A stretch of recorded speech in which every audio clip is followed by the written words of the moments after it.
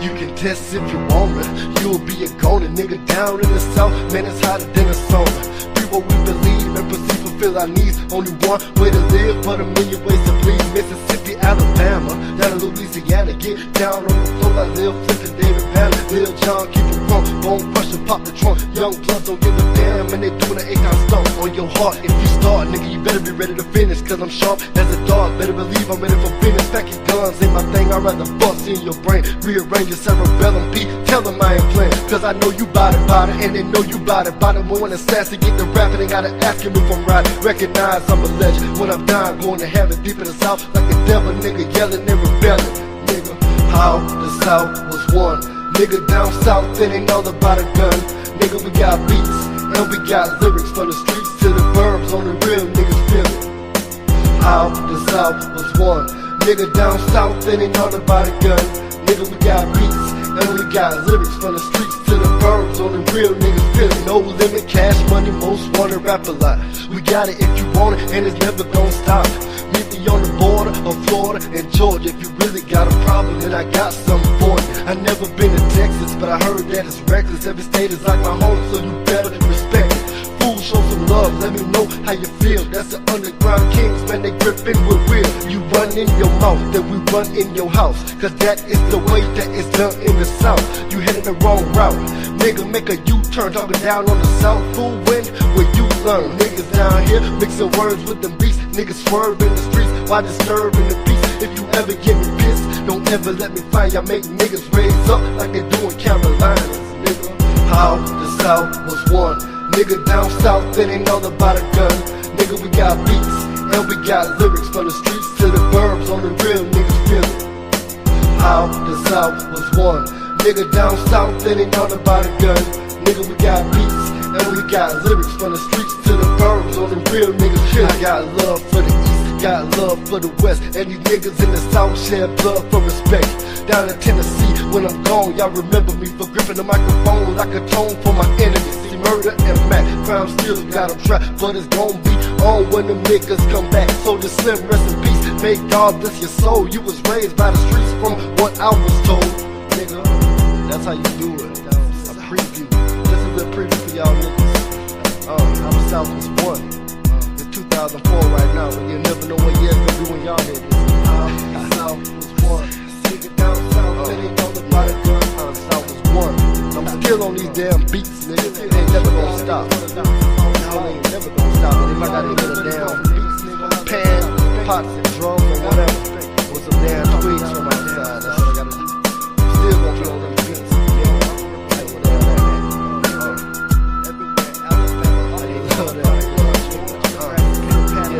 Yeah, we out of here. I'm out of here. I'm the only one here.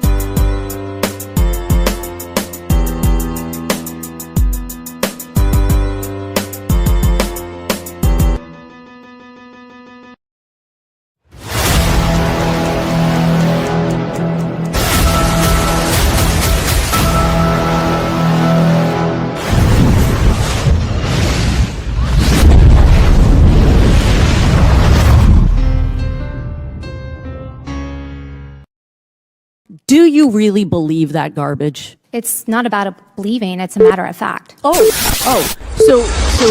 believe the people over here who run this nation support injustices over there. You probably don't even know what happened in the 1940s. In any country, prison is where society sends its failures. But in this country, society itself is failing. I'd like to punch him in the face, I'll tell you.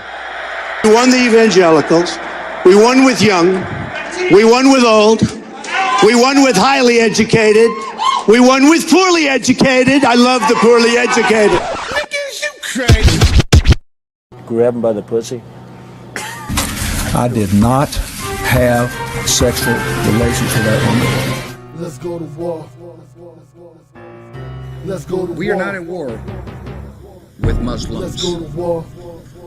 We don't have a beef with Muslims. Let's go to war. We want to be friends with Let's go Muslims to war. and Muslim children.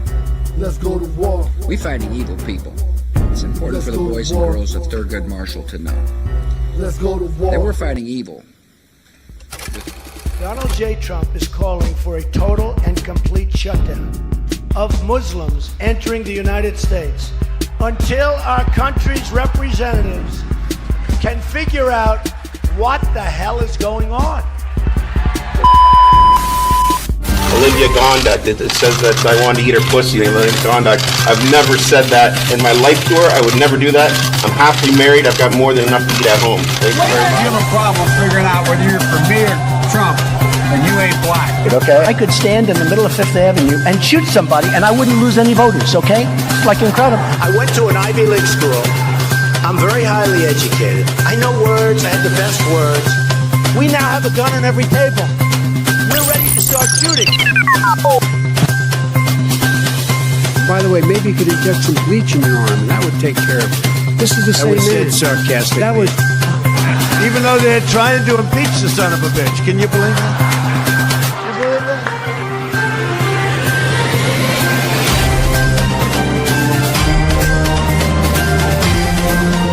That's enough. Put down the mic. Mr. President, are you worried about indictments coming down in this investigation? Punch him in the face, I'll tell you. As a human under attack.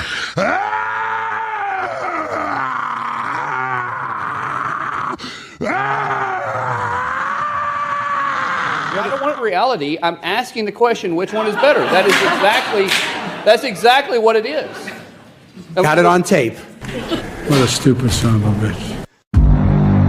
Step into the tense arena of politics with TFP, where raw honesty meets critical analysis. The world's most dangerous political panel, featuring the voices of the radical Republican, MD-20, the political prophet amongst men, Ricardo, the uppity independent king of popcorn, who's waiting and watching in the political theater, Mike, the Fatalists, who is always Mike is right from the Others Gang, and Venkat, the Progressive Producer Extraordinaire, dives deep into controversial topics that shape our global stage. With sharp insights and unfiltered discussions, they explore the complex narratives of past and present political dilemmas that affect us all. They're eating the dogs. Each episode acts as a magnifying glass, scrutinizing the layers of misinformation and propaganda that permeate our world. The panel's dynamic interplay ignites debates that challenge viewers to confront uncomfortable truths about governance, power, and societal responsibility. Engage with thought-provoking content that not only informs, but inspires action. TFP is not just a series. It is a call to awareness, urging audiences to participate in the political discourse and foster change in their communities. Now get ready to witness the strength of tape-fist politics. How stupid are these politicians to allow this to happen? Everything you saw on the news is sucker shit. It's sucker shit.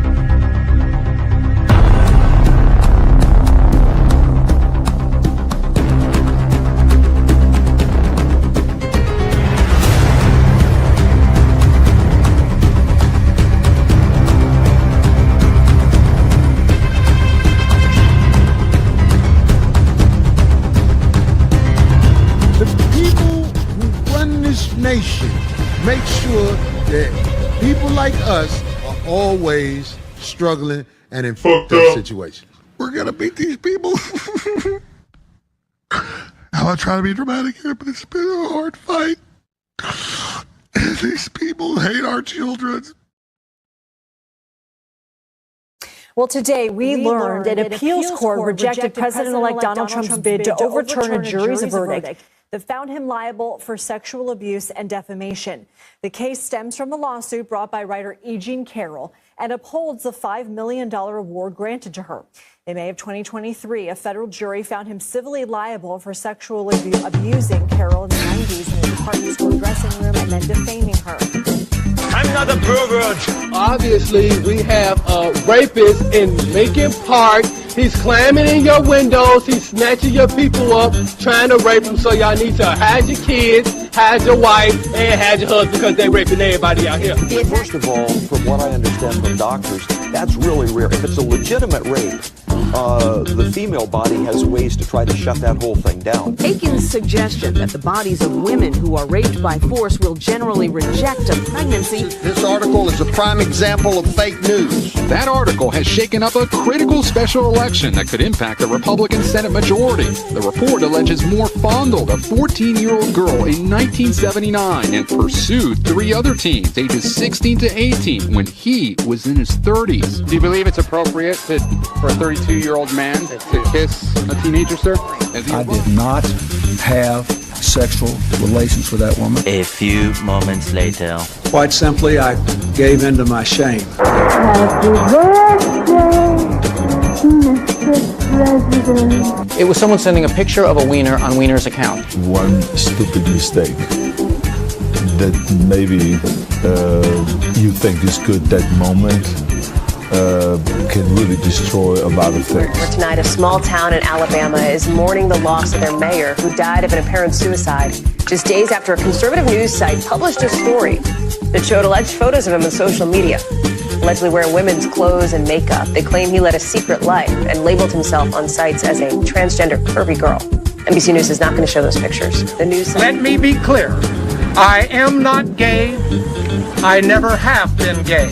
He was known for anti-gay stances and for berating Bill Clinton during the Lewinsky affair. Bad boy, Bill Clinton. You're a naughty boy. But when Craig was arrested for alleged lewd conduct with another man in an airport bathroom, similar accusations against him materialized. I go to bathrooms to use bathrooms. Newsweek explains a Kentucky Republican has introduced the legislation that would amend the state's law so a person who had sex with their first cousin would no longer be criminally liable for incest. The amendment, introduced by Wilson, if passed, would remove first cousin from this list. I have sinned against you, my Lord. I have nothing to hide. There's nothing in my background I'm ashamed of. In the past few days, I've begun to atone for my private failings with my wife, Soda, my children, and my entire family. I've exchanged messages and photos of an explicit nature with about 6 women over the last 3 years. There's no question that I've done wrong, and I take full responsibility. TFP presents The Politics of Sex. The Gruesome Threesome.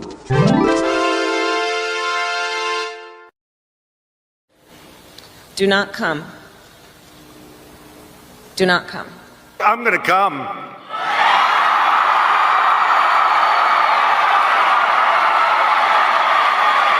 Oh.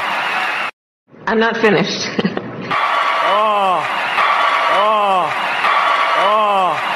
Well, Kamala wouldn't have come if she didn't hear I was coming.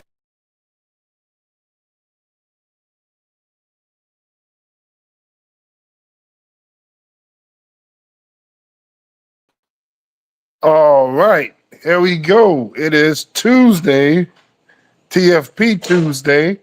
I am Venkat, and once again, I am back with another episode number 69, The Politics of Sex 3.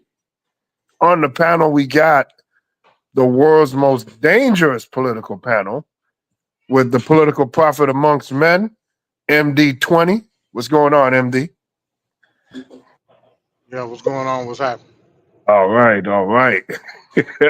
So I know we got a lot going on in the political world, but it's always good to take a little break from the Trump news, from the Trump mania, and get like a focused topic.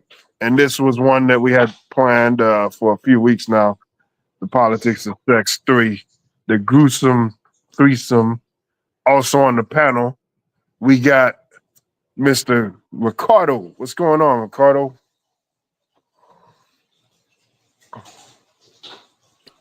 All right. Yes, I'm here, y'all. How y'all doing? I'm good. Let's go.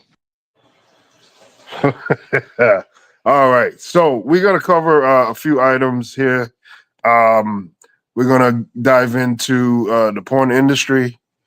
We're going to look at BBLs and other things.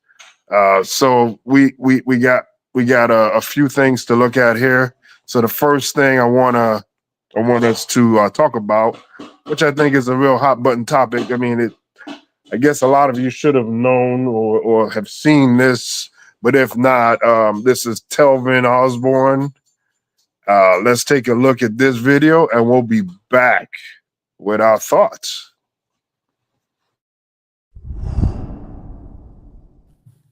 Telvin Osborne once said he'd rather sleep with a dog than a black woman.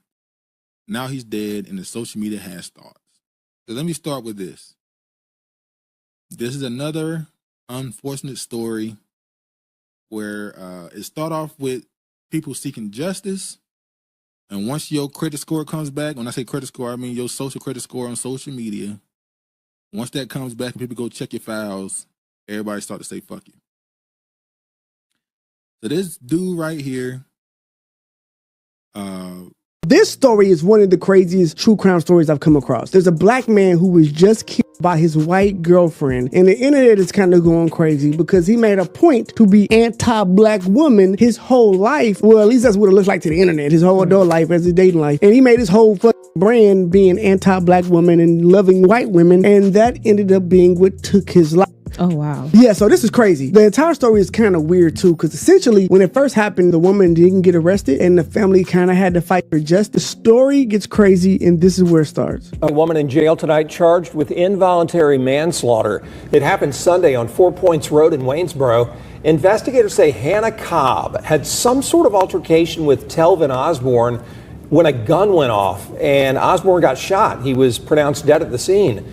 The sheriff, Alfonso Williams, says they're still getting search warrants, but he says this shooting was not accidental, and Cobb could face more charges. The offenses committed leading up to the discharge of the firearm included simple battery, family violence, and reckless conduct. It is reckless to go out and get drunk and then introduce a firearm into an argument. It is reckless to engage in an argument where there's pushing and shoving going on. And those are the predicate charges for the charge of involuntary manslaughter. Hannah Cobb there remains in the Burke County Jail.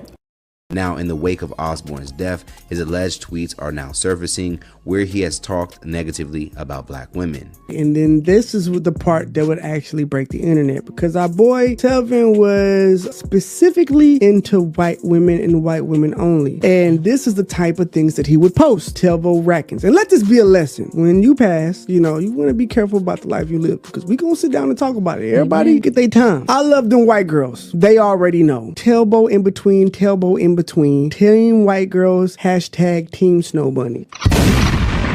What the fuck? It's crazy. Team white girls over black girls. That's where the issue come in at. I'll kill for her, I'll kill by her, and I ain't scared to say I'll die by her. And then it gets really, really dirty. This is what he had to say. I will F a dog before I F a black girl. It gotta be a white dog though. It's crazy. Will he remember he black? Even if you are a white woman, if you see someone that hates themselves and their own mothers, the way that he obviously hates that, why would you want to be with him? You should be concerned. You should be, that he's a red flag. Right. So after the guy passed, or after I guess news broke of him passing, this is his cousin who, started the conversation about, him getting justice. My cousin's girlfriend, Hannah Cobb, killed Sunday morning and is claiming that she got drunk at the club and came home to clean her goods at 5 a.m. and it accidentally went off. Her dad is a cop and currently she has not been charged. The Burke Co. sheriff has already been warned that it's about to get very real down here. My family is too deep in that area for this to be taken lightly. R.I.P. Telvin, we're gonna get justice one way or another. And for the record, I don't agree with any of his views, and in this instance, he's just my cuz that was off. All that berating black women stuff is not something that I agree with. Let that be said. And look, I can't be mad at you for getting justice for your family, but I feel like however this one play out this one on you, Playboy. Like, we ain't protesting, right. we ain't doing none of that. Because now who you looking at to come for you? No, the black women, right? Because that's who's going to come the hardest. Exactly. Is the black women that you asking for to shed light on this exact instance. So yeah, this is a wild story. So for him to have been that type of person, for the situation to escalate that way, and for him to literally end up losing his life to her, which is sad. It is sad. Allegedly, Osbourne's old Twitter account features the username White Girls Are Fun, hasn't been active since July 2012.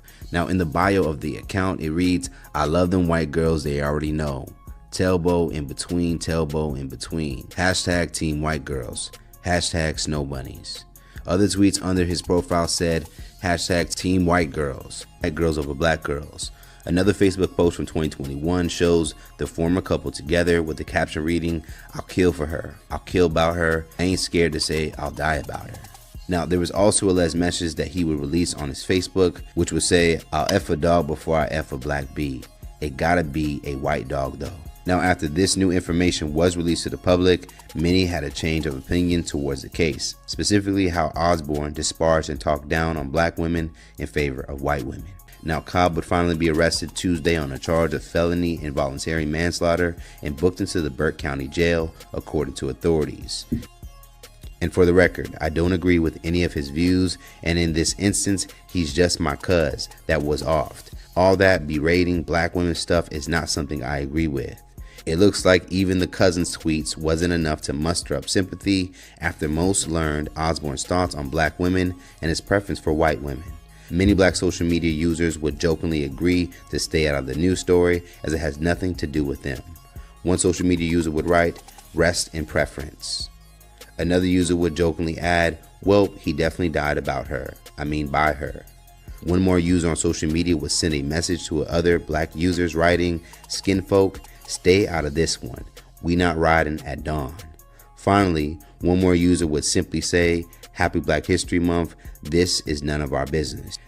And people always bring up, during that 2012 to 2014 stretch on Twitter, everybody was talking crazy on social media, so you shouldn't hold people to those words. Because everybody was talking crazy. Men and women, it was meant to be fun, it was chaos, it was World War III, nobody was being serious, yada, yada, yada. But he said some of those things and he clearly was serious. Serious, yada, yada, yada. All right, so we're back. You guys can hear me? Yeah, we can hear you. There was a echo. Echo, man. Yeah. Okay, so we're back now. So let's lead off with Ricardo, since this is his show. What do you think about that story, that situation? Y'all can hear me now? Oh man, the connection is terrible tonight. Yeah, I can hear you, Ricardo. Yes, sir. So first and foremost, shout out to the Snow Bunnies out there, because we got to give them their shout outs. Y'all don't get enough credit sometimes, but we got to give you credit where it's due. But in this instant, we got to say something. Now, my brother, you can't be doing ride or die for your Snow Bunny, and your Snow Bunny end up doing the takeout for the BBC Club. It's just one of those things where I'm kind of like perturbed. How does the Snow Bunny get you in a Get Out situation? Is that the movie? That's what the movie was called, Get Out? Remember during the pandemic? Oh yeah, in the sunken place. Yeah, yeah. When he was in the sunken place. Yep, right. Yep. It was one of those movies that it really hit a nerve, but it kind of was like on mark. But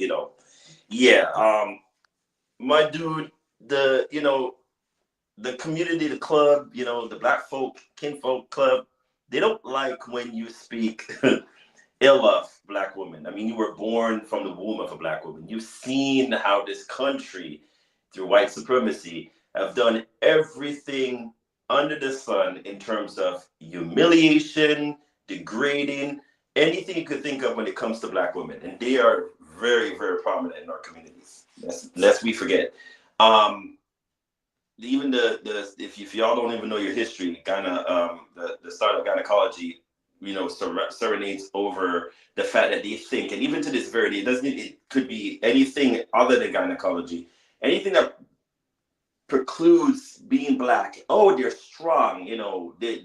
They don't feel that much pain. It's like, what are you talking about? Like, what? But that's a whole other conversation for another day, because there's so much that goes into that, including something that happened to me also, where there was this whole thing where, oh, he's a black guy and he's strong and I've injured myself, and oh, he'll get over his wounds. But then the white counterpart, so the same thing happened, and it's like, oh my God, call the ambulance. Oh, it's a whole thing. But back to you, sir. Team BBC, you gotta listen to me and listen to me carefully. There's nothing wrong with you loving your snow bunny, your tiger bunnies, whatever bunnies you want to think of, your Machika bunnies. I don't even know what the plethora of bunnies there are, but you cannot speak ill will of the Black Queens. I'm sorry, it's a no. Pertaining to this particular case, I've heard about this case. It's very sad. It seems like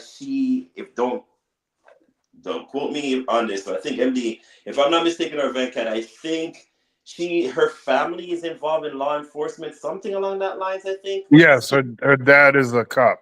Right. So that's red flag number one. I mean, did he not watch the movie Get Out to know the red flag signs of, like, there's certain things you're not supposed to be involved in, because at the end of the day, they're going to protect their one another's and all of that stuff. Again, watch Get Out, dude. You were doing the pandemic. I mean, you're sure you remember all that stuff when the whole, enchilada happened. But yeah, I mean, it's a sad case all around. I could see why the Black community wouldn't, fight this cause to try to help him out. The family's trying to save face by saying, oh no, whatever he said, we don't stand with what he said, but he still said them. You know what I mean? That doesn't change the fact that he said them. Now, is everyone entitled to their opinions? Absolutely. We live in a country that gives free speech, for crying out loud. For now, until they change all of that. Let's hope they don't. But yeah, it's sad all around. I think this case proves a number of points, and this is not the only case I know of where in this particular instance, it's the snow bunny that took out the BBC. There's this one case that happened in Miami with this one guy. There's another one I know of that happened not too long after that. So it seems like it was, all in all, if I counted, it was 7, if not, cases involving snow bunnies, and they taken out the BBCs, and it's shrouded in murky, cloudy, nonchalantness that it's like, oh, but they're somehow entangled in some kind of law enforcement thing, and don't say anything, we're not good, and it just went quiet, and it just dissipates. It's one of those things where I need y'all passport brothers, y'all team snow bunnies, y'all whoever you want to call yourselves. There's nothing wrong with you loving, and we love, and shout out to Team All Women. We love every woman out there except for those who identify themselves as, that's a whole other story. But no, we're all for Team Women over here, Team P all day. But when you go against your own skin folk, your own color, you going against the kind of females that birth you. And I get it, there's certain things that, Black women have started to do recently, that the modern ones that we don't really like. I can speak for myself, wearing the bonnets to Walmart and doing the most. And, that's another topic for another day. But don't speak ill will of, because it doesn't help you in this particular case now. And I feel bad because nobody's, jumping on his side to help him, in terms of aiding and, talking about his case. But this is what you get. I mean, words come back to bite you. So I always tell people, be careful what you say. But there's nothing wrong with him loving his snow bunny. It's just that snow bunny took him out, Get Out style. And I'm so sorry for Team BBC. It's one of those things. All right. Thanks, Ricardo. MD, what do you think about this story? What are you feeling as far as, is there any remorse for this guy and the things he said? Is this all blown out of proportion? Is he deserving of what happened? What are your thoughts, MD? Yeah, I think it's a stupid story. I think the people involved, the parties involved, are stupid. That just be keeping it real. Just think about this. You drunk as hell, 5 o'clock in the morning. Y'all been out all night long, and you want me to believe that she cleaning a gun for whatever purpose? I don't know. Maybe a couple of hours from now she gonna go out and shoot. A lot of people do that after they shoot. But let's just say, do you know how dumb that sounds, Venkat? Yep, And then we I turn agree. around based on the fact that he said some disparaging things about black women. Again, I don't agree with him, but because we said them, we all must now group think into say burn in hell, essentially. This is retarded. Every aspect about this story is retarded. And this is why I'm so glad that I dive in the book of individualism, because if you don't, stuff like this will happen to you. This is retarded. Outright retarded. Now, either one or two things happened to this young man. Yes, Either sir. something traumatic happened to him early on in his life as it pertains to black women, or he falls in the most common trap of what people do. They reflect a certain perspective of how they view societal standards when it comes to black women, which is also retarded. To the point where he must profess to the heavens how he feel about black women. Why? Why do you need to do that? And now, because of the negativity that you profess online about black women, now these same said black women have no remorse for your death. Retarded. To hell if he died under nefarious means or not. He talked shit about black women, so to hell with it. This is the dangerous cycle that people go through when they've been socially engineered to think a certain way. That's just what it is. The hell if it was a murder or not. The hell with that. But MD, don't you think those comments were a bit much there? Right, you're disparaging. And whose fault is that? Did those comments have a negative impact on if he died under nefarious means or not? It did, because the irony is he's professing. That's some BS, Venkat. No. That's But some let me BS, man. That's crazy.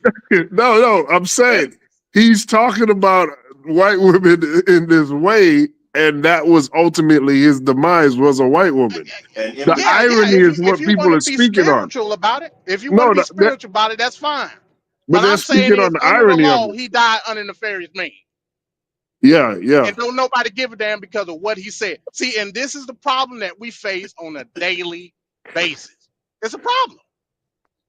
So do you think the community should go and rally for him? Do you think that? They should let law take run its course. But the law wasn't running its course, MD, because remember, it wasn't until after the cousin started saying stuff after all that time was passed. About to get to that. And all of that. I was just about to get to that. Okay, go ahead. And that's the second part of my rant to this. y'all have accepted a particular nuance of his mentality toward black women, yet have ignored the nuance of the nonchalant behavior of the system prosecuting this white girl, and that's even more sustained anger toward how I feel about it than the fact that y'all socially engineering something that really don't exist. So MD, let's dive into it. Like, we're gonna deep dive in it. Pun intended. Let's deep dive. So in terms of the whole legality of it, now looking from the outside looking in, do you feel like she's getting the due process that she's supposedly supposed to get? Seeing that that's what I just said. No, she's not. I just want she should be charged with murder. But here's the thing: who's gonna say or where's the evidence that's going to provide the prosecutorial nature of her being charged with murder? That's the problem, because it was just them two. I looked at I think they was in a trailer park. It looked like a trailer they was in. No, isn't this Georgia, by the way? That could be mistaken. I don't know. I don't know where it was at. I think it was Georgia. I don't believe it was Georgia. I have no idea. Yeah, it's a lot of Negroes running around with white women in Georgia, so you might be right. It's nobody country, man. I mean, come on, MD. You might be right, especially in the country. So from that aspect, it was just those two. Gun go off. She called the cops. She's the one that called them. We must take the little petite white woman's word.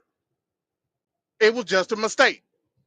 You know what? We gotta be at least show the least restraint possible. Let's charge it with manslaughter. And even within, there's going to be heavy defense, even within that charge. Remember, if you charge her with murder, if she's found not guilty, that's it. Can't go into double jeopardy. She go away scot-free. So maybe the DA's thought process was, hey, look, let's go with something that we know we can get to stick, because she admittedly said the gun went off. At the very least, let's go with that charge, so we at least know that stick. If we charge it with murder, we have to prove intent. That's going to be hard pressed to do if it's they the only two that was in the house. You must think like this when you talk about law. So this may be carte blanche for other petite white women to do the same when they get mad at their black boyfriend and just let off a couple of shots and then call the cops afterwards. Did someone say Hell, other? why not? If I'm gonna just do a couple of years on manslaughter, hell, I could take that. As long as his black ass in the wind, it's worth it. So these are the things that we got to talk about. And going back, you missed some spots, Venkat, in that story art. You didn't cover the brother that came out after the death of this young man, even going on a more vicious rant about black women. Why? It's clearly something happened traumatic to this family in order them to have this process of such discontent for black women. Something had to happen. This just out of the whim, just say to hell with black. No, something happened. Either that, or again, best case scenario, and which is the most common, Negroes tend to facilitate a perception of the totality of black folks based on outside viewpoints. And that shit is dangerous, is what I'm telling you. It's dangerous. So when we bundle everything up and we look at the totality of what this message presents in its most simplest term, people are dumb as hell. On both sides. You got manosphere videos and pink pill video left and right about this topic. It's fuel for the fire. We must dampen the flames in order to keep stuff like this from happening. And I just leave it at that. All right, thanks, MD. So on the panel, we got Murr with the fresh new Murr hat. What's going on, Murr? Twin. Mike is right in the building. What's up, Twin? What's up, Tuesday MD and producer extraordinaire? You know, I'm here to show off my girlfriend's one of my girlfriend's presents for my birthday coming up. You know, she wants to be part of it. You know, I'm going to be changing hats throughout the day, so you'll see the rest of them. No biggie. Let me start by saying I wanted to go in order, but I'm not an orderly person. I have ADHD. We all remember Courtney Clenny, right? No. We don't. Okay. No. That was the white woman that stabbed her African boyfriend. I think it was back in 2022. Yes. You remember her? Mm-hmm. Somebody, I think it was MD, or saying that, yeah, this is going to be how we get rid of them. No. She was showing them how to get rid of them. This is just a continuation. Mm-hmm. Okay. I tell people, I'm not even going to get into white supremacy. Someone said white supremacy, they tingled me, but I think it was my twin, but I'm going to let it go. I just want that to be known. You guys go look up Courtney Clenny, 2002, when she killed Toby, and look at how she got off. The next thing I want to say is the police connection. If you guys, and maybe MD could do it because he's really good at finding information, look up the percentage of black people who are killed in the cadet learning to be a police officer. Mm-hmm. Look at how quickly they get them out of there to become police, and then think of how easy it is to cover it up when you kill them outside of that. Just a small nugget, think of that. But I want to go in on black women. If you guys don't notice, the majority of unjust cases that are reviewed or that are quickly dismissed by the judicial system and then quickly regained and put on trial are usually done because of black women. It's usually black women marching, screaming, tweeting, Xing, whatever, their outrage that makes the justice system have to stand up and go, oops, okay, we messed up. When the black guy, when the white cop was throwing the little girl at the pool on the ground and they dismissed it, black women outrage made them bring it back to court and put that man in jail.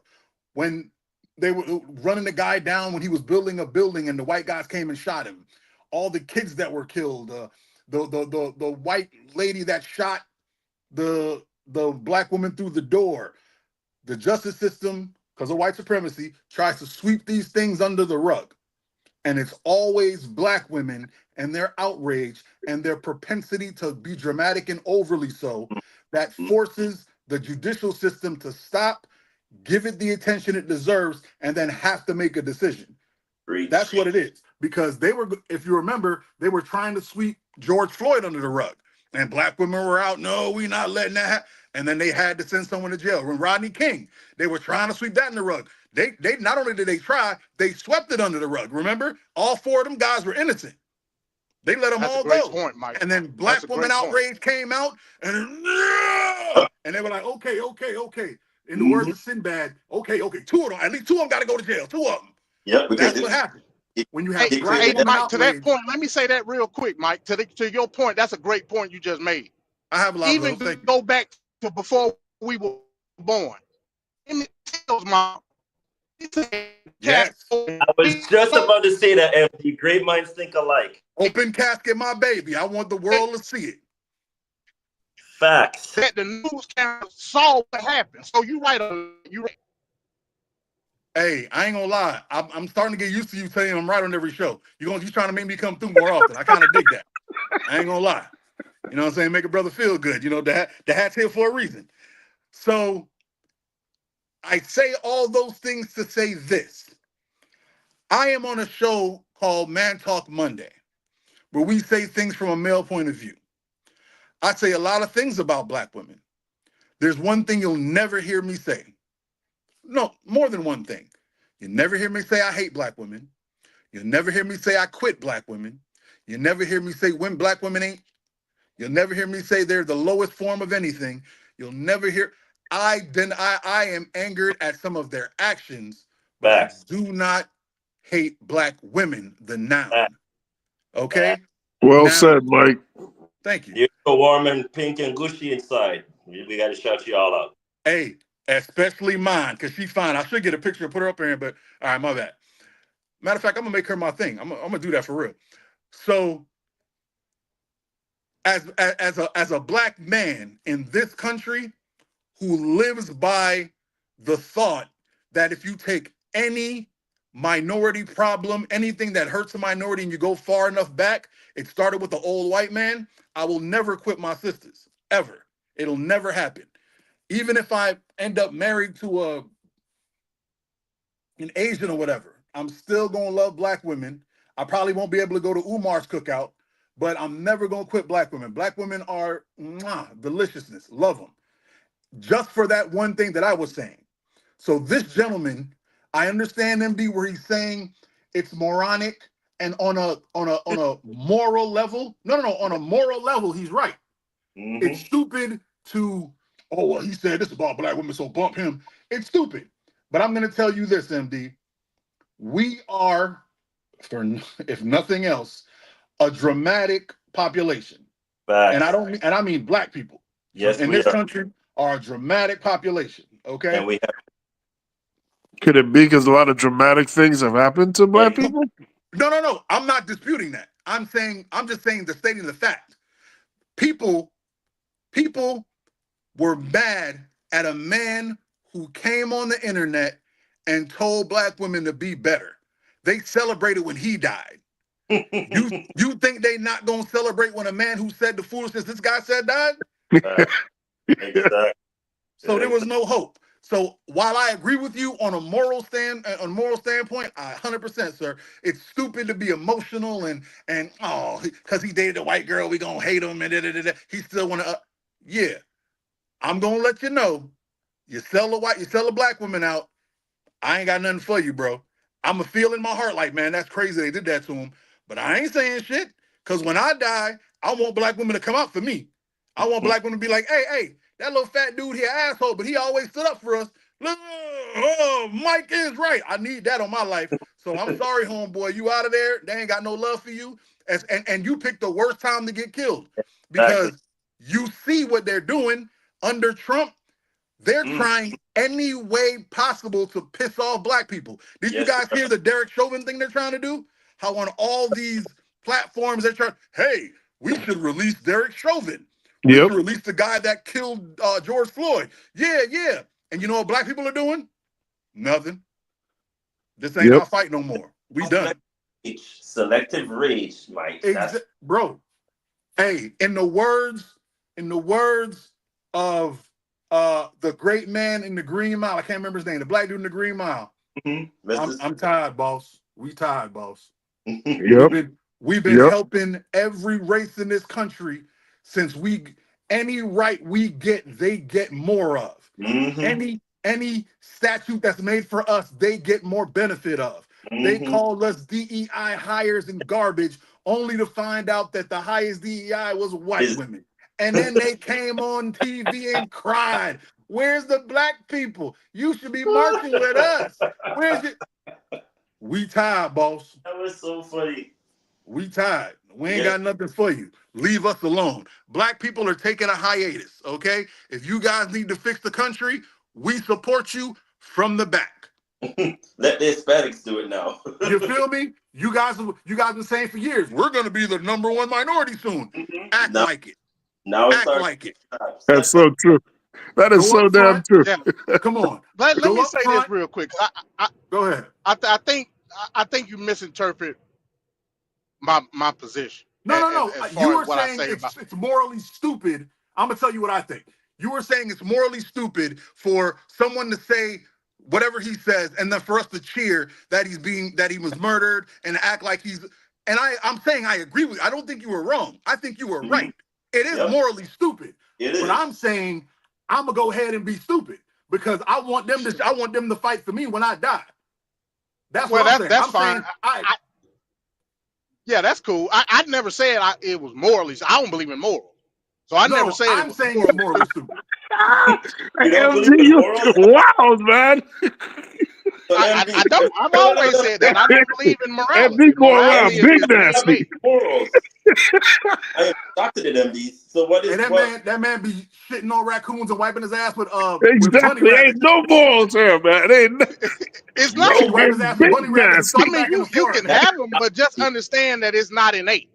Understand that you were given those morals. Just understand that. You're right. You're 100% right. So from that aspect, yeah, it's unconscionable to believe that somebody would say that about black women, but we're not tackling the issue. Is what I was trying to interpret. But why is he saying what he's saying? Not only that, why after the death of the person, his brother come out and say the same thing? Because you want to be next in line. Don't do that out of whim. Well, that might be his mom or grandma. Somebody it could be. It could be, or it could be the fueling of the perception of how we view the overall substance of a group, which is stupid. So and a lot of people do it. I agree with you. Wait. So let's get into it then. So MD. So if the issue is that he's saying he doesn't, for whatever reason, he doesn't want to be with black women, he would rather sleep with a dog, and he would rather be a white dog. By the way, which I mean, you know all the reasons, Ricardo. You know all the reasons. Name all the tropes that they say about black women. Name them. Wait a minute. Wait a minute now.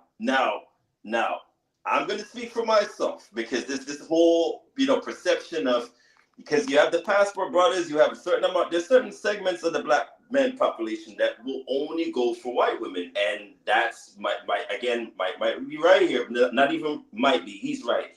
White supremacy has slowly seeped its way in, and somehow we get brainwashed with certain things. So when it comes to like, oh, you know, certain things, oh, I would rather go with a white woman because she's going to be this and this. Meanwhile, the black woman has always been there. So what is the issue? So could it be psychological then from his vantage point, where he's like, okay, well, I would only choose white women. I'd rather sleep with a white woman. I would rather do so and so. Where I'm trying to get to the point, the nitty gritty here. Where does that come from? Why would he get to that point where he's like, I would rather sleep with a dog, rather it be a white dog at that, not even a black dog. It has to be a white dog for him to rather be like, oh, I'm just not gonna, I'm not, like, you could be more poignant to say I would not be with a black woman. Where does that come from? It has to come from somewhere. It's either psychological or it's a product of his environment. Where did he grow up into, like, why would he then say that and then the brother follows suit? There has to be a reasoning behind it. It's psychological, maybe the product of his environment. Maybe he just gathered that from school. I don't know. But what country do y'all live in? Y'all live in America, right? United States of America. Y'all live in America, right? Exactly. So you know exactly where it came from. I can tell you where it came from right now. But I want MD to say it because MD has no morals. I'm not gonna say it because I'm telling you, you say it's psychological or product of your environment. Yeah. Your product of your environment has a psychological effect. It's both. But what I'm telling you is more than anything else, it's perception. They say you make perception your reality. So we take the societal norms that we see around us and make that a broad brush to paint with. Y'all thinking too deep. It's retarded. You might want to say white supremacy if you wanna account that, fine. I ain't got no issue with that. No, not even saying white supremacy. Give us examples, MD. Give us examples. Is it the NFL players or basketball players? It still help. Example. So, ain't you on YouTube like I am? Just click home on YouTube and you'll see 1,000 examples. Hey, let's be clear. I want you to say it, damn it. Hey, what I was saying. Hell, you watch Man Talk Monday every other week, don't you? Hey, don't you bring me into that. White black women, I ride. Hey, I'm gonna tell you exactly what it is. You ready? Real simple. There's a percentage that's perception. There's a percentage that's psychological. There's a percentage that's the melding. Most of it, he a weak ass nigga that tried to holler at a black girl. It didn't work because he was raised with no quote unquote swag. He tried to holler at her. She dissed him, probably called him corny or a cornball. He realized he had no black girl game, so he went to white women. White women loved him, and that's where he stayed. That's all it is. Boom. That's not the highest percent of dudes who hate black women are the dudes who can't get them. That's all it is. I was waiting for somebody to say it, damn it. It's easy, bro. I don't have white woman game at all. I've had a couple white women because I'm funny, but I don't have white, and I don't mean I was with them. I mean, anyway. But but I don't have white woman game. That ain't my thing. So if they like, hey man, there's some white girls in here, I'm like, I don't give a so. I don't care. That's what a man does. If you know that ain't your swag, you don't care nothing about him. That's all he is. This a dude who obviously, we don't know nothing about him. No, I can name a bunch of things, and I bet he fits into one of those demographics. I bet he went to school with a whole bunch of white girls, or I bet a black girl dissed him. I bet he tried to, his friends tried to hook him up with a black girl, and a black girl yelled at him and said he was corny. I bet he did something. If he got a black girl, he did something, and she was like, nigga, you lame. And then left him, and he, I'm not lame. Bro, that's 90% of the time, you can't get no black girl, so you hate him. That's all it is. He was a low vibrational, immature, grown adult child. That's all it was. And I don't even know him. And I'm telling you that because men, and I'm gonna say this for everybody on here, men don't judge a community on one person. Men don't do that. I've never got hurt by a red bone and said, I ain't messing with no red bones. I didn't get hurt. I didn't get hurt by a Sagittarius and said, I can't mess with it. That's feminine. Women do that. Men don't do that. I disagree with that wholeheartedly. You act like there's no history of colorism as it pertains to what they would say a breeding of the black community. It's a history of that, Mike. You in that? I'm not. No, the first thing I said, MD, was there's a percentage. There's a percentage of just remember I told you this. I told you guys the story. The best time I was ever called the N-word, right? Mm-hmm. I think you remember that story. Mm-hmm. And it was because this guy had never ever really been around any black people until me. That's the thing. There are people out there who've never been around black women, and all they know is what they see on Girlfriends. All they know is what they see on Love and Hip Hop. All they know is what they see in Tyler Perry movies. All they know is what they seen on on Maury. That's all they know. So they think, man, them black women are scary. I ain't messing with no black chick.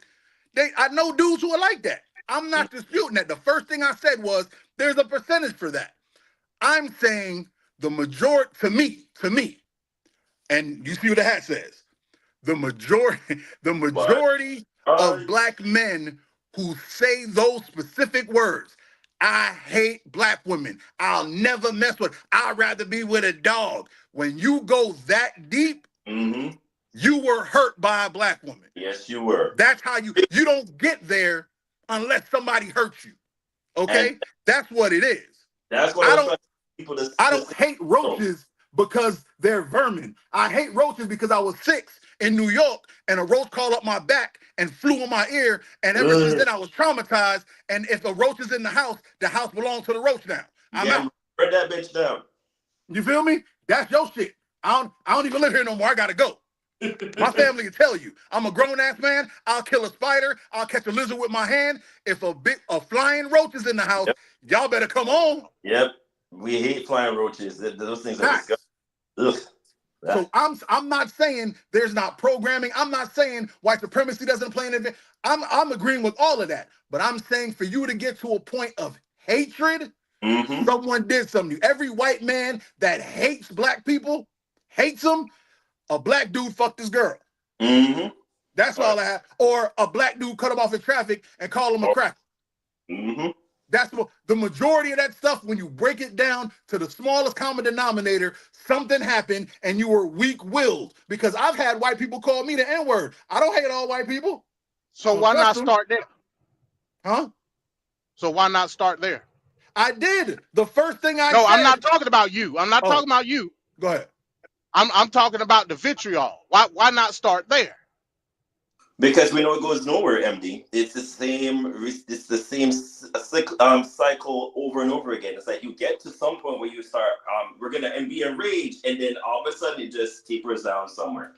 It's like, okay, so what was the point of us getting enraged mode, and we're gonna be mob mentality, and then all of a sudden it just flickers. It's like, okay, so what about the rage we had last week? Oh no, we move on to something better. That's the problem. It's like it makes no sense to I think in some ways it's a psychological thing, to be honest, because in more ways than some, I think when we try to say, all right, let's target this, let's get to the meat in the issue of the problem. They get to it and they're like, let's go after them now, let's get them, let's we finally have them where we want them. Oh, let's feel sorry for them because maybe they have. That's the problem, MD, is that case in point, what about that guy that the cop, the white police officer, female officer that went into his apartment claiming she didn't know it wasn't her apartment, shot him, and then they went to trial, and of course the brother, the whole 9 yards. Oh, let me give her a hug. I feel so sorry for her. What are you guys doing? That's literally this story. That's the same story. That's what I said. Remember Courtney Cheney stabbed him. It's all the same. Outrage does not solve anything. Anger ain't gonna solve. If you're at the point in your life where you hate that much, You ever saw that movie American History X? Andy? Yeah, I saw it. Yeah. You remember how hard it was for them to get him to switch over? How much it took? Yeah, it was. He went to prison. Right. And the funny black dude won him over. Exactly. It took extreme things to make him change. You can't afford extreme change for everybody. It's never gonna happen. Plus, people are stupid and they like to live in their stupidity.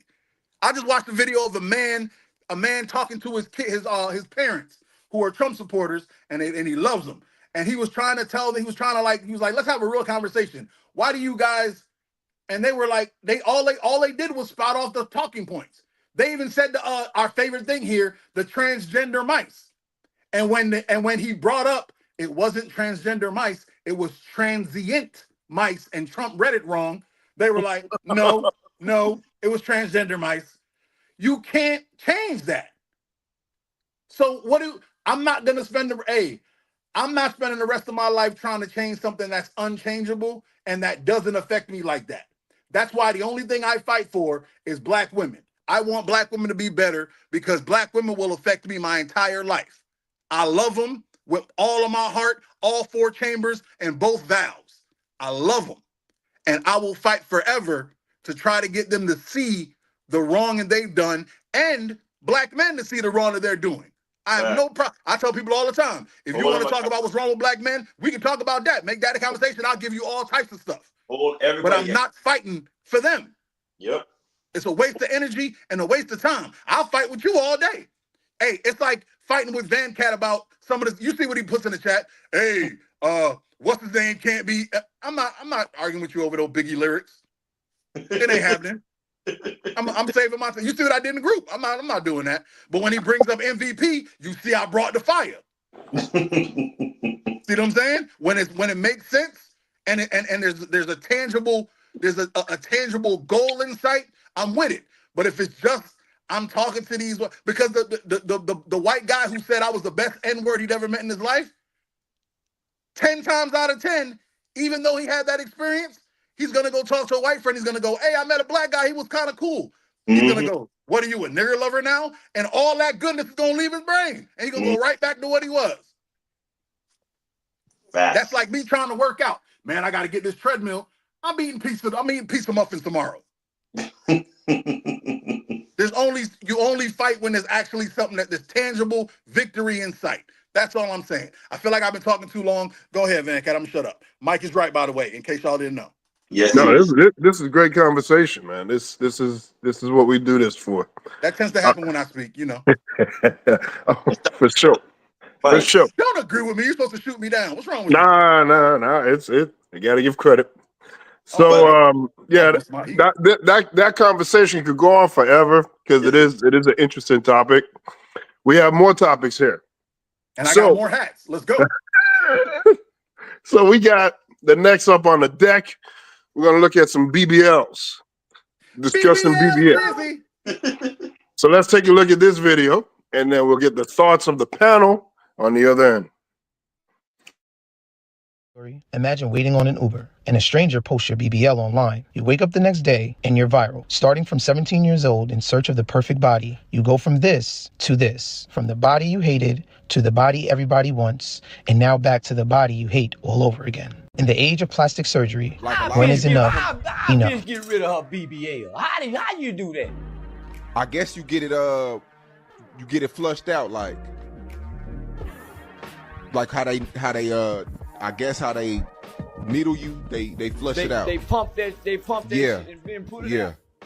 But I guess being skinny is the new trend now. That shape, a lot of women like that.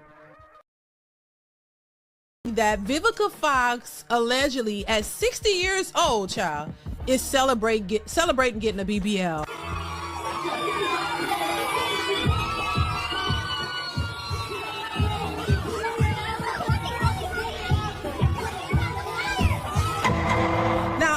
I saw is coming. You know, I noticed it a little while back, but I wasn't sure, but I noticed something looked different. You know, looked a bit different on her. But they start believing in themselves and getting BBL. Vivica A. Fox, please come to the stand. Why in the hell are you getting a BBL at 60 years old?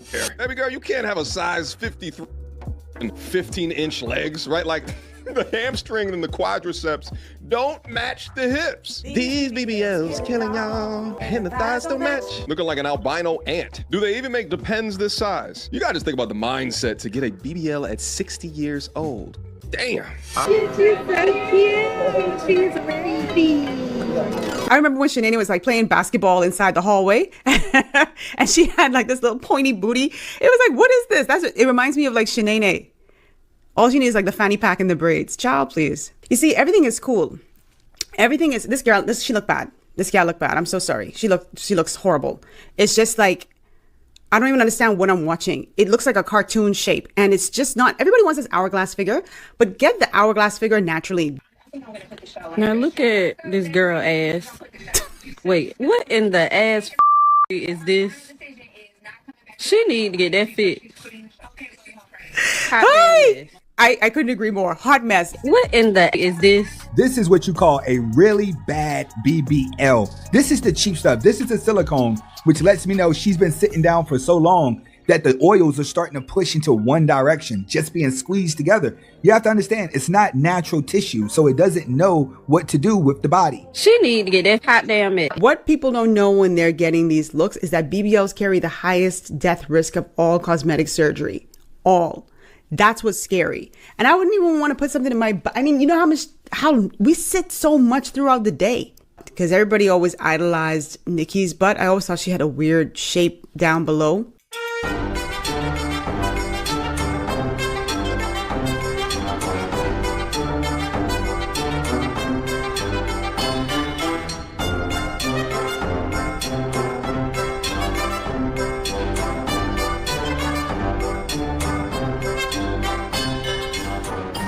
Yeah, I see a lot of lost volume.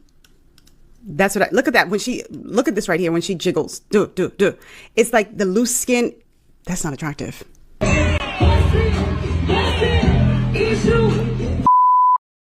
Please don't travel right after you get a BBL. Listen to your doctors. Almost there.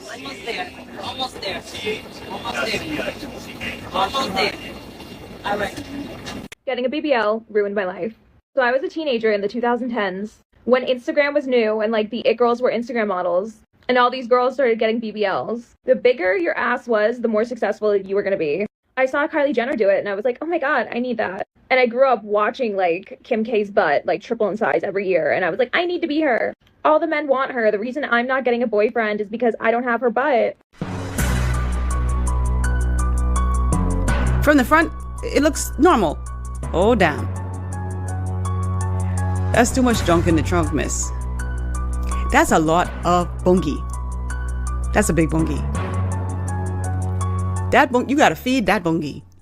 You know what's so crazy? Her butt, it looks, you know what it reminds me of? Danny DeVito inside of Batman. It's giving Danny DeVito and the Penguin when he's wearing his little onesie. A lot of these girls, because you know like how he was very round, he looked like a little egg with like pencil legs. That's what these gals with the BBL they giving Danny DeVito. And these BBLs killing y'all. Ooh. And the thighs don't match. Wow. Turn to your neighbor and say. And another thing I always think about, like how y'all is clean this? How y'all is clean that? That's a lot of bungie to clean. And if you're not used to reaching back there, you know, because when you have your body, your arms, everything you're used to, like cleaning yourself, because, you know, you're used to it. But now you added a bigger appendage and you might not get it clean so well. You guys, and like when I went in the bathroom to, you know, wash myself up and everything, I noticed that, you know, one of my butt cheeks were lost at it. And I actually looked in the full body mirror and the guy who I was with, he started laughing and taking pictures of me. So don't be surprised if you guys see me floating around because I don't know what to do. I've never had this problem before. I'm on my way to the doctor now. And I mean, don't don't get it. It's not worth it, you guys. Because at this point, I don't know if it's leakage. I don't know. I just know that one of my buttocks is way lower than the next, and it's very noticeable. Why BBLs are being played out? They're going out, and the main reason is because everybody's looking the same. There's nothing natural than a woman with her own sense of beauty and confidence. Now,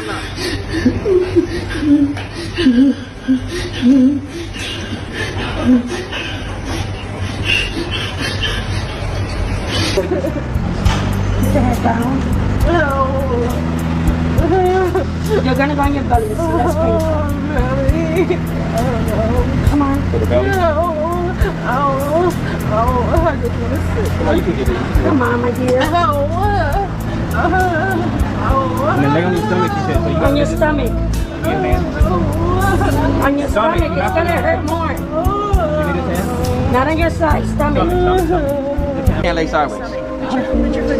Straight. Listen to me. You have to It let go. hurts so bad. I can't. I know it does. I'd rather lay the other way. You cannot. She just said a blood clot can go to your heart and you can die if you lay any other way. And you gotta walk every 2 hours. It's an hour. I can't. No, you cannot. Listen to me. We can't stay. Okay, let's go. You cannot stay. Don't touch her butt. It hurts. I can't lay like this. You have to lay like this. No, I can't lay like this. You have to. She's not trying to move, Mom. Right. Okay, you're freezing out your head. Oh, no. You have to lay that way. Mom. Lay down. Stop. No. Lay Mom, stop. I lay like this this whole time. Let me go. You have to. I want to. Mama. You're fine. Help. What do you have to say to the vlog? Just get me. What up to the Den fam? Help. Sometimes we almost there. Where's the police at? Help.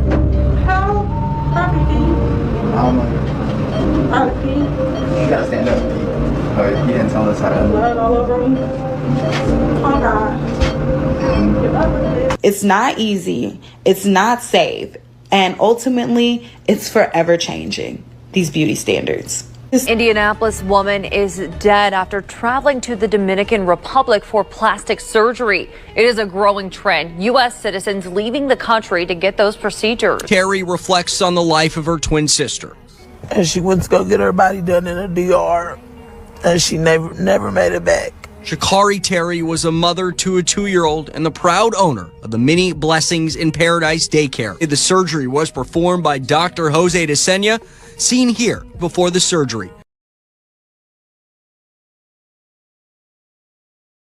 That goes out. Please don't call. All right. So for whatever reason that people get BBLs, plastic surgery, or any type of augmentation in general, could be a lack of self-esteem. Maybe it's just they just want to just enhance something and it's not a big deal. But there's many reasons, many whys on why they would do this. But I'm going to go to Murs first. What do you think about the BBL phenomenon that's been going on here in this country? Well, everywhere, really. Okay. Now, I could take this many ways. We all know I could. I could make this about women being crazy or black men liking fat booties, or I could take it to mean many things. But I'm going to break it down to its essence, okay? Now, to everyone out there who likes grammar, I apologize because I'm about to use a double negative because it makes more sense to use a double negative than to say it correctly, okay? The real issue is that no woman wants to not be a 10. That's the real issue. Facts. And I'm not saying, don't hear me, I'm not saying all women want to be 10s. It's not what I'm saying. I'm saying no woman wants to not be a 10. That's what it is. There used to be a time where women, men, we grew up. Some women were dimes. Some women were 7s. Some were 5s. Some guys were 5s. Some guys were 7s. Some guys were dimes to women. Those days no longer exist. And it is the root cause for what I believe the problems that exist in relationships today. But that's not what the show is about today. We're talking about this. Every woman thinks they can become a 10 if they just have enough money. And they can't. It doesn't matter what you do to yourself. It doesn't matter what you try. It doesn't matter what you rub. It doesn't matter what you take. You're going to be who you are. But they've convinced themselves that they can be. That's why you ask a chick, what are you? Oh, I'm 10. I'm a 10. I'm a 10. Me, I'm a 10. You're not a 10. That's why makeup went from, I put a little foundation in it, to them trying to be drag queens. And I say that, and I'm not being funny. People think when I say that I'm being funny. It's an actual fact. It That's is a real. fact. That is real. It's a fact that women used to do demure makeup, pun intended. They used to do demure makeup and try to accentuate what they have. Trans women, I don't know how to, whatever, and drag queens, they used to do makeup to hide masculine features to look more like a woman. And there came a shift sometime in the late 90s, maybe even before then, where women decided they were going to start doing the makeup like that because they thought that's what beauty was. Oh my God, she almost looks like a girl. I got to get my face beat like her. And they started hanging out with the drag queens, hanging out with the trans, and doing makeup like them. That's why they look the way they look now. Anyone that's been in the chat room with me will tell you, makeup is the devil. See, my MIR brother, he's saying it right there. Women will put on makeup, and it will change who they are. I've seen women who I personally know are 4s put on makeup and talk to guys who are 6s like they're dogs because no woman wants to not be a 10.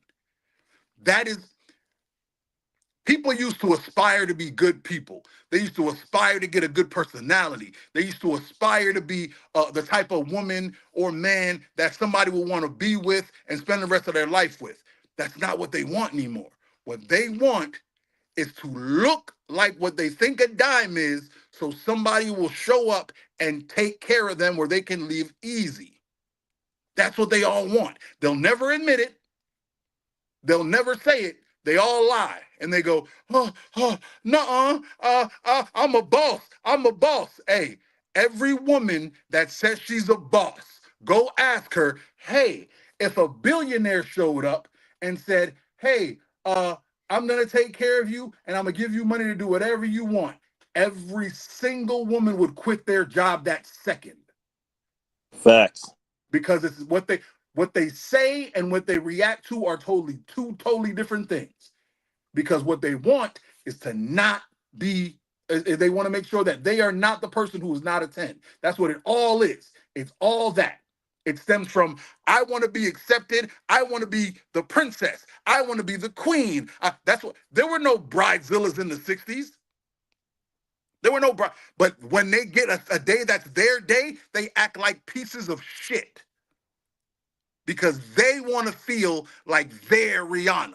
They want to feel like they're Beyonce. They want to feel like they're Kelly Rowland. There's no more regular people anymore. Anyone who knows me will tell you, they'll tell you what I like in a woman as far as a butt go. I like 90s booty. I like my booty from the 90s when booties was normal. It looked like a capital C. Mwah. These shits look like D's now. Peas, damn it. They look like peas. Don't nobody want, and here's the sad part. I'm gonna let y'all know the sad part. The sad part is, ain't a woman in this world that got a ring because of a BBL. There's not one. Great. Not one. But they think it'll get them their dreams, and it won't. It will not. Any woman that you see has a ring and has a BBL, she's doing a plethora of other things to get the husband. The BBL ain't never got a ring.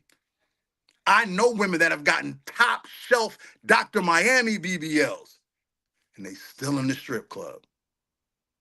And I don't mean as a patron. BBLs don't get you a ring. Body augmentation doesn't get you a ring, but they want the shortcut. Nobody wants to work on themselves. Nobody wants to work on being better. Patrice O'Neal had a joke where he would ask women, if something happened and your vagina was broken and you couldn't use it again, how would you keep your man happy? And every woman says the same two things: booty and mouth. And then the joke is, why he's like, none of you, he said, no, the joke is, so if you women see yourself as a series of holes, why should I treat you any better? And he says, none of you said, get a better personality, learn what he likes, learn his love language, be a better human, because they're not interested in that. They want to be stars. They all think they can be stars. There's a woman out there who is a 2, who looks at a man that's a 2 and thinks, ugh, like I ever would. They're on the same level.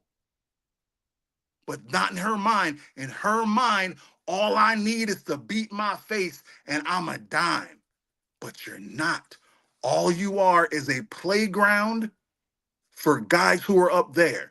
Because the difference between men and women is a 10 woman wouldn't dream of smashing a 2 girl. But a 9 guy will bash a 2 girl and never be seen in public with her. But in her mind, she's upgraded because she got attention from him.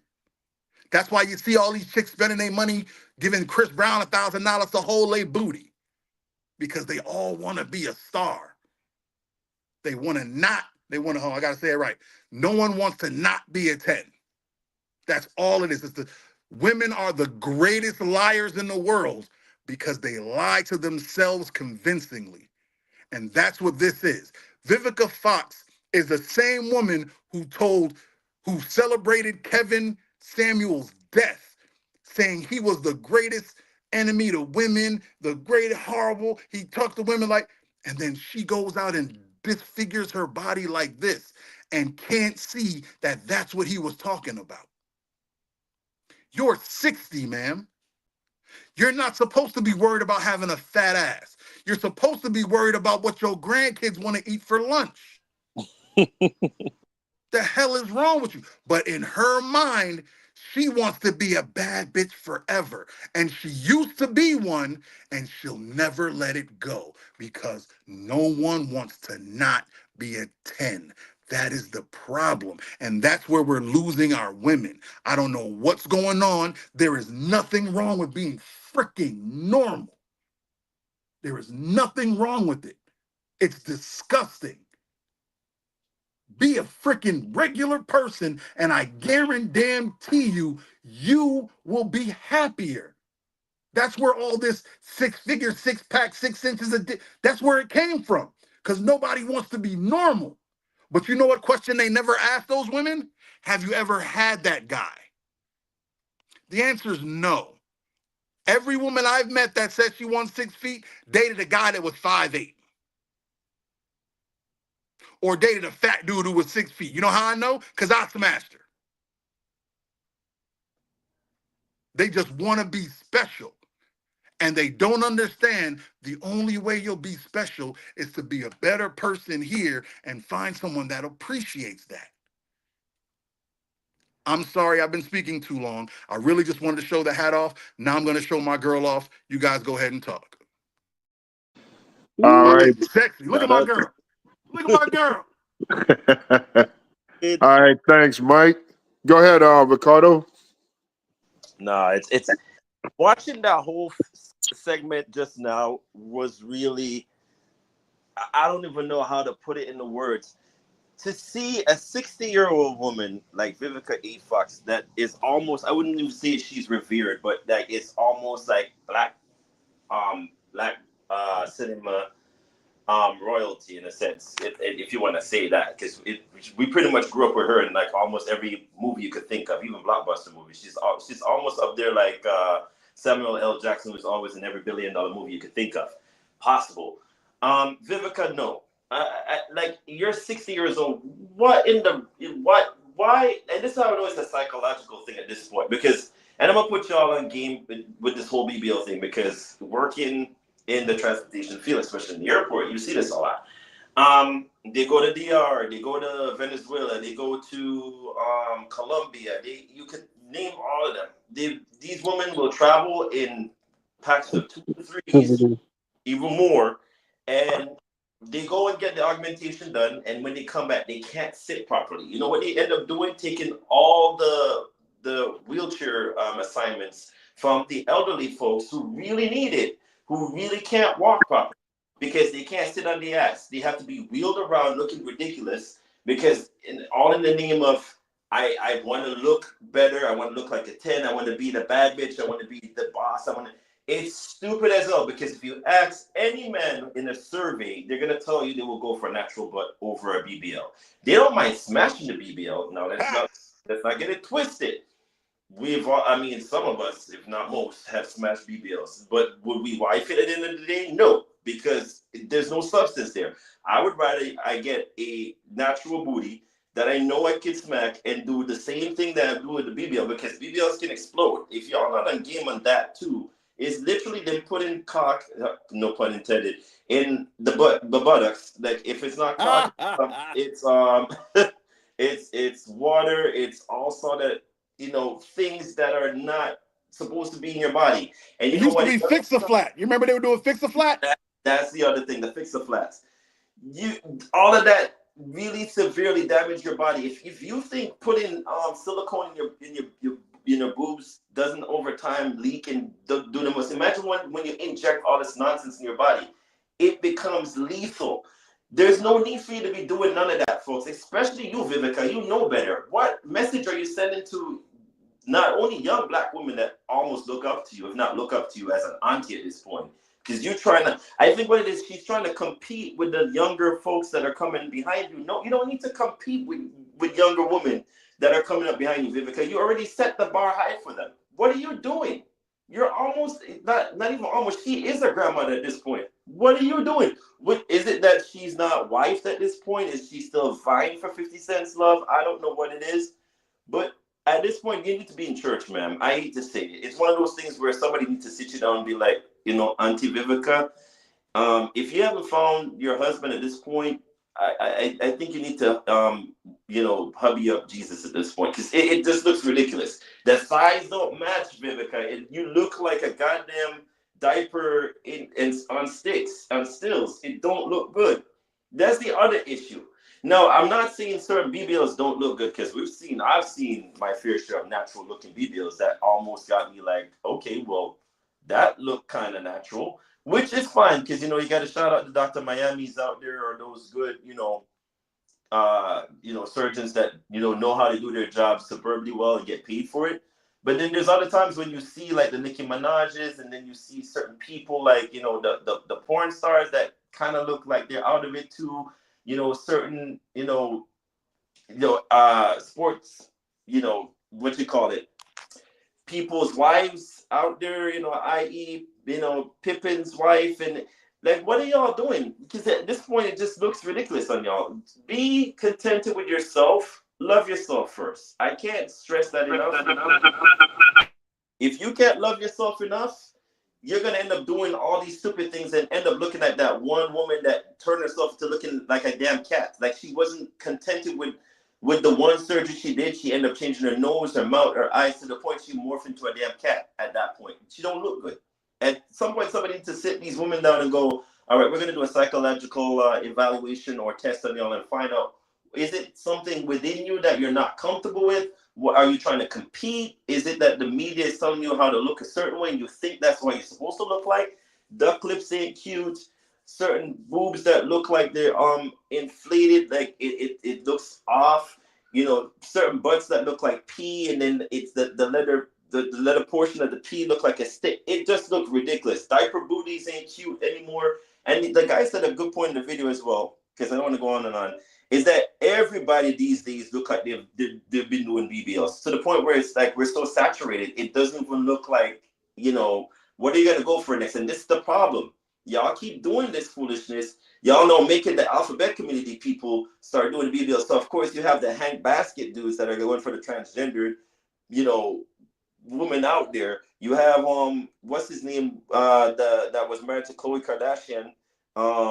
That he's now invested in the this is the kind of foolishness. Where is the and again, MD, I hate to point you out in this. Where's the morality here? At some point you gotta knock the morality door and go, all right, maybe it's just it needs to be innate in us, or no, I don't know. I'm just throwing a dig at you, MD. So I wanted to see what you're gonna come back up with after this, but no pun intended. But yeah, the morality needs to come back in question here, because I feel like the team BBLs have gotten out of hand. Stop going to Venezuela, stop going to Dominican Republic, stop going to Colombia to make yourself look like the baddest 10 out there. The baddest 10 out there, you know what she's doing?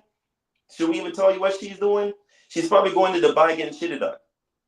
Do I need to put that out to you to put everybody on game? There's certain things that these women are doing to try to keep up with the appearances, and it's humiliation after. Like, I don't know if we could stress that enough, but yes, there's certain women that go to certain exotic places to get shitted on. I don't know if Twin can back me up on that, but it is facts.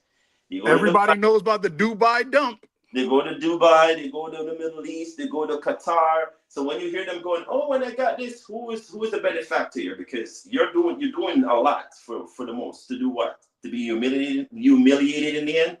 Be contented, be happy with yourself first. Stop thinking that BBL is the norm and the standard, because no man wants it. And again, we don't mind smashing BBLs, but will we wife it? At the end of the day, no. Because at some point in time, I'm sure you're going to have to, take out all the excess crap you put in your booty. Not to mention if you did the augmentation for the breast and whatnot. A tummy tuck, I can understand. A belly tuck, I can understand. But you put in and doing it the natural way, there's nothing wrong with you. I'm not gonna knock some of y'all that take the excess fat from elsewhere and put it in the booty. More power to y'all. But when you do the whole, put the chemicals and all of that in yourself, and then at the end of the day you start crying and being like, oh well, I shouldn't have done this and I shouldn't have followed the trend. It must have been a psychological issue, because you kind of like doing this to make yourself look like appeasing to somebody's eyes, and then what is the end result? What is it that you're trying to gain? What is it that you're trying to do? You do all of that to lose your focus of oneself. It's sad, man, but I just wanted to say all of that to say I'm disappointed to seeing Vivica A. Fox stoop to that level. I don't know who is advising her. I don't know if she is just pining to be married. I don't know if it's the 50 Cent syndrome of seeing him being almost at the billionaire mark, and she didn't get the chance to have him because she said she wasn't able to get him. I don't know what it is, but Auntie Vivica, sit your ass down somewhere, please. Please stop now. I hate to see grown-ass women do stupid shit like this, and then at the end of the day try to make Kevin Samuels look like a P.O.S. for stating the obvious, which he did state. But then you want to be jumping up with the tiki sticks going, yeah, he's gone forever. You look like an idiot, Vivica, and the rest of y'all that are following the trend. Please stop it. BBL is, for one thing, it's just to be in the moment. But at the end of the day, when you grow old, it's not going to be something that's sought after. And I'll shut up now. All right. Hey, just so you know, Twin, the real 10s are at home learning to cook.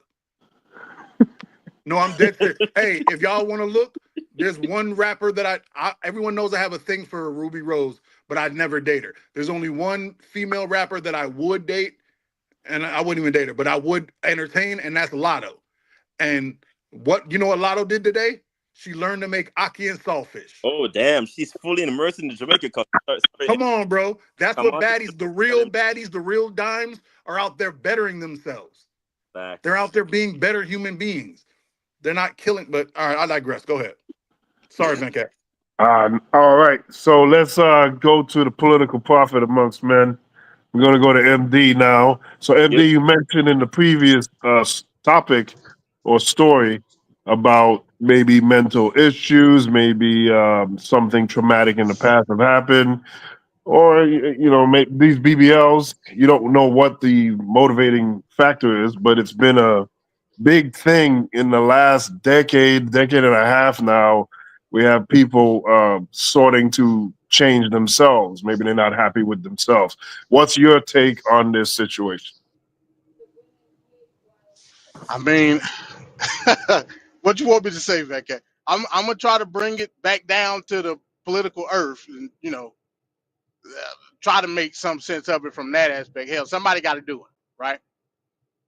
I don't agree with anything Mike said. I don't think it's these numbers 10, 2, 12. I don't know nothing about none of that. At the end of the day, somebody loves somebody. What I do know is, in the age of social media, there are advertisements by way of these quote unquote influencers. What I do know is they breaking out fashion modes that are trends in today's society. Society is jacked up. We know this as well. If I could, I would go and fill up some grocery bag with some sawdust, and if I knew how to slit your ass open, I would try to do BBL. Why? Because it's money. This capitalism. Thank God for capitalism. Because we see, y'all mentioned Dr. Miami. As far as I know, ain't nobody ass exploding from Dr. Miami. But they are having their ass explode from Dr. Menendez somewhere in the damn DR or wherever they're going. Why? Because it's cheaper product. It's at a cheaper rate. The quality goes down. I'll tell you a story real quick. A couple weeks ago, I was at the Mexican flea market. I love that place. Lava Quinta. Shout out to them. They sell knockoff shoes in there. We was in there walking around. I had to go take my dog to get some shots because they got the pet shop. We was in there walking around, and my son saw, the Jordans with the reverse Nike, the Travis Scott.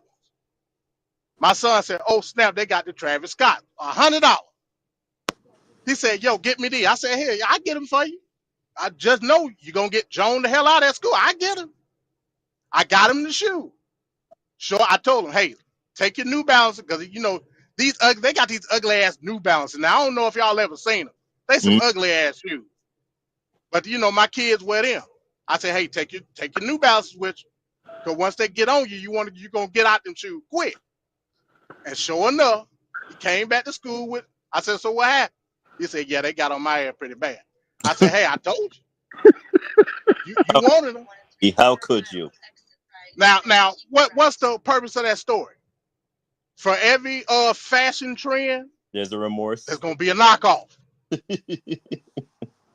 That's just a fact.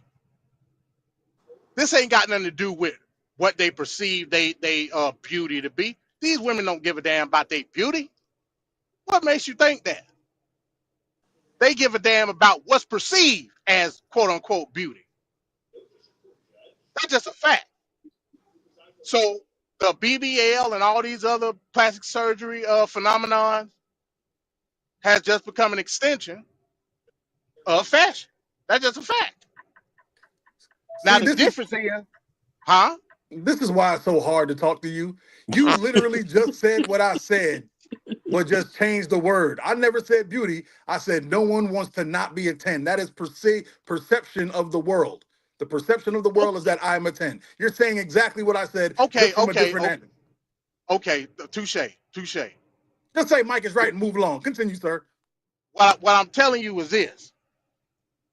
The articles by which we view beauty is vastly flawed based on the fact that it's almost like a what they call the damn the not the double-sided mirrors, but the one like when you're in the interrogation room.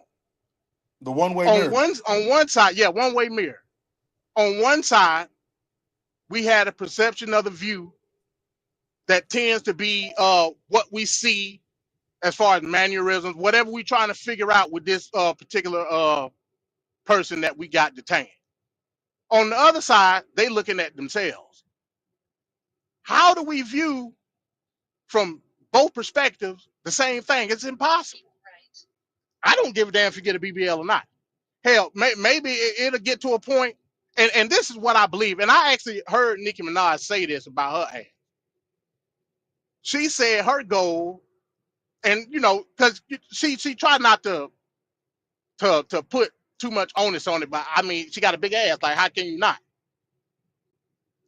She said that she wanted to push the limits of what a body is perceived to be, despite how irregular it may be. She admitted it. She didn't do this based upon any type of beauty standard. She wanted to push the limits or distort how beauty is perceived through a fashion lens. Same thing. Kim K is arguably the manifestation of this whole phenomenon. I just saw a report just today.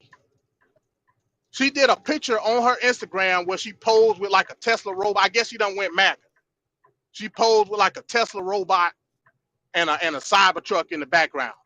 Now, reportedly, she's getting reductions on her plastic surgery, including her ass. So the poster child of this phenomenon has done squeezed the sponge to its very last drop. Now she done with it. Hey, could I retort to that? Can I retort to that, MD? Go ahead. What has changed between that Nicki Minaj and this Nicki Minaj? Money. No. She had money. What has changed in her life? She's now married, sir. She is now married. She got the husband. She's now it doesn't matter. She's got to the finish line. She got to the finish line and she's realized this was bullshit. Yep. I've been lying to me. This isn't important. And that's when it all comes out. Every time you hear it. She still got a fat ass. Say it again. She still got a fat ass. But she doesn't have a disproportionate ant ass. That's she did no. That's Kim K that got the reduction, not Nicki Minaj. Nicki Minaj got a reduction too. Yes, she did. I don't know nothing about that. I do.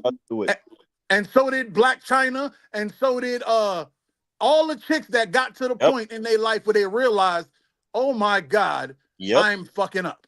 This is stupid. I disagree with it. I disagree with it. What I'm saying is, and to your point, I'll say this. To your point, it may be a time in your life, and this is for anything, tattoos, whatever the situation may be.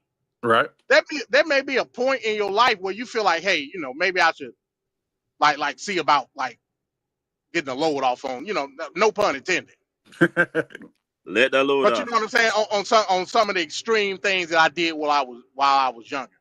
Do I believe that's part of a I guess you would say a domestic backing down? I don't believe that. I just don't.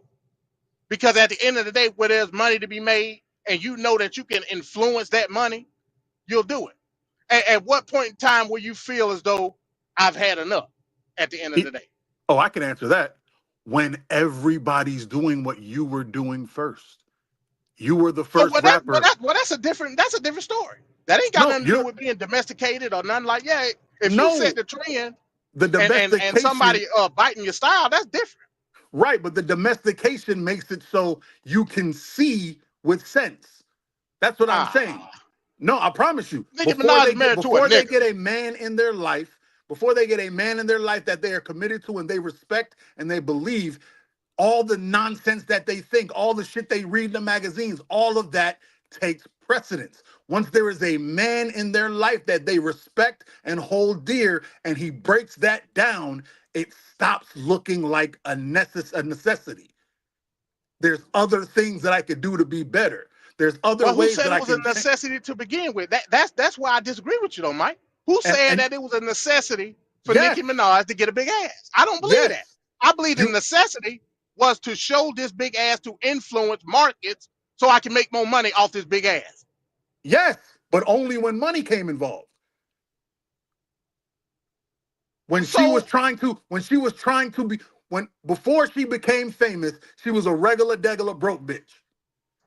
Okay, regular degular broke. Then she realized she could rap. She was still a regular degular broke chick who was rapping without a fat ass. I have the DVDs. Once she saw that she could become exceptional, that's when the body changing happened. When she realized I cannot not be a 10. Once she saw that had to occur in her mind, that's when it happened. Same with Cardi. Cardi was stripping for how long? She ain't had no fat ass. Facts. Cardi was stripping in the club. We saw Cardi on Love and Hip Hop. Cardi ain't had no big ass. But once it got to the point where I have to be special, I have to be a superstar, everything changed. And I'm telling you, all these black women who don't have the rapping talent, all these black women who they see this and they want to be it. They just don't have the talent to take it there, but they're still morphing their bodies because they think they can find another way to get there. It's like the starter kit to become special. And they all saw it in the early 2000s with the videos. And then, Buffy the Body, if y'all remember. Let me take you back down the memory lane. The Melissa Ford. Buffy the Body was natural, though. But see, they're not. That's the difference. Buffy the Body was not. Buffy the Body, what's the name? What's that sexy ass Spanish girl? All them girls were naturally built that way. Oh, Pinky? No, not Pinky. Nah, I wasn't talking about no. That's another story. I'm talking about all the video vixens. All the video vixens. The truth. You so crazy. All the video vixens were built that way, and women saw the attention they were getting from men and realized that they were being treated special. And then they realized my booty's not gonna grow like theirs. They had to find a way to be special. That's why BBL took off, because nobody wants to not be a 10. There's no such thing as I want to be regularly me. I just want to be me. Let me push back on that, because I brought up Pinky. Yeah. Okay. Hey, we all remember Pinky is a legend. We all remember Pinky. To y'all, I love Obsession and Caramel, but y'all go ahead. Pinky got so much star power in the beginning, and she was making so much money in the beginning. She let herself go. Now, true Pinky fans remember this. Pinky got fat as hell. You remember that? She still is. What you mean, got? I ain't see. Like, I don't indulge no more, so I don't know. What do you mean? She looked like an Oompa Loompa. But I remember Pinky got fat as hell. She still did. Yep. Pinky was still a star. Okay. Now she was a star based on her innate talent. We know that. And it was the great talent. I didn't look no less of Pinky because she got fat. She was still the truth. So would you know who looked less on Pinky? Who? Porn, what do you call it? The porn, it was perfect. Now the show done went left, Venkat. It done went left.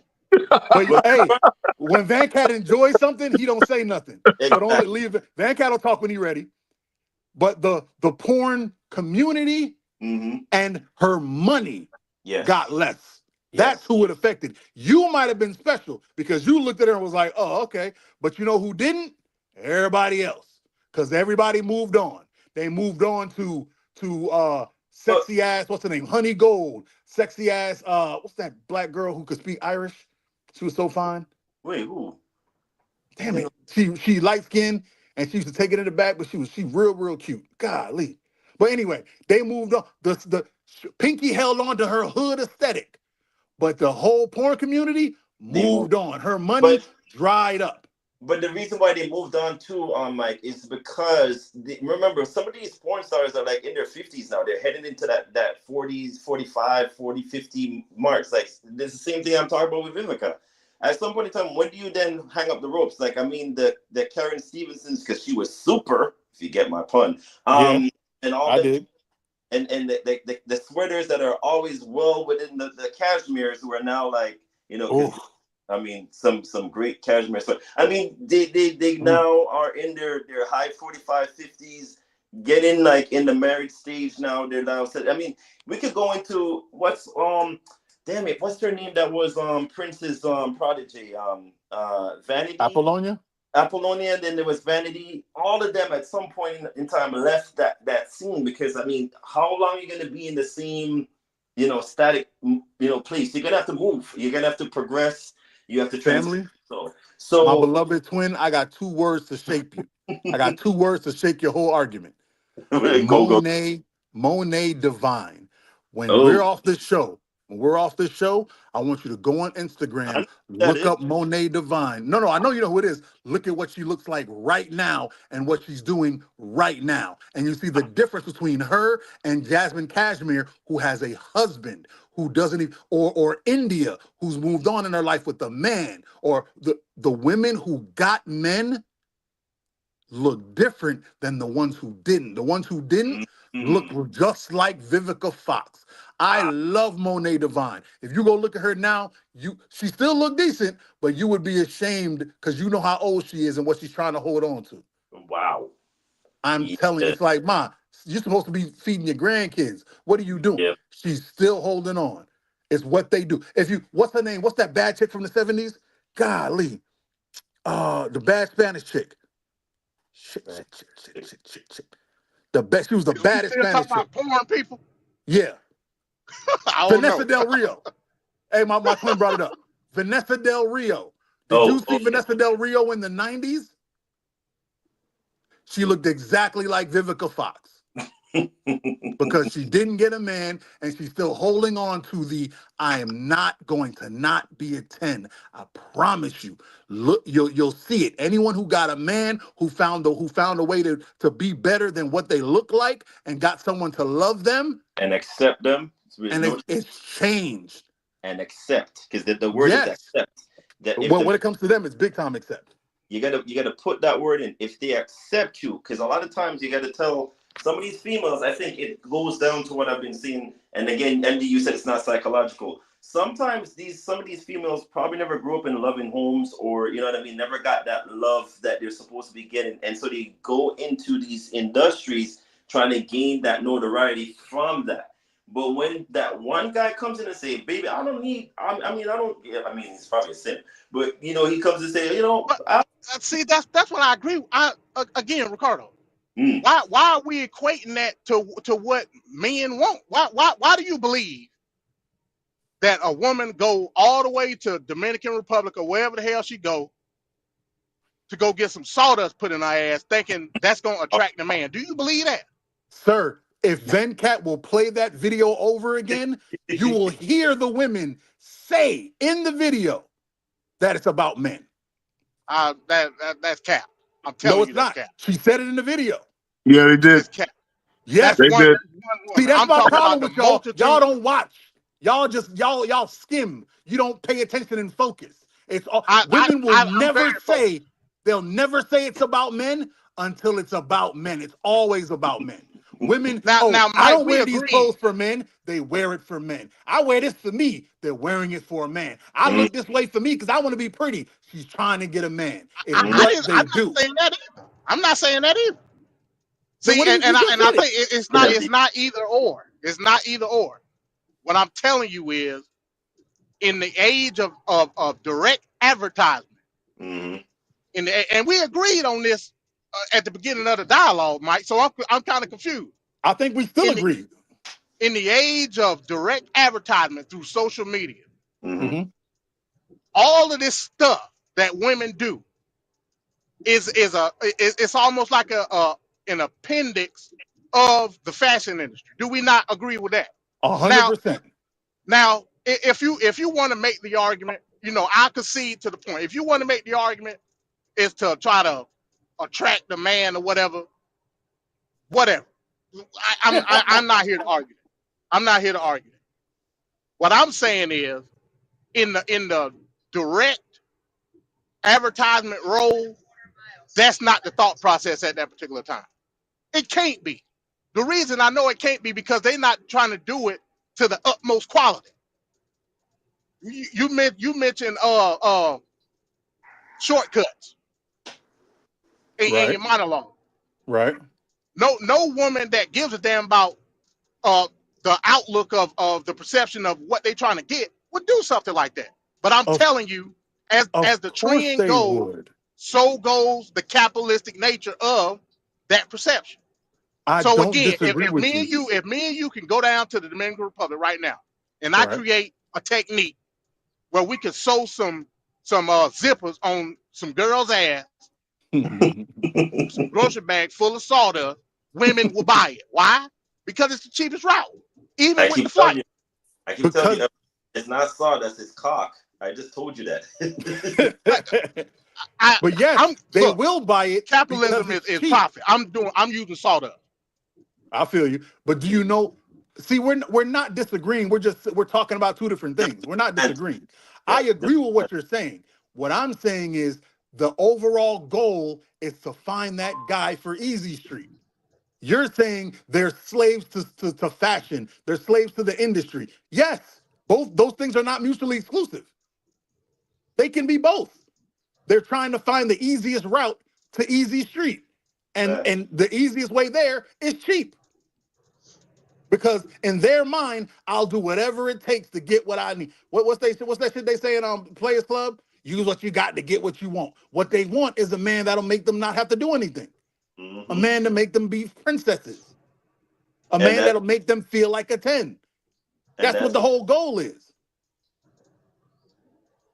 All right. So, again, another great dialogue here. Yeah, that was good. That was fun. Yeah, that was great. So let's move on to the next topic, and we're going to go into porn stars. Oh, you're stealing my show, Venkat. It's after dark. So we're going to have the panel talk about this on the other end, and we'll lead off with MD because he's the only one that didn't get to go first yet. And everybody look at the new one. All right. So let's go.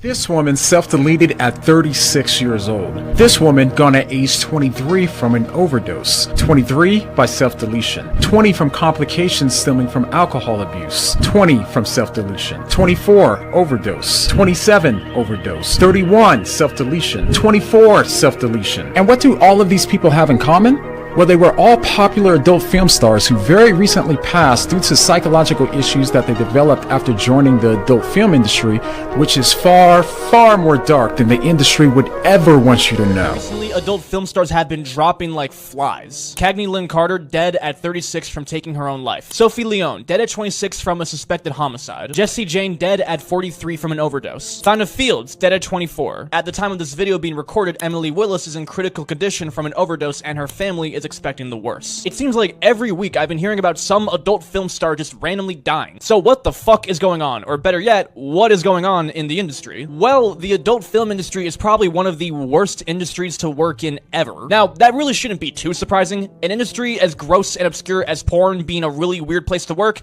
I mean, no surprise, right? But people don't really seem to grasp just how awful this industry really is and the genuine terrible effect it has on people and on society. Lana Rhoades, one of the biggest stars out there, has talked about being forced to do certain scenes that she really did not want to do. During my short stint in porn, the really extreme acts were what was popular, and that's why being the #1 performer in the industry at the time, everyone wanted to make money off me, so they pushed me to do these things. And it just gets really extreme, like you were saying, abusive. I don't want to go into too much detail. Like, honestly, some of my experiences are really humiliating for me, and I wish that they never happened. In a world where more and more people are choosing to become OnlyFans creators, working in the adult content industry has not only become more socially acceptable, but it's also marketed as female empowerment. Sex is just sex. Like, it's just sex. Women are often told that by working in this industry, it would not only raise their social status, but they'll also be making tons of money while doing it. And so I think that for me was like OnlyFans. I was like, oh, I'll do this on the side. Like, it'll just be extra money. A lot of girls in Scottsdale do it. Like, it's kind of the norm out here in the West. They promised me fame, fortune, attention. They promised me I would be the next biggest, hottest star. And we should be clear, in some cases, their choice to work in the industry did help them to get those things. But they didn't anticipate what else came with the job, leading them to saying things like this. Do you think there is some sort of post-traumatic stress that is in you from this experience? Yes. People ask me if they should do porn. I tell them no. I tell them that it makes life really hard. And then I think to myself, maybe a 9-to-5 won't be so bad. Honestly, some of my experiences are really humiliating for me. Sorry. Oh, don't cry.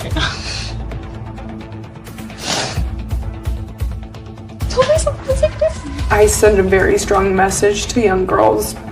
Don't do porn. As much I understand it, you want to embrace your sexuality. You want to say, screw the man, screw whatever. Like, I can do what I want with my body, but you're just gonna have a life of crap in front of you. And Now, if this was the extent of the danger, then it wouldn't be nearly as bad as it really is. But unfortunately, it's worse than that. The number of premature deaths in the adult entertainment industry has been rising at a really disturbing rate, and it seems to only be getting worse. In almost all of these cases, these young people aren't simply dying from freak accidents. It was like 5 or 6 months in a row somebody was dying. I have probably 15 friends that have died to either suicide or drug overdose. I just lost somebody that I was very close to last year. I would pop as many pills as I could get my hands on and then just drink and drink and drink, trying to when I would wake up from my attempts, I would get drunk, and like it was that realization that I hated who I became. I hated money, and it was killing me. Addicted to drugs and alcohol. I was the kind of person that the porn preys upon, and I tried to kill myself with prescription pills. I didn't care anymore. For 30 people who were dear to my heart, that I knew personally, that were in the industry the same time as me, they didn't see any light at the end of the tunnel. So 30 of those people have taken their life. People treat me as if I am a pedophile. A simple question, like, how would you like to be treated? Oh my gosh, I've never thought about that. God, I never even, that is so simple. I guess, like,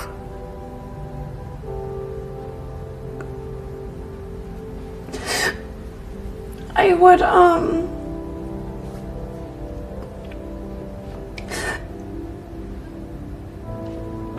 I wish that people would treat me how they would treat a married, registered nurse with 2.5 kids in Indiana. That's how I wish people would treat me.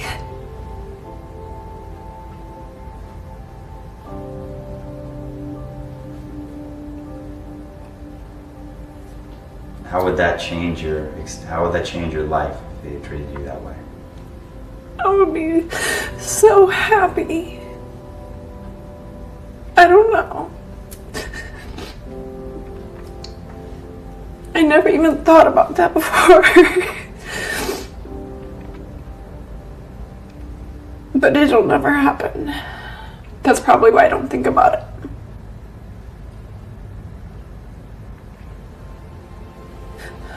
Now, not gonna lie, that was pretty difficult to watch. But if you notice, what she's really saying is that people don't see her as valuable. And by the way, there's a reason for why these stars internalize these things in such a strong way. Even though these people freely chose to join the industry, this should still break your heart. As a Christian, I don't just believe that exchanging yourself for money is a bad thing. I also believe that God is a gracious God who loves every single person that works in that industry. Just as Christ loved the woman at the well, the woman caught in adultery, the sinners, the prostitutes, he loved them enough to show them that he valued them so much that he was willing to give his life for them. Well, a lot of these girls start in the industry when they're young as 18 years old, as a matter of fact. But oftentimes, many are recruited even younger. Tracy Lords, one of the most successful actresses in her time, was only 15 years old when she started. She used a fake birth certificate and a fake driver's license to claim that she was way older than she actually was and starred in many, many movies. In the 80s, she was one of the highest paid adult film actresses at the time, earning over $1,000 per day. And this was all while she was only 16 years old. But when she turned 18, the authorities finally looked into the tip that she was actually underage, and they discovered that her credentials were completely fake. The owners of her video agency, Excitement Videos, were arrested, and any film that she starred in was now legally considered child porn. Now, over 4.8 million people globally are sexually exploited, and more than 20% of those people are children. And many of these people are used solely for the purpose of pornography. The #1 site where all this content has been uploaded is Pornhub, the world's biggest porn site, the site that both you and me have been on before. And if you genuinely have the balls to say that you've never been on it, you're a goddamn liar. In December 2018, a 15-year-old girl randomly went missing after she left her home. The mom did find her daughter 10 months later, but she didn't find her through the authorities. She found her on Pornhub, where she was featured in over 50 videos. Dawn Gianni, a substitute teacher, was arrested after she posted videos of her assaulting her 14-year-old family member on the website. And the only reason the authorities knew about it was because one of her classmates saw the video online and reported it. Rose Kalemba was 14 years old when she was kidnapped by two men and R-worded for 12 hours straight. They uploaded the footage to the hub, and several months later, students at her school were sharing the link on MySpace and tagging her. Several versions of this video were uploaded to the site, with one of them having over 400,000 views. Now, over the course of 6 months, she reached out to Pornhub and explained multiple times that she was a minor and that this was assault, and begged them to take the video down, but never got a response. Until finally, she created a new email posing as a lawyer and demanded they take the video down or legal action would occur. And there are many, and I mean many, stories just like this. These are only a few. Riley Reid, one of the biggest names in the industry, talked about how her career basically completely ruined her personal life. I've lost my whole family, and it sucks. So a lot of times when people ask me if they should do porn, I tell them no. I tell them that it makes life really hard. It makes dating really hard. It makes your family life really hard. It makes intimacy hard. You're putting yourself out there and the world is now judging you. You have to be okay with being shamed every day of your life. I don't even want to have children because I do porn, because I'm worried of the way that people will treat my child. I talked to my dad, and he struggles with my job being in the industry. He's also religious. Recently I wanted to go visit him, and he said that I can't go visit because his wife, my stepmom, doesn't want me there. When I was like, can we go get coffee and we could go get breakfast? And he's like, I don't want to be seen in public with you. And that just hurt so bad, and it sucks. I lost my family. I don't talk to my brothers or sisters. Okay, there we go. So, like I said, we're gonna go to MD20. But first, I want to acknowledge Nikki here on the panel.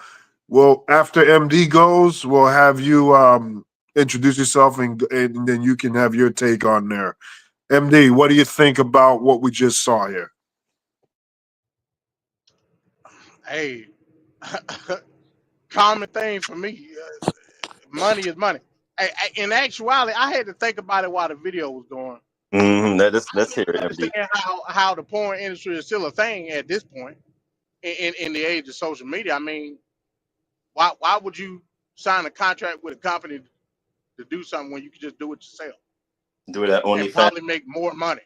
Just say OnlyFans. So I would call you a dumbass in that regard.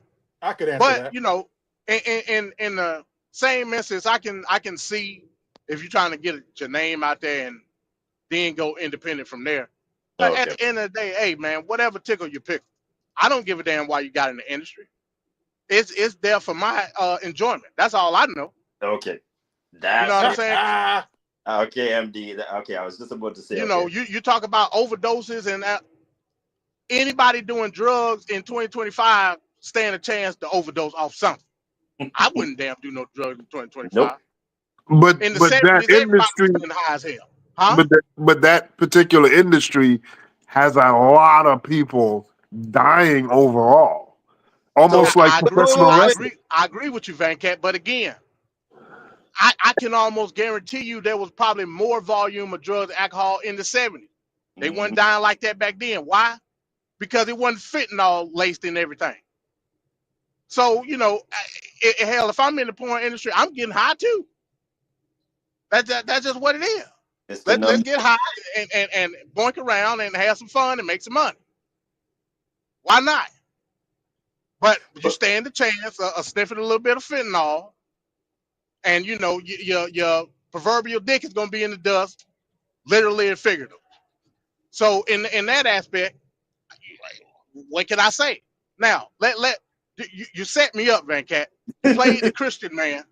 I don't know what you got going. Maybe you need to go over there to Man Talk Monday and produce that show. Trevor been gone past a couple of weeks. You might have to go over there and start a stream up on Monday. Because you're kind of scaring me, Venkat. You're scaring me. I'm gonna just keep it real with you. But in the event of these these regrets that they have after the fact. Who gives a damn? You knew what you was doing when you did it. That's Now all of a sudden you upset about it. Oh well, that's what I say to it. Yep. Do you want to make some money or not? I agree with you, MD, for the first You know what I'm time. saying? What you didn't do is play all the women that are happy as hell on OnlyFans and all that popping ass. You ain't play that part. Including people I know. You know what I'm saying? So again, it's different perspectives for everything that you're gonna put before us tonight, Venkat. At the end of the day, we got to understand personal choices. Whether you get a BBL or not, whether you pop your ass on film or not, whatever the situation may be, it's always a personal choice. Now, what you're going to have to accept is what is going to be the perception of you at the end of the day. That's what all this this is a common thing for tonight's show, at least for me. It's not that they feel bad about themselves. It ain't got nothing to do with none of that. It's what are people going to say about me? Because I'm not an individualist. I thrive off of perception. My life purpose is based solely off of that. So once that go down the drain, now you're ready to off yourself. That would suggest that you wasn't too high up on the totem pole as far as self-worth in the first place. So we got to take all this into account. It's either you're going to pop your ass on the camera so I can enjoy it or you ain't. I don't care either way. A good rubber is a good rubber, damn it. So we must take these things into account when we choose certain paths in life. That's just what it is. You like to have sex. We already know that. That's a given. You know what I mean? We know that's a fact. Now somebody get a little bit too rough with you, and now it's an issue. You know what I mean? So yeah, you got me on that one, Venkat. This is a weird show for me. I feel uncomfortable. So wait. Question before we proceed. So Venkat, do you have sympathy for these women that went on the video reel and said, "Oh, you know," with all the questions that this Christian guy asked them? Do you have sympathy for or empathy for them? Well, we don't know what got them where they were at.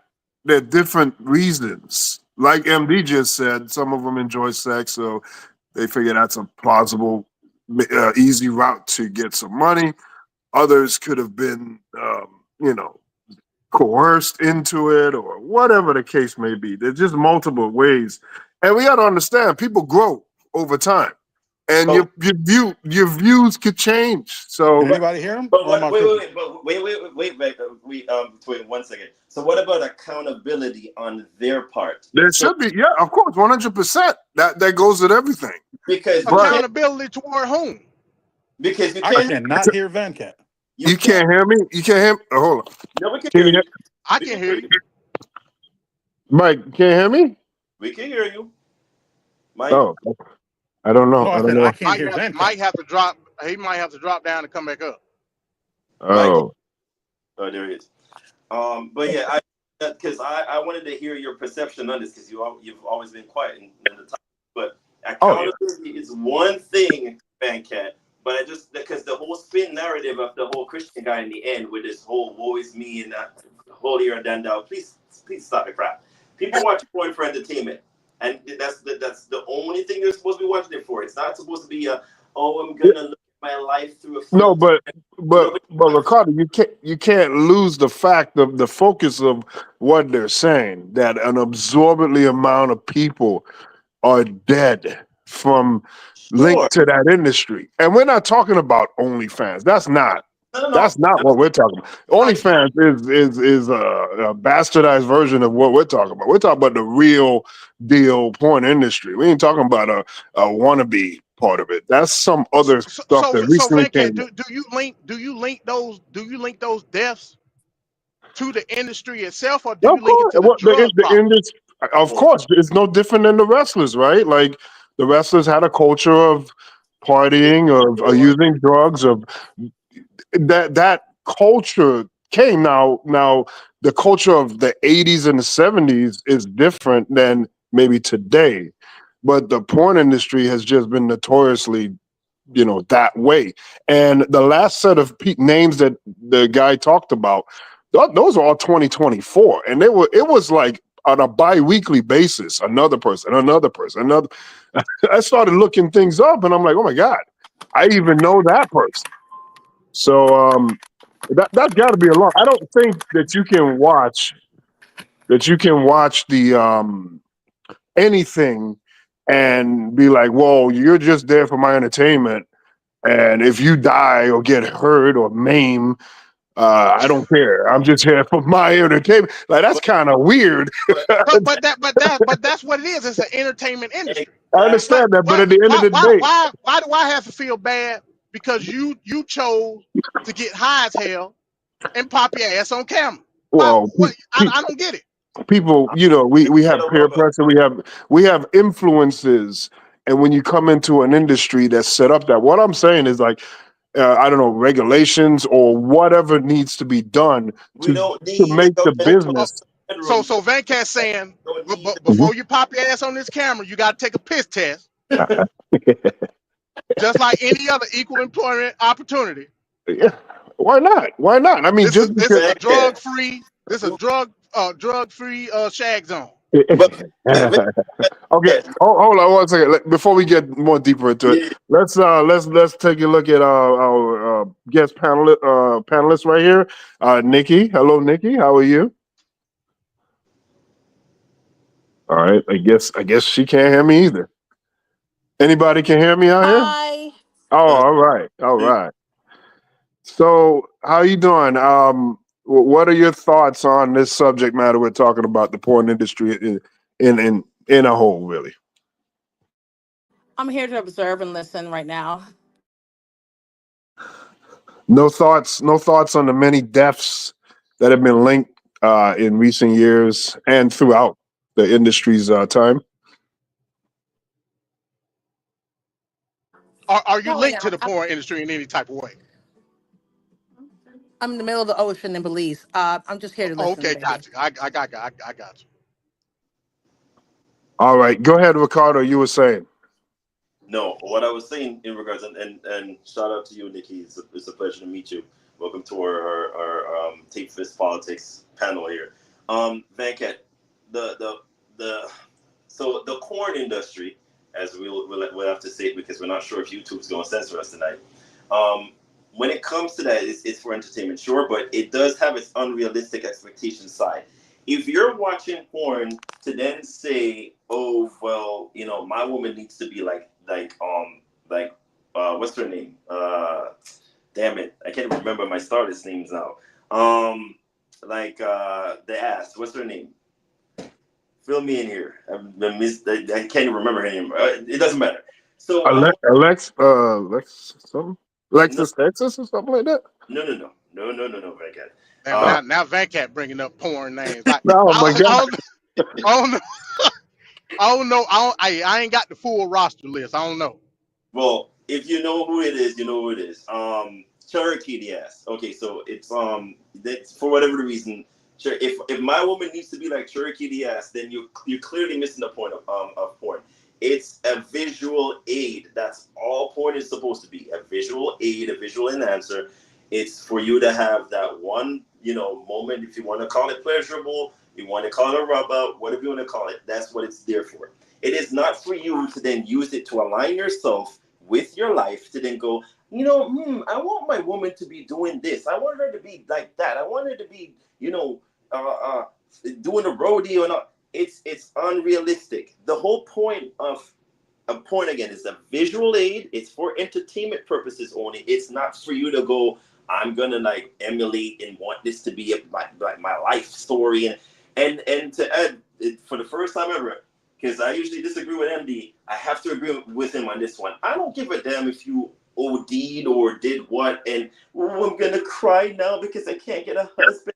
And oh my God, my family don't have. You knew exactly what you were signing up for when you did the dotted line on the contracts. But Ricardo, is it possible that you could have your porn entertainment and the porn actors doing the entertainment for your pleasure, but they could have a safe and be safe work environment and a safe environment overall where they're not dying by the hundreds. Like, So Vancat want to unionize the I'm, porno people. I'm That's just what he want to saying, do. like, are we okay with an industry that has all these deaths, and it's by self deletion, it's by overdosing, it's even a few of them got murdered, car crashes. You know, it's varied reasons. So we're gonna put in the conspiracy theory in there. Okay. So let me just say this: do you want the government in your bedroom, Vancat? At this point, do you want them to be like, Vancat, you need to stop doing doggy style. I need you to stop doing missionary. No, nobody's saying that. Okay, well that's what the point. At some point in time, we got to say, government, we get you have regulations. Okay, sure. I'll throw you a boner. No pun intended.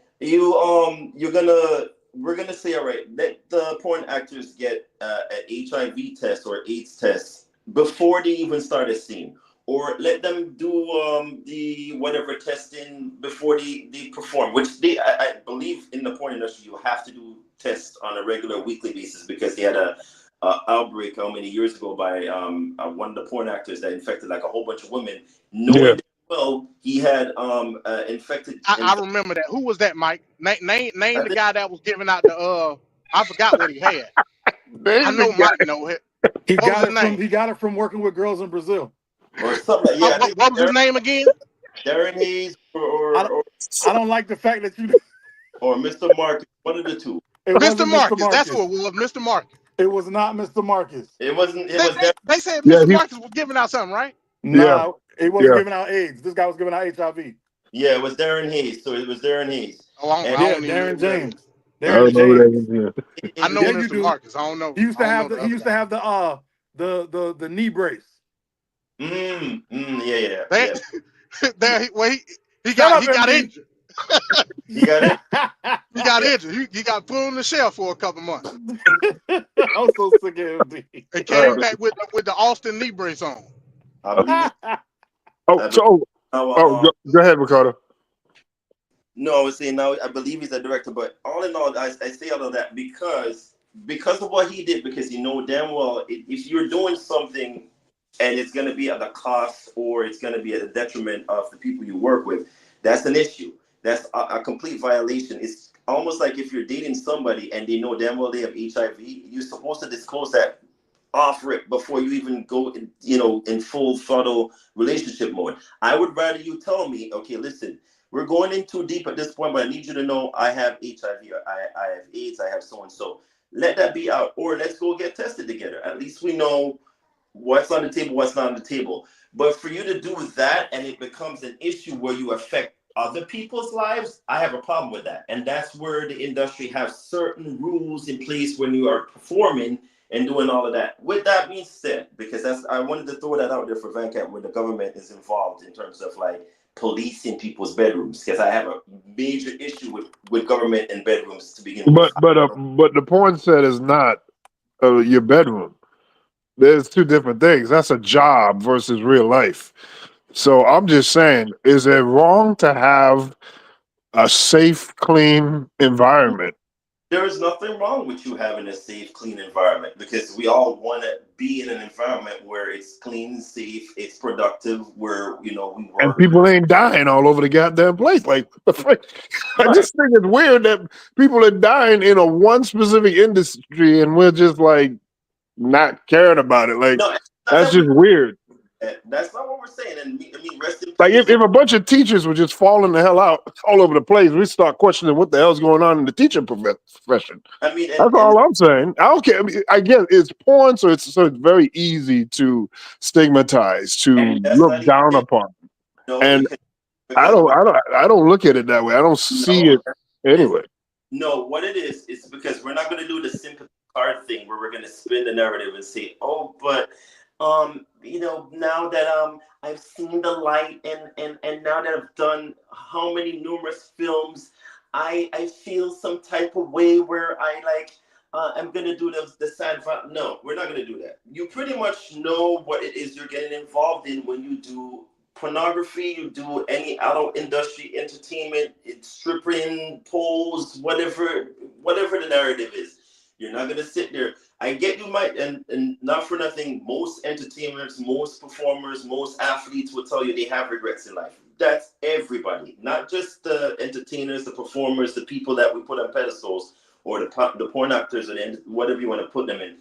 Everybody has their own regrets in life. But what I will not stand here and do is make them go, oh, I'm going to do this after the fact. Meaning like you've done how many umpteen films at this point, and now you're heading into, you know, the criteria of, oh, I want to date and I want to be married and all of that. For you to then go, oh, but my dad doesn't want to see me in public and that hurts. You knew what that would have entailed. Oh, I don't want to have kids because I almost feel bad. Who cares? The whole point, the whole narrative is that you did the industry. You don't get to sit now. It's kind of like when celebrities go, oh, but I'm a famous, infamous film star and I'm the superstar in the world, but I can't go and get coffee because I feel like everybody's going to ask me for an autograph. You knew what you're signing up for. So I don't get this whole, it's almost the same thing like a politician as well. You don't get to sit there and eat, you want to eat your cake and then cry about it afterwards. Oh, but I become a politician and I'm going to complain when people start saying, oh, you're doing a terrible job as a mayor or whatever you're elected for. Please give it a rest. I'm sick and tired of it at this point. And not for nothing again, I'm not discounting the fact that the deaths are there. It is horrendous. It's horrible. It's terrible at that. It's a correlation. Maybe it needs to be looked into why the adult entertainers are dying off in huge amounts. The whole thing can be said about Hollywood in general because it's all seedy. Everything from P. Diddy coming all the way down, even before him. There's a whole bunch of stuff I'm sure is going to come up this year regarding the whole industry as a whole, how seedy, how they're all interconnected, whether it be porn, whether it be movies, whether it be sports, they're all connected in some way or some facet. It doesn't make a difference whether they're in sports, porn, they're all connected together at some point. And if I'm going to go with MD's narrative, Uncle Sam must get paid, right? Because even if you are trying to escape or run abroad, Uncle Sam must get his money. We saw what happened to Wesley Snipes. You know, tax evasion. Oh yeah. Try to run away and they caught up to him. I mean, at least thank God he's able to still act now, but that literally almost, if not destroyed his entire career, because again, we live in a capitalistic country.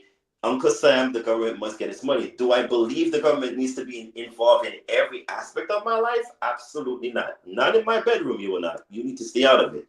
That's all I'm going to say. But I just needed to point that out to you, Venkat, because I get your point. I get your drift.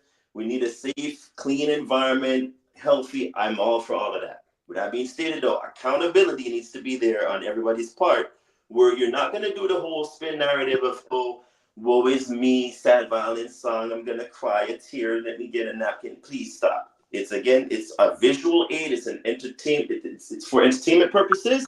That's all it's there to do. It's not for us to go, oh, yeah, we're going to feel sorry for you now because you got gangbanged and that dug you out in multiple holes. We don't got time for that. It's just your nut and we're moving on. All right. So let's get Murr in here because he hadn't had his opportunity.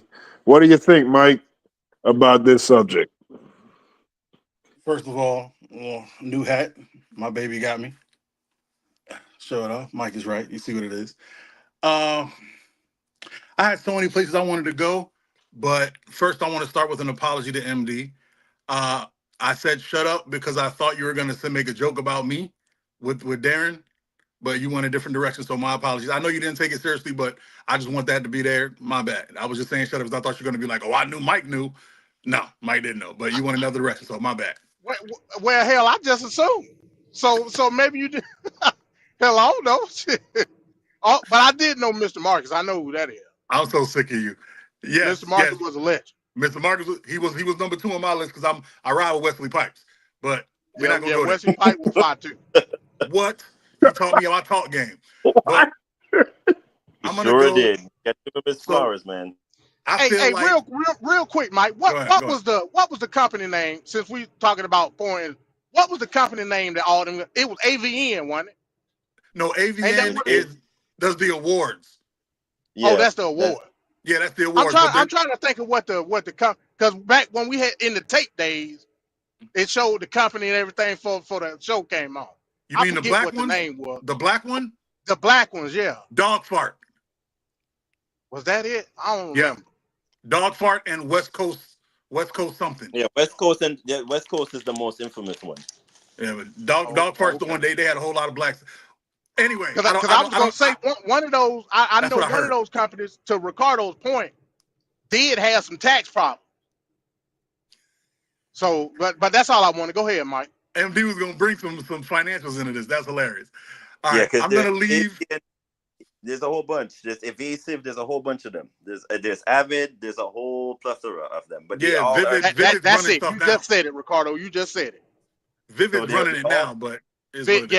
That was it. Vivid's running it now. All right, but I'm gonna focus on Venkat because I heard my twin. My twin went off. I feel like MD went off, and I agree with a lot of what he said, and I agree with a lot of what my twin said. But I'm gonna come to you, Venkat. First and foremost, I'm fat, right? I'm fat as hell, and I really feel like I want to work out, but I really can't get myself to do it. You know what I'm saying? And I feel like because Burger King and McDonald's keep coming out with these like McRibs and like this new Chinese food, and I just thought, you know what a botany is? I just learned what a botany is. I had it with my girl the other day. So I want to know, Venkat, I should be able to like sue McDonald's, right? Because they keep coming out with McRibs, and it's real difficult for me to get my weight loss goals because they keep coming out with McRibs, and now they got the app where you can get like 20% off on stuff, so it's like even cheaper, and it's open 24 hours. So even when I'm trying to lose weight at night, there's an open McDonald's somewhere where I can hit it up and get some nuggets. So I should be able to sue McDonald's, right? So first of all, the McRib and the eating of the fast food, that would be like performing the sex in the videos. That's not what's killing them. No, It is that's not. the That's not what I industry said. culture around it that's what's killing them. Sir, you're talking about the food. I'm talking about my inability to stop eating it. Well, that's fine. That's fine. I mean, if it's your inability. So what Venkat is saying is yes, you could. The fentanyl laced blunt that you smoked before you ate the McRib is actually the problem. Well, okay. And that's what made you hungry and wanted the McRib. First of all, so but you died before you could get the McRib from an overdose. No. That was hilarious. That was hilarious. No, MD, okay, that was so funny. serious. But no, it wasn't. This is not. I'm not even gonna let you because you already got to talk back at move. No. I just want to say this one thing. So when you use McDonald's, we know that McDonald's has scientists on their payroll. Correct. McDonald's food is made on purpose to be highly addictive from the smell, the taste, the everything. And you crave it when you eat it. Correct. I mean, that even happened to me because I hadn't eaten McDonald's in years. And last year, at one point, I ate it. I found myself in a month's time eating it 8 times. And I haven't eaten it in years. So why haven't you sued McDonald's? No, answer. They should get sued. No. They should. We're not talking about fictional world. I'm talking to you. Why have you not sued McDonald's? No, because I should have known better. And I know you're gonna run with that. Thank you. No, that's one or two. Because the other one is you'd have been laughed out of any court. No, you'd have been laughed out. There's a scientific reason. There's a scientific reason. You're right, but you would have been laughed out, and they would have given you $1 and told you to take your chubby ass home. That's what would have happened. Now let's politic. Yeah. Number one, you're an adult.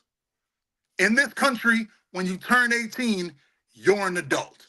All those girls who are underage, lock everybody under the jail. Is what it is. Hey, by the way, my girl made me this hat. This hat is fire. Lock them under the jail. Is what it is. But once you're an adult in this country, you're allowed to make decisions for yourself. All those women made the choice. And we could take this back 2 segments because they did not want to be not 10s. Right. That's all it is. They want to be special. They don't want to be normal. They want to be different. and they want attention and they want love, but they don't know how to go about it. So they went this route. Right.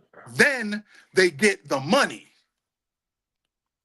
and the money makes it better. The money makes it fantastic. Now I am above you all. I am a 10. So to hell with all of you. And to keep that high, to keep that feeling, that's when the drugs. That's when this. I'm going to let you in on a secret, Venkat. Not a secret. Drug tests, sex tests, and HIV tests and all those, they do take it weekly. They do. Yes, it is do. as safe as it can be. But here's the problem, Venkat. Porn cannot be mentally safe. You can't. It's impossible. The human body is not meant, especially a female, is not meant to be sexual partners with all these people. Even the women who say, I love being promiscuous. I love it. When they get old, they're always broken. Yeah. They're always broken because the mind is, and I'm not talking about porn. I mean, we are, but I'm saying women who are just promiscuous in real life. I agree with this. Okay, good. I'm glad you did. So it's impossible for it to be safe. It's not a safe medium. Okay? It's not a safe medium. Now, that MD said something where he was like, oh, they're stupid. Why are they in the industry? They could be doing it themselves. MD, I'll answer that question. The reason they are is the same reason that rappers still sign to major labels. Contract. Facts. I was just about to say that. Okay? Because they're unskilled in the majority of things in life, but they're really good at one thing. And they don't know how to market that one thing, so they're going to run to the person who will market it for them. Yep. That's what they're doing. They're idiots. They don't know. Instead of them, it's too hard to go on YouTube and learn how to do it myself. So I'll let an industry take it from me, take a high percentage of it, so they'll do it for me, and then I can make what I can make. Same thing. That's what they're doing. Because people will, hey, I'm not going to lie to you, OnlyFans is hard. I know people, and this is what women don't understand. People think, oh man, I just got to hop on there, shake my booty a couple times, and I'm going to be a millionaire. No. I know plenty of women that tried OnlyFans, and they sucked. Because OnlyFans, get ready for this. Everybody come closer. Come here. OnlyFans is a job. It is. It's a job. You have to keep content pushing. You have to keep upping the ante. Nobody want. If I seen you sleep with a girl on Thursday, I'm not trying to watch you sleep with a girl on Friday. You better have something else fly, or at least next week, something else got to be popping. Something else got to be this. Something else got to be that. It's a job. Just like a relationship. People go, oh, I can't wait to get married, and then wonder why their marriage crumbles. Because a relationship is a job. People don't want to work. They want the optics. They don't want to put the work in. Facts. Okay? So that's why they still do it. That's just the answer, MD. Now back to Venkat. Can I say one little thing? I just want to say one little thing. Oh. Do you feel... started with that, I'm right. Do you feel... that the decisions that you made at age 18, that your mindset, the things that you knew and who you were at 18 is greater or better and more sound in your decision making than where you are right now? I'm going to answer the question. Actually, no. Fox that. No, I'm answering the question. No, but I'm going to ask you this, Venkat. Are there 16-year-old black kids in jail right now for doing something when they were 12? The answer is yes. Are there women in jail for robbing people when they were 15? Yeah. Yes. That's because this world is not fair. Poor people do make poor decisions. When you don't have a solid foundation, i.e. parents that give a damn about you, you make poor decisions. My poor decisions got me tickets and high credit card bills that I had to pay off, and I had to sell stuff that I didn't want to. their poor decisions because of the poor lineage got them in porn. Does it excuse them? No. Just like it didn't excuse me. But I I'm still not. had to pay that bill. I I'm couldn't not. call up AT&T and say, oops, my bad that I was roaming in Jamaica and using the phone. Can you forgive this $10,000 bill? They're gonna laugh at me. Facts. Okay? This is the real world. It doesn't work like that. Yep. Okay? Yeah. Now, is it their fault? Yes. Are there extreme circumstances? Also, yes. But is the world going to forgive them? No. No. The world doesn't owe Absolutely you not. understanding. That's not how the world works. Okay? I have a child with a woman who for years we wanted to kill each other. I should have left plenty of times. Did I? No. Does that mean I shouldn't have to be a father? No. No. I still got to be a dad to that girl because I brought her in the world. That's what responsibility means. Mm-hmm. Now, all these women who were killing themselves or who were going through these deep mental issues, and I promise you, we can go online and find video of them praising the porn industry. Mm-hmm. I promise you. I've watched it, especially Laura Rose. I've watched Lana Rhodes do it. I've watched Riley Reid do it. Praise it. Oh, it's wonderful. I have a great time. I love doing it. I love blah, blah, blah, blah, blah. Because when they were up, it was up. Yep. When it came down, everything changed. But what you're saying? Let me finish. Okay, I'm almost done. I'm almost done. Okay. If you listen to when they asked her, how do you wish for people would treat you? Do you? Yeah. Do you remember what the first word she said was? She didn't even think about it. She didn't What even. was the first word she said? That's not what did she say back at?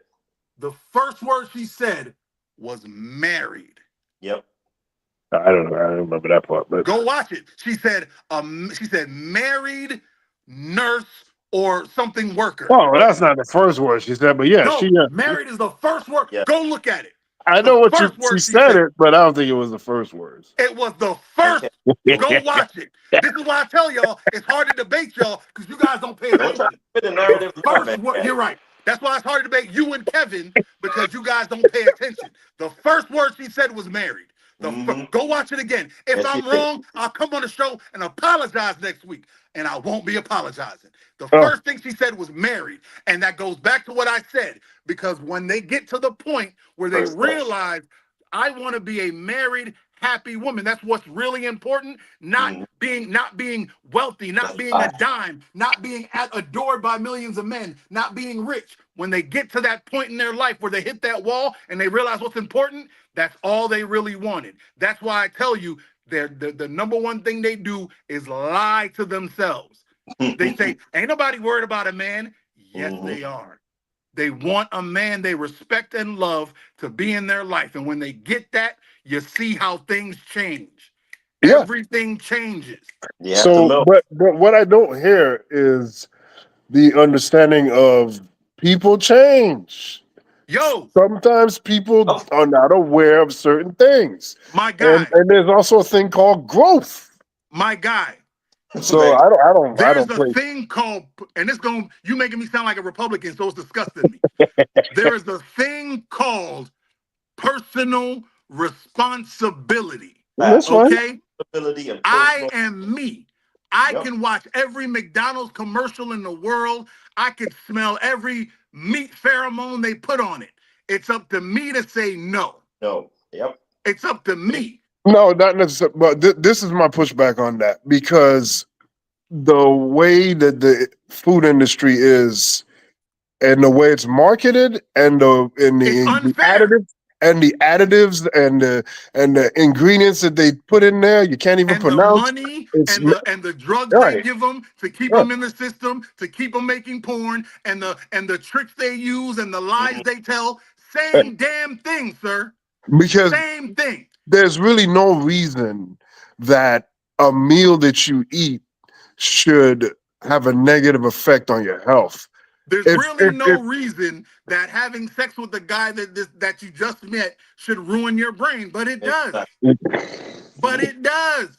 Yes, you're not supposed to randomly throw your panani around. No, but You're you're not giving. supposed to. I'm There's not one supposed like to eat. I'm not supposed to eat Come chicken on, man. nuggets that are made from a pink sludge. facts. That's what it's made from. Yep. Yes, I'm not pink supposed to slide. eat that. I know about that thoroughly. It's pink Oh, I slide. know you do. I'm not supposed to eat meat that's made from sick cows. I'm not supposed to eat chicken where they cut the cancer out and still sell it. But Yep. they do. But they still And do I it. have. Profitability. Because it was And that's my problem. That's what I'm talking about. capitalistic society. Yeah, Yo, that don't work for you me, can brother. have all the bleeding hearts you want. You can have all the bleeding hearts you want, Venkat. We're adults and we make adult decisions and you have adult repercussions. So That is it. if I you're live in living, Florida. okay, I yeah, can but leave Florida, but I it, stay in Florida. no, If I no. argue with a man in If a road rage, there's a chance he can shoot me. okay, Mike, hold on. If you're in a society, if you're in a surrounding where everything is tainted and poisoned I am. all It's around called you, America. that's not good enough, Mike. That's What are you settling. talking about? That's not good enough because if you, as an individual, is okay with these people poisoning the water you have access to, the food you have access to, as an individual, now you have food that you're eating that's slowly killing you. You're just okay with that because it has sugar and it has salt and whatnot that make you crave it. That's not good enough. You should be Venkat able to. becoming Kevin right before my eyes? Oh, come When the on, hell did man. you hear me say I was okay with it?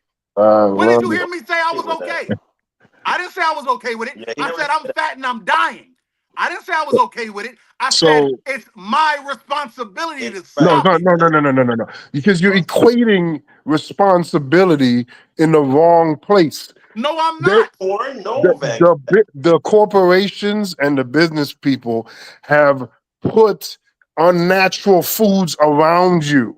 Hey, When this is not the porn this is not industry has put unnatural no earning potential in that business that draws and attracts young girls.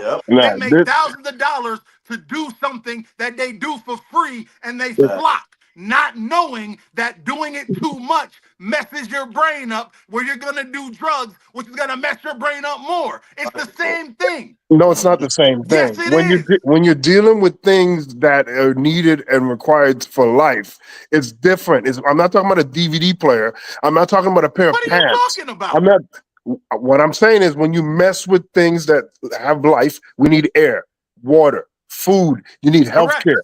When you have those elements being used in the capitalistic society to give you lower than products in the society, now you're accessing things, You full of making shit, your Venkat. life less.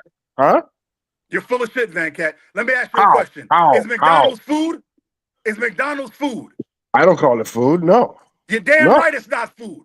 If all of us on this damn podcast at any given damn time could go in Yeah. our backyard, dig up land, and plant our own crops, And that would be food. We choose to go No. to McDonald's because it's fast and efficient and quick. We choose to.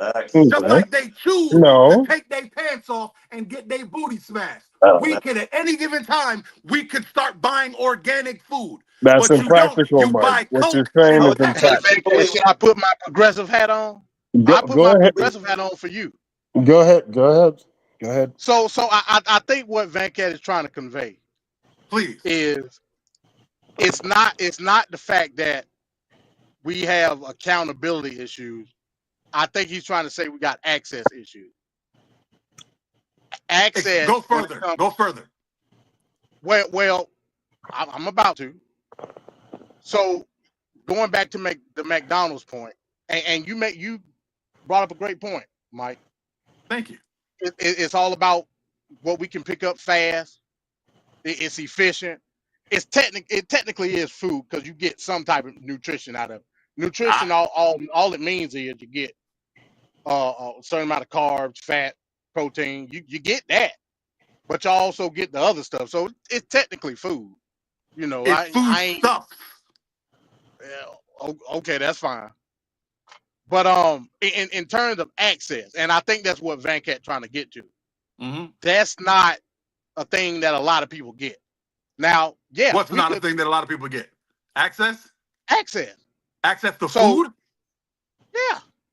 I think it's a thing called food desert. There's food deserts all over the country. And in those food deserts, people can plant crops. They do. Places that have That's food not deserts, true at all. they have street side gardens. Yes, you don't want to come with me. I've done reports on food deserts. They make their own neighborhood gardens. They do it. That's impractical what you're talking. Even Tell a person that's is your problem.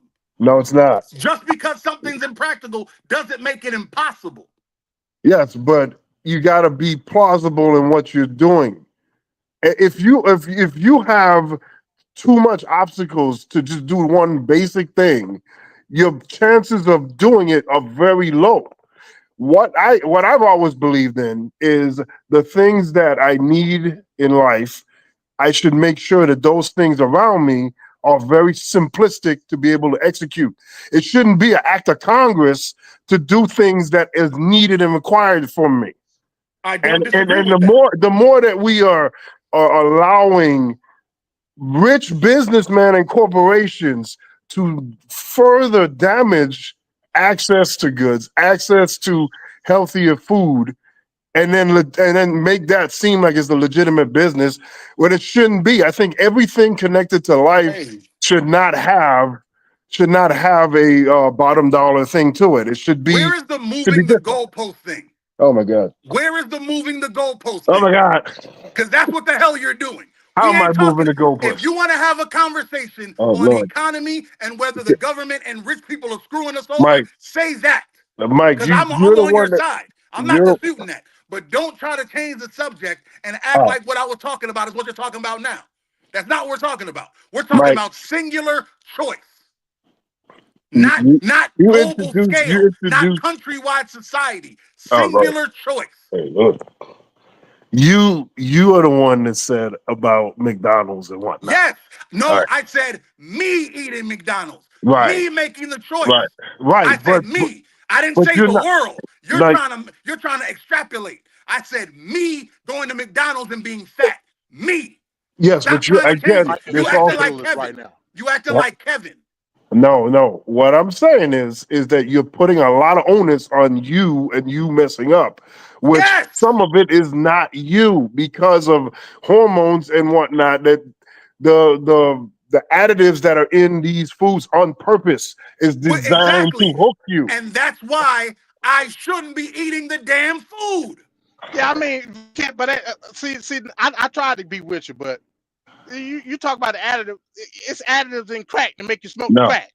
Thank you. Yes. Don't smoke crack. I think you guys need better. You guys need better context. You need to watch. No, you're wrong. I'm not wrong. I'm not wrong. You're wrong. Okay. Everybody personally has a decision to make. I should not be eating McDonald's. I wouldn't get additives that would make me addicted if I didn't go to McDonald's. And there's a lot of people that don't even know that. Seesaw, because again, I got to go back with you on that, Venkat. Everybody don't got the opportunity to not go to McDonald's. Now I agree with Venkat on that. Oh, I'm not disputing that. I'm not disputing that. There are places where McDonald's is like fast, cool. But there's also people who are on WIC. For everybody that goes to McDonald's, there's somebody on WIC that gets orange drink instead of orange juice. Right. But that's are making personal messed up decisions. Right. They're right. They're right to mess themselves up. I'm saying we all have the right to be pieces of garbage. But all those people on WIC, all those people that are going to McDonald's could also go to Publix, buy something organic and plant it. I did it when I was 12. I got a 2-liter bottle of soda, cut the top off, dug up some soil, and planted oranges. I think I didn't know. I just did it to see if it would work, and it works. You do that every day. You go in your backyard, because, hey, we in Florida, we got some backyards. Even in the hood, they got grass. What about the people living in apartments? Yo, even in the apartments, they got grass. I chill in the hood. I know. Yeah. I think that's impractical, Mike. You can that's try. I'm not impractical, saying Mike. it's easy. I'm not saying it's easy, but I'm saying you can try. You don't have to, just because it's easy doesn't mean you have to do the thing that's messing you up. It's easy for me to get up and run to McDonald's. Go to Sam's and get a salad bag for $2.73. Eat salad. What you're talking about, you have to understand, like some people, especially in the 70s and the 80s and the 90s, not even aware of all this stuff. And I agree. Right. So, and then there's a cultural aspect. And you just do, your parents didn't know things, and then they pass down that mentality to you and whatnot. So you have to battle out of that. Stop But first, you making have it to about know. everybody. We're talking about singular people, me Yeah. and you. You are alive right now, March 18th, 2025. Yes. If you, Yes. Venkat, Yes. wanted to start a garden, you could. If you, Venkat, wanted to stop eating McDonald's, you could. If you, Venkat, wanted to stop drinking Pepsi or whatever the hell you drink, you Water. could. I just drink water. Okay, you made is it in your culture to drink water? No. No, you made the choice. That's what I'm saying. You made you decided water was better for you. So you decided whatever the hell your culture drinks, and I'm not going to disparage it, was bad. I'm going to drink water. Do you know what I drink, Venkat? I drink High C and Coke Zero. Should I be drinking water? Yes, but I hate water. Water is disgusting to me. I don't know how. It's the best Because thing it's ever. gross. It tastes like Water is pills the and best. minerals. It's gross. It's spring water, twin. Spring water, damn it. Hey, right, so I'm not disputing that. You're right. But guess what? I can't do it. That doesn't mean that I should be suing Did this nigga say he don't drink water? Hey, first of all, we're gonna move on. Mike gotta get his kidneys checked First of out. all, I don't believe that, Mike. That's BS. Bro, his I kidneys haven't gotta drunk get a checked cup out. of water in over, this is gonna sound so bad, in probably a decade plus. I hate water. Oh wow. You know what I drink? Man, how's you still alive? Yeah, man. Easy, because water comes in food. See, this is what I'm telling you. Water comes in food. I eat watermelon, water. I eat salad, water. I drink fruit juice, water. Mike trolling, you don't man. need water. Don't listen to Mike. He trolling. Never say that, Mike.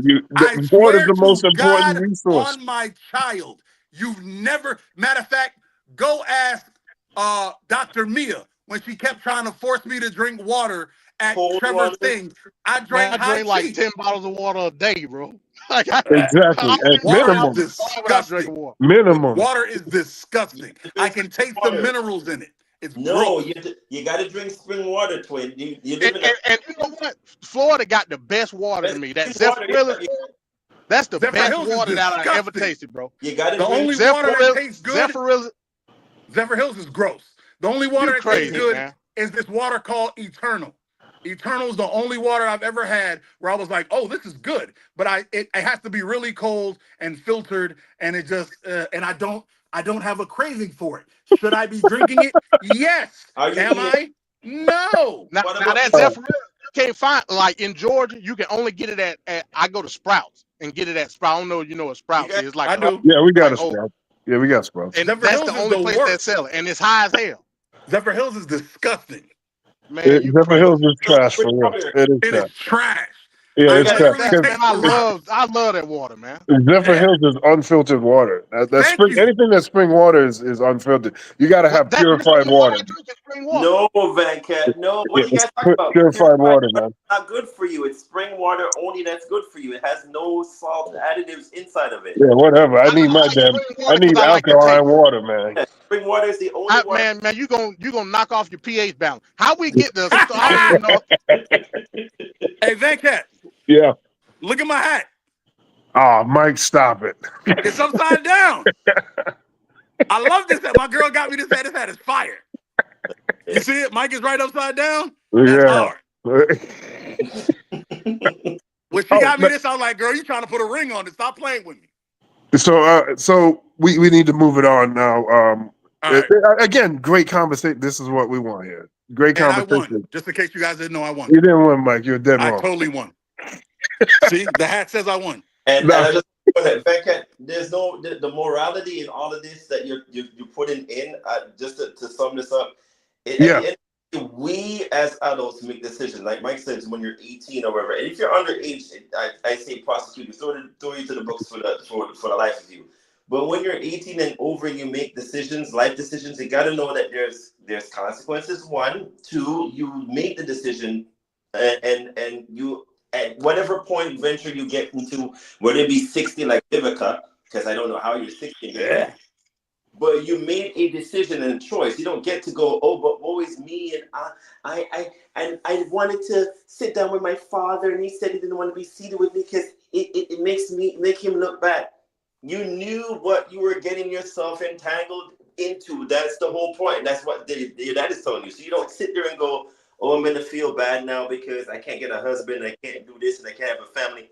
No one cares. I hate to say it. Do anyone care? No.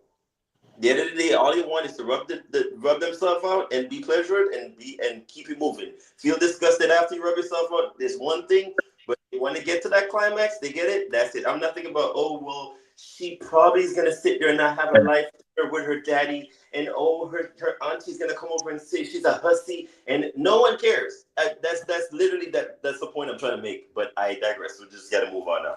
That's why they get the money, Venkat. The money is to destroy the morals. You're allowing your morals to be destroyed. Sorry, MD, I know that's your word, but you're allowing yourself to be destroyed morally. That's why you're getting the money. That's why you make so much. You make so much to ignore what you're losing out on. You don't get to come back later and cry about it. We paid you. Shut up. All right, so let's go to the next video here. And this one here, you guys may have seen social media stunt or skit. They got a police officer in trouble. Let's take a look. Everybody look at my... I'm not going to get a ticket. How do you think that you're going to get a ticket? I'm going to show my kids. On April 27, 2024, the internet was buzzing after a video showed a woman making the most classic get-out-of-jail-free card move you've ever seen. Over. Told you were going too fast. Nobody listens to me. I'm not going to get a ticket. How do you think that you're going to get a ticket? I'm going to show my kids. I'm not going to get it. You're not going to do that. Yeah, I am. No, you're not. Watch me. Just watch. Good evening, ma'am. I'm Officer Jones, MPD. You know what I pulled you over? No. All right, well, I got you going 65 and I'm 45 back there, okay? Do you have your license or registration on you? I actually don't have it in this car, but what if I show you these? Man, it's 2024. I can see on the internet anytime. Well, what if you touch them? Let's try.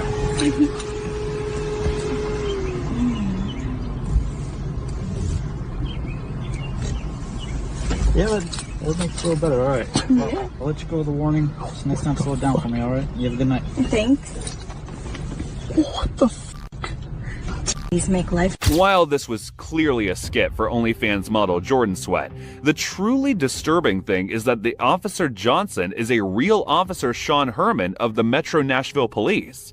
To make matters worse, he was on duty during the time of filming. But then, when you play stupid games, you win stupid prizes. Officer Sean was fired and charged with 2 conducts of felony misconduct. Ex-cop in Tennessee will soon head back to court on 2 charges of official misconduct after he appeared in an OnlyFans video while on duty. We speak with the content creators who were part of that video about what led up to the incident and the impact it has had since. Jordan, I want to start with you. Just what has this whole experience been like for you since it was all in the news and today? What has this all been like? I think it's been stressful for everyone with what's going on. Just from the very beginning of it, just blowing way out of proportion than what it really was. And then everything just being pushed and not getting really any end to it. You feel the same way, Hubs? Yeah, the problem is there's just been a lot of false, I don't even say narratives, because I don't think there was a point that a narrative usually has a purpose. I think it's just been, a lot of clicks and shares. And unfortunately, the way the media cycle works is there's not necessarily factual representation always. So, it's easy to click and repost and reshare and not necessarily have all the context. Well, what is everybody getting wrong? What's the context? What are the facts that are being missed? There's, I think, a couple of things. One of them is they said that it was an OnlyFans video, but it's not like an OnlyFans video. It was a skit that we put on Twitter just to get clicks. Yeah, just That's like one thing. just a fun little, well, supposed to be a fun little skit just for media attention, more or less. I mean, obviously she has a very large following already, but with Twitter, clicks equals, engagement equals people going to your, OnlyFans, that equals money. But the biggest thing I would say that she'll probably miss is there was no monetary exchange for this. That's been the big legal issue within the court case, is that there was no, I think what they're trying to do, and this is my 2 cents, is they're trying to prove that he was somehow compensated in some way in order to do this. You mean Herman? When in reality, Mr. Herman. yes, correct. Yeah, Sean was not paid, was not compensated. There was never a monetary discussion of any sort. It was literally just like him reaching out actually to a local post, wanting to do a video, like, that wouldn't have involved money, but just a video in general, like to film a video. And I was like, hey, it'd be cool if we just did this little skit as like a prelude. So the video never happened. The skit happened as a prelude, and then obviously Metro detectives got a tip, and that's where it all took off. Because I don't know him very well, I didn't understand what he was being charged for. And at that point, we had stopped communication, so I didn't really get a whole lot of information. Actually, I try to stay out of it, so I don't really know a whole lot of information about his case. All I know really is what he's going through. I understand where they're coming from, but I also don't understand the level that they are attacking him on. Okay, here we go. So Mike was trying to say something before you went into the video. So let's start with Mike here. No, I was just saying, look at my girl. She's pretty. All right, no problem. Go ahead, Mike. We'll start you off. I don't know what I'm supposed to be talking about. So what? Like, I'm confused. So you can grab the tip. All right. So the officer faced consequences for that. We just talked about consequences. As he should have. Okay. So you know when you got on the uniform, you ain't supposed to be grabbing no titties. Exactly. You're an adult. You know what it is. He should have took. Hey, I usually wear a lanyard, right? I'm not wearing the lanyard. You know why? Because my job's name is on the lanyard. Yep. I take it off. You signed a contract that represents them, so you take off the lanyard when you're not. It's just like wearing your uniform. Exactly. You take it off. I take it off. If he was gonna do a skit, take the badge off, put a mask on so they can't see your face, and then do the rigmarole. It's the same thing with the idiot female cop that was stripping in the video. Mm-hmm. You saw that one. Why? And Why? Like, what was the reason for you doing all of that when you were getting paid more money to do being a cop than stripping? I don't know, people. Dude, nobody gets more overtime than a cop. Yep. Why would you risk your job? Stupidity. It's stupidity. Am I supposed to feel bad? Nope. No. I don't feel. It wasn't only. There was no money that trip. They don't care. They don't care. If you look like you have the hint of something nefarious, they get rid of you. Unless you kill somebody black, then they find a way to sweep it under the rug. What do you think is gonna happen? So Grow up, what sir. about the other aspect of the clout chasing? Not only the couple there with their OnlyFans, but really the cop. I mean, he actively sought out them to try to get this attention or whatever he wanted to do. I mean, it's just weird that we live. I'm sorry. No publicity is bad. Venkat. No publicity is bad publicity. Bro, that's What country do you live in? Everybody wants to be famous.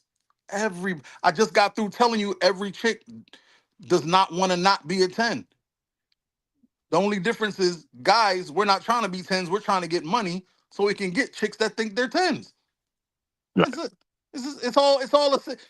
just a stupid rigmarole. It's what it is. Hey, all four of us are on a podcast on Tuesday night. Yes, we love talking trash. Yes, we love politics. You guys a lot more than me because I suck at it. But we all of us in the back of our minds hope one day this blows up. Everybody wants to be famous. I don't want to be famous. I'd rather be rich. But everybody has that thing in the back of their mind where they have like some weird, sick, evil thing they want to do. You know what mine is? Mine is I want to walk up to a place. Oh, Mike, you're frozen. Club, and then I fire him and then sell the club back to him and laugh as he leaves because he's now unemployed. That's my evil dream. Wait, part of that, Mike. You froze in the middle of it. You want to walk up to sorry. I said my evil dream is I want to walk up to a place that like only like rich people are allowed in, and I want to walk up and I want to be dressed like a bum. And then the bouncer goes, "Hey, who the hell are you?" And I'm like, "Oh, I'm supposed to go in here." And they're like, "Oh, no, get your fat ass out of here." And I go, "Oh yeah." And then I dial a number and I call the owner and I buy the place from him and fire that guy and then sell it back to the owner at like a discount. And then laugh and point as the guy walks away unemployed. And then I laugh at, I couldn't get in the club, huh? I'm getting in there now, you piece of shit. That's my evil little, everybody has an evil little fantasy. It is. We all have our evil little famous fantasy. It's what it is. All right. So we all got let's little go. sick ones. But look at that. Look at the hat. And now look at my girl because she's cute. All right, let's go to MD real quick to see what MD's gonna say about it. MD, your thoughts? Yeah, I mean, another dumbass segment.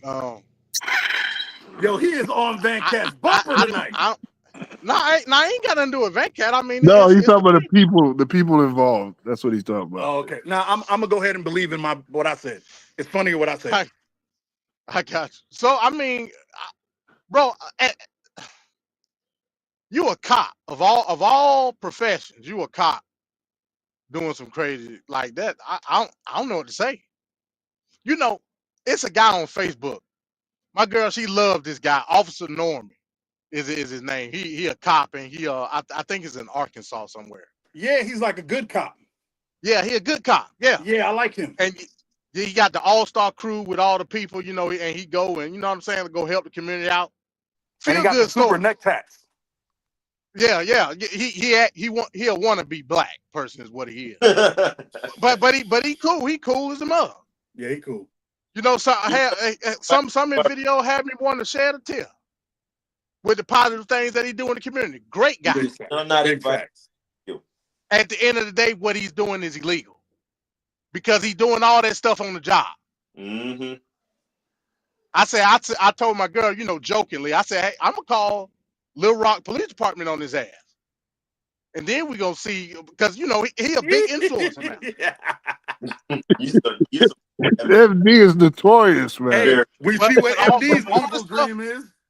Right, all the stuff that he's doing, he's literally doing while he on the beat. I ain't never seen him lock up nobody. That's a fact.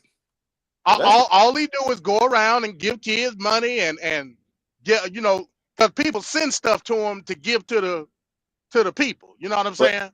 But isn't that soliciting? I'm like, he'll still be doing that while he on the job. What type of job is that? I want a job like that. Facts.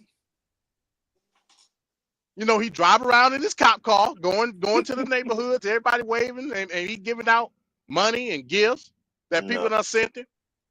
I'm like, he didn't know he don't supposed to be doing that. Yo, but you don't hear nothing about stuff like that. But a guy grab a tit and it's a problem. MD is awesome.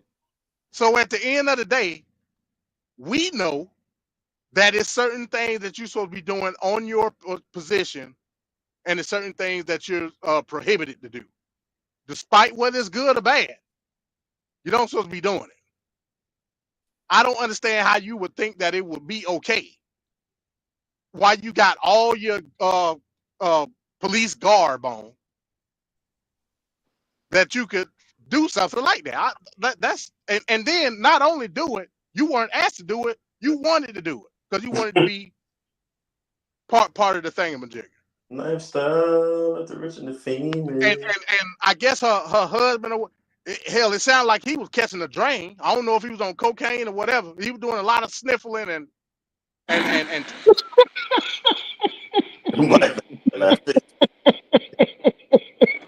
you know, I know a cocaine twitch when I see it. Yo, MD is on one today, bro. MD. You know what I mean? It is what I got experience with it. I know what it is. So what I'm telling you is, we just gotta stop being stupid. And this goes back to the previous segment. You know, talking about the OnlyFans again. OnlyFans, to Mike's point, that's a job. It is a job. You must do what you got to do in order to market said job, because that's the only way you're gonna make money. If I can get the cop to get in here and grab a tit and put it on Twitter and then advertise, maybe that's a good deal. It wasn't so good for him. Nope. I don't know what he thought he was gonna get out the deal. Stupid ass. You know, I mean, hell, you done grab one tit, you done grab them all. Facts. Milk it, damn it, milk it. So, you know, it's unfortunate, man. Ricardo. pension gone down the drain. For what? For a tit. Wow. Tit for tat. And a blurry tit at that. A titillating proposition only to be not solved. I'm the one that's supposed to be immature. It's too late for that. Feeling my swag. All right, so we're running low on time, so I want to get into this Dwayne Wade video. I'm gonna lead off with Ricardo on this one. It's 2 minutes.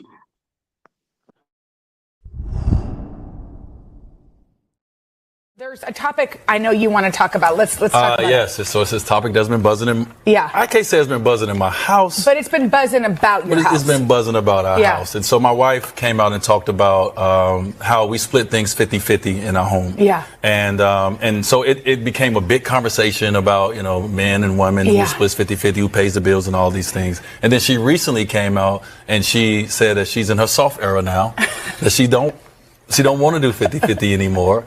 And I'm the kind of person, Jenna, that when my wife came to me and, you know, we had a conversation about not everything 50-50, but, you know, buying our house together, doing certain things for our family together in a 50-50 you know, situation, I was like, sure, baby. Yeah.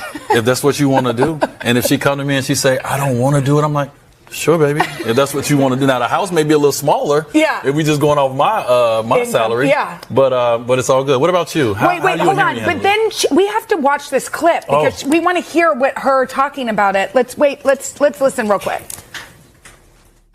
I famously said 50-50 or bust, right? And I meant that financially, spiritually, emotionally. And there's just a lot of days that I have 10% and I need him to be 90. There's days I don't and I need him to be 100. It's brought us closer because he knows it's not about whether he can afford it. It's being vulnerable enough to be open enough to know that I'm okay. I'm okay as his wife. He's okay as my husband. I'm okay in this family. I'm okay in this home. I deserve it. And so I'm trying to expand my heart, expand all of the notions of what vulnerability can look like.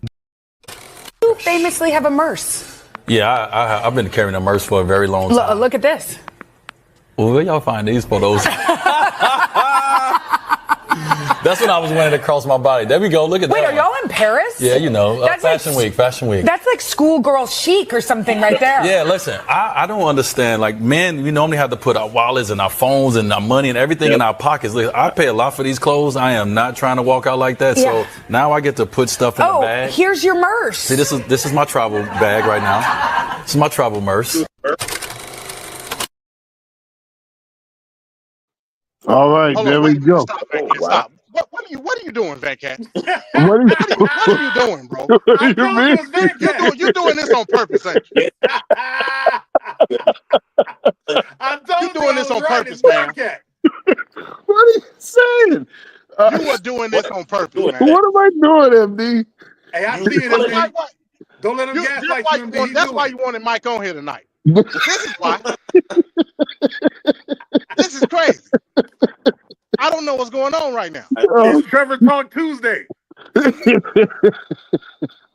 All right, so the Ricardo, the question here is 50-50 in the relationship, mentally, physically, financially, a couple that is 50-50. And then obviously you comment on Dwayne Wade's fashion choice or carrying around a bag or purse. The metrosexual choices he's making lately. Yeah. So let me start with first, 50-50. Now, there's a difference between doing 50-50 when you are in courtmanship, is that what we call it? Courtmanship, or you're in a relationship compared to marriage. Because remember, Dwayne Wade and Gabrielle Union are married together now. I don't know how long they've been married. I think they've been married since 7 years ago, something like that. Don't quote me. I don't know, something along that lines. With that being stated, 50-50 is not a bad thing. Okay, it depends on, and we can't speak on rich people problems because again, they're both up there in terms of the salary, the funds and the accolades, and one's a sports figure, one's a movie star. It's different compared to the average Joe that's at the bottom. 50-50 could mean many things for many people, but again, it's different in comparison to rich people problems. So I'll say that off bat. Now, 50-50 for a regular Joe like me and you, Venkat. When it comes to being in a relationship 50-50, again, if you're an adult and you are one that's communicating, and you say you come into it saying, all right, listen, I want things to be 50, or it doesn't matter who says it first. I want to do things 50-50. Do you mind if we could split the bill 50-50? Yeah, we do it. You're doing a verbal contract. Again, MD, you're going to expand on or expunge on this because, it comes into, working around and financials and technicalities and all that. So it's a verbal contract. Am I correct? So you're verbally, both of you are in mutual agreement. Both parties are saying, yes, we're going to take in account something being split down the middle. Now, in a marriage, 50-50 means both partnerships are agreeing to say thus said bills being 50-50. So relationship is one thing, but again, marriage is the other, because marriage, you're both equally yoked, you're both together. So 50-50 means, okay, maybe 1 week I might do 50 on the bill, the other week the next person's gonna do 50. However it is, whatever people's proverbial contracts are, it's on them, that we're taking accountability here. We're saying what works for you works for you. What works for them works for them. I don't have a problem with it if both mutual parties agree upon that said agreement verbally. But what you're not going to do is then say down the road, okay, well, now I've changed my mind, so now you're going to take over everything because I feel I'm in my soft period. I don't know what the hell that means. Because if you're both equal in terms of being in a marriage, and I've always been a certain person, when it comes to being in a relationship, or rather, if you're in a marriage, that is, and you're taking care of home and all of that, that's fine. There's nothing wrong with that. There's going to be moments where, and again, marriage is work, because I say this to everyone. They think it's all fairy tale and whatever they see on TV, it's bull crap. They literally have to work, literally, at it every single damn time. There's going to be low moments, there's going to be high moments, there's going to be middle moments. With that being stated, if you agree upon that it's 50-50, and then one partner, for whatever reason, one partner might lose their job, for instance, does it then mean that if he's not working or something happens to him where he does a surgery or he ends up having a terminal illness or whatever, she's going to say, oh, well, I know when we came into this marriage, I said 50-50, but now that you're sick, I don't want to pay the bills anymore because it's too much work. It's hard for me. No, you sign you marriage is a contract. That's what it is. I hate to be one of those people that say that, but it is a contract. There was even a song sung by the was it the Childlights? I wish that driver's license was just like a marriage license, if you know that song. But it's basically a contract.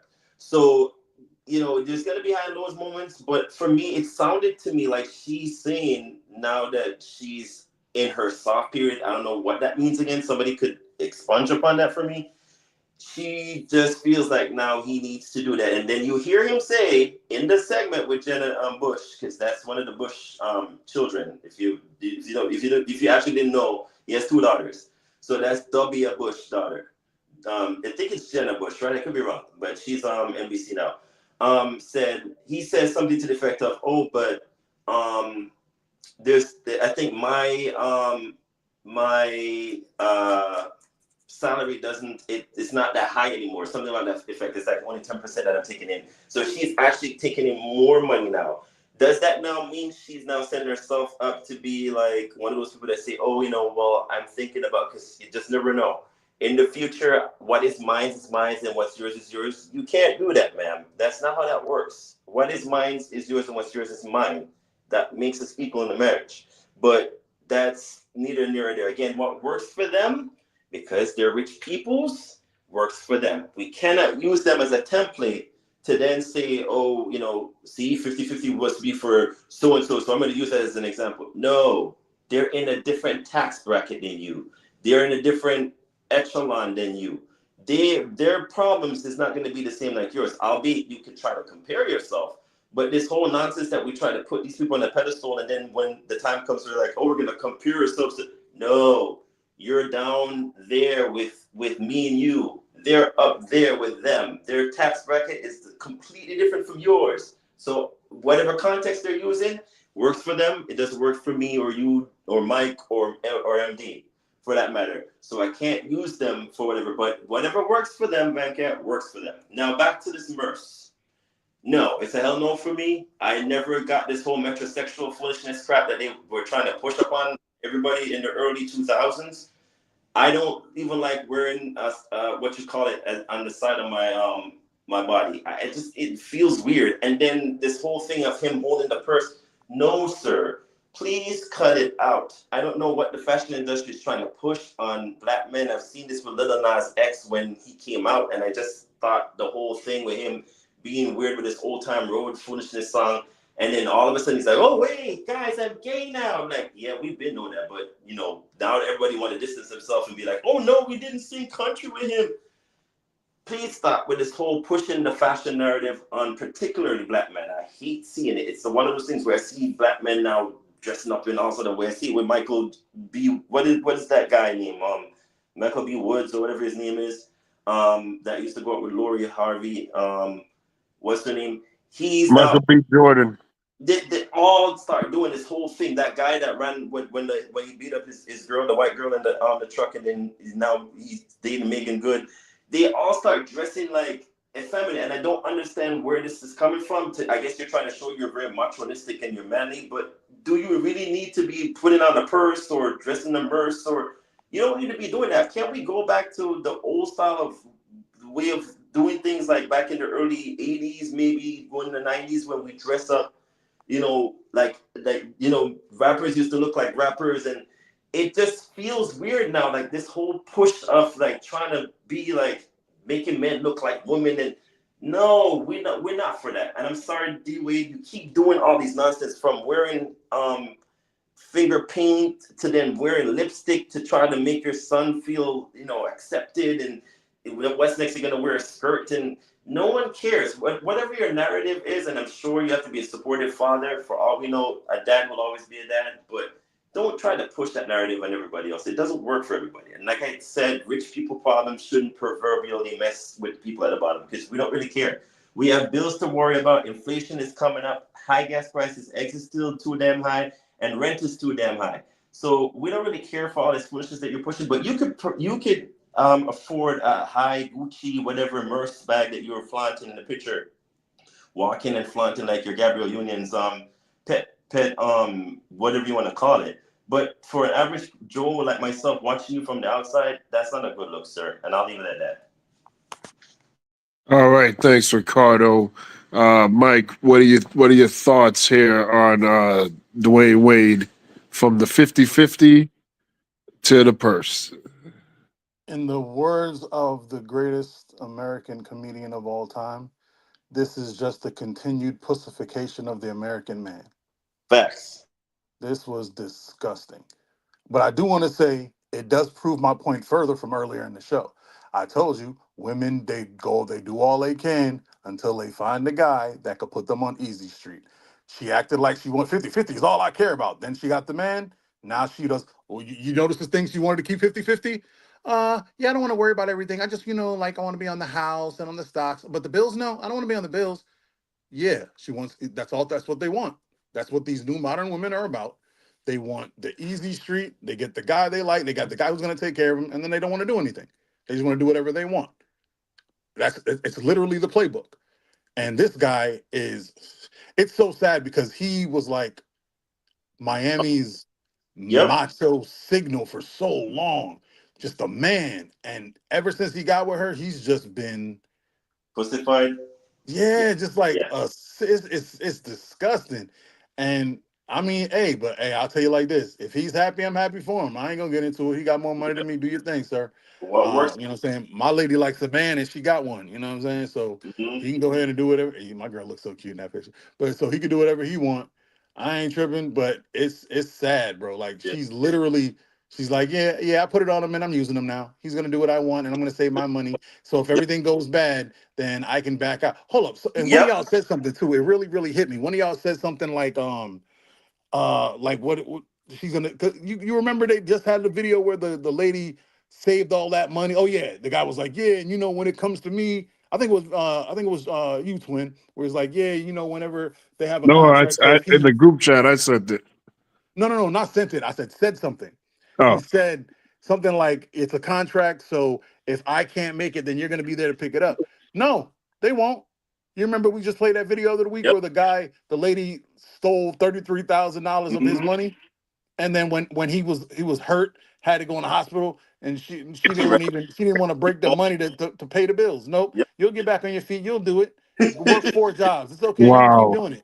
That's that's what it is. That's why I'm lucky. My girl ain't nothing like that. My girl a rider. I'm happy, bro. I'm happy. That's it. So I ain't D Wade, but I got my baddie. I'm happy.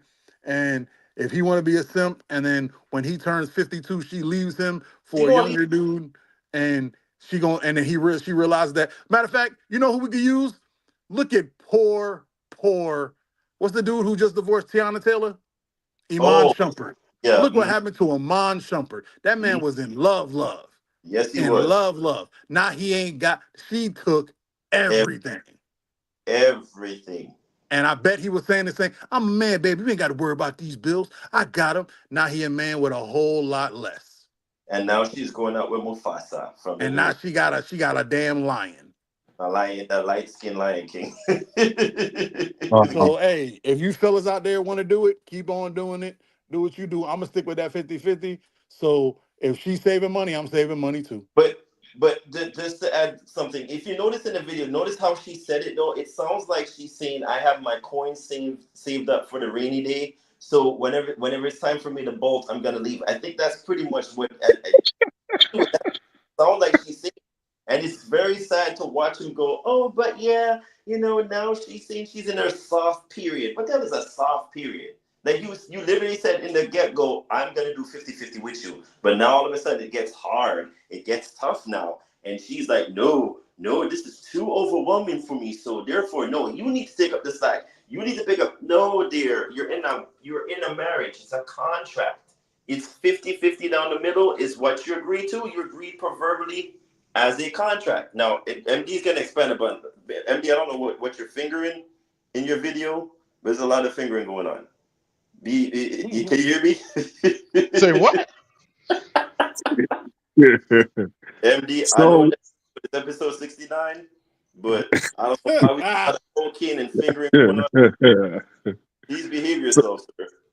So MD, what are your thoughts on the 50-50 in a relationship? Hey y'all, I gotta go. But before I go, look at my girl. She's cute. Look at my hat. It's fire.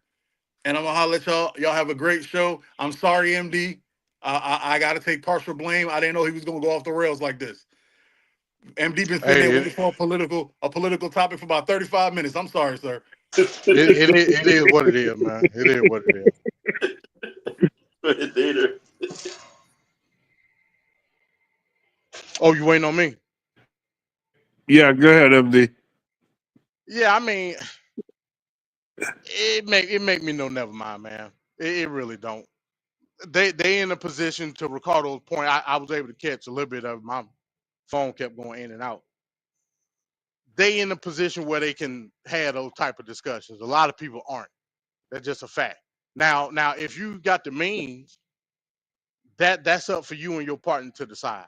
Who am I to say anything about what's supposed to be anything about any of the financials? Now, me personally, I feel like if I'm in a position where I don't need to do 50-50 and you know, it ain't hurting me, Facts. it is what it is.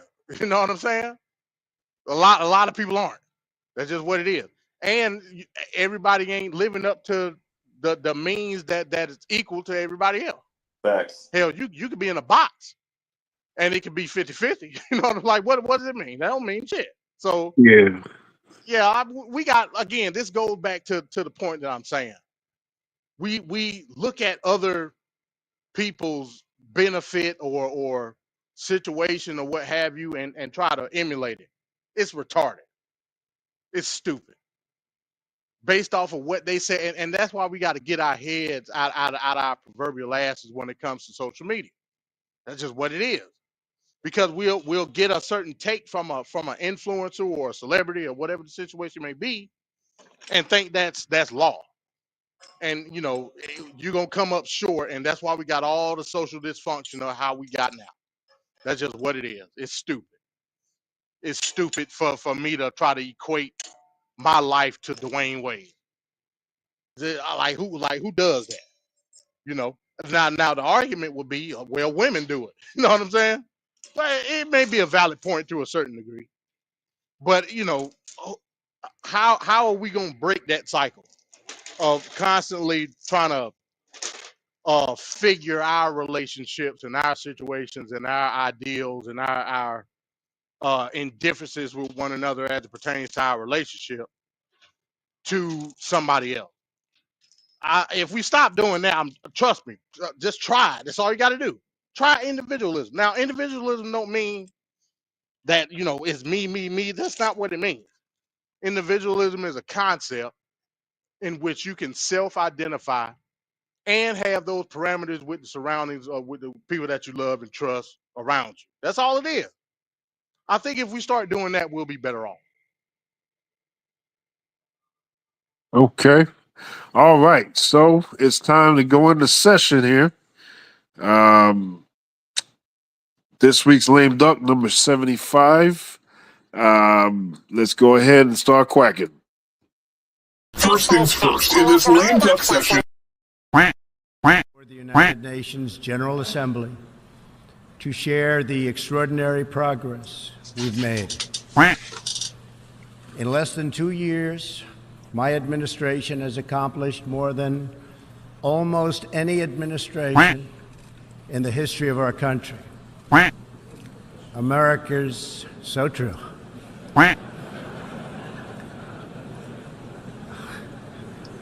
Didn't expect that reaction, but that's okay.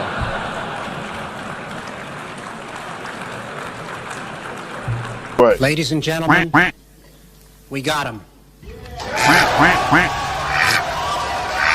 You're trying your best, but it never feels like enough.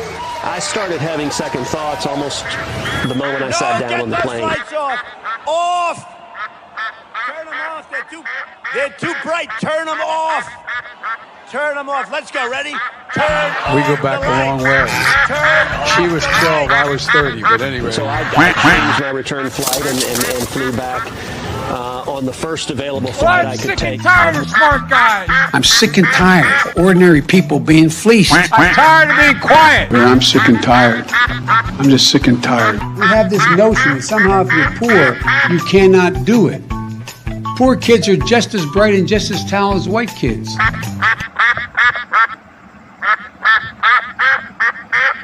With great power comes great responsibility. These lights are so bright in my eyes that I can't see too many people out there. But I can only see the black ones. I can't see any white ones. You see? That's how far I've come. That's how far I've come. That's a long way, isn't it? These lights. You want to see a bird graveyard? You just go. Take a look. A bird graveyard? Go under a windmill someday. You'll see more birds than you've ever seen ever in your life.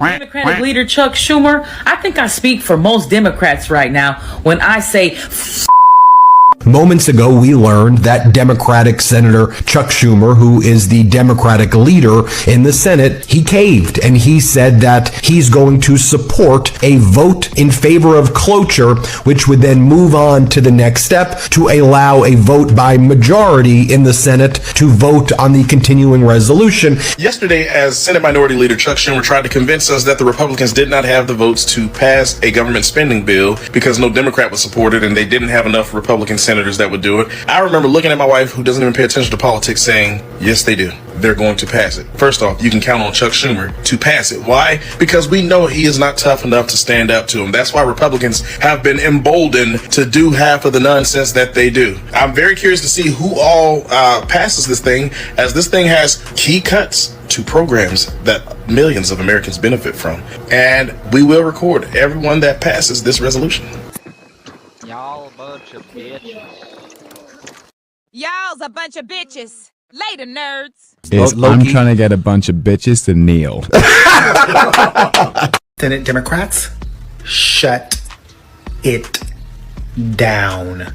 Chuck Schumer is a shield for MAGA. Chuck Schumer, Nancy Pelosi is everything wrong with the Democratic Party. Chuck Schumer, I guess the Senate Democratic leader, your senator, that he is going to vote for cloture. He is going to vote to allow there to be a simple majority vote. You think that's wrong? I believe that's a tremendous mistake. Yes. Why? I think, well, first and foremost, the American people, if anyone has held a town hall or has seen what has been happening in town halls, American people, whether they are Republicans, Independents, Democrats, are up in arms about Elon Musk and the actual gutting of federal agencies across the board. This continuing resolution codifies much of this chaos that Elon Musk is wreaking havoc on the federal government. It codifies many of those changes. It sacrifices and completely eliminates congressional authority in order to review these impulsive Trump tariffs that he's switching on and off. For folks who are concerned about effectiveness in government, this Republican extreme spending bill removes all of the guardrails and all of the accountability measures to ensure that money is being spent in the way that Congress has directed for it to be spent. This turns the federal government into a slush fund for Donald Trump and Elon Musk. Shut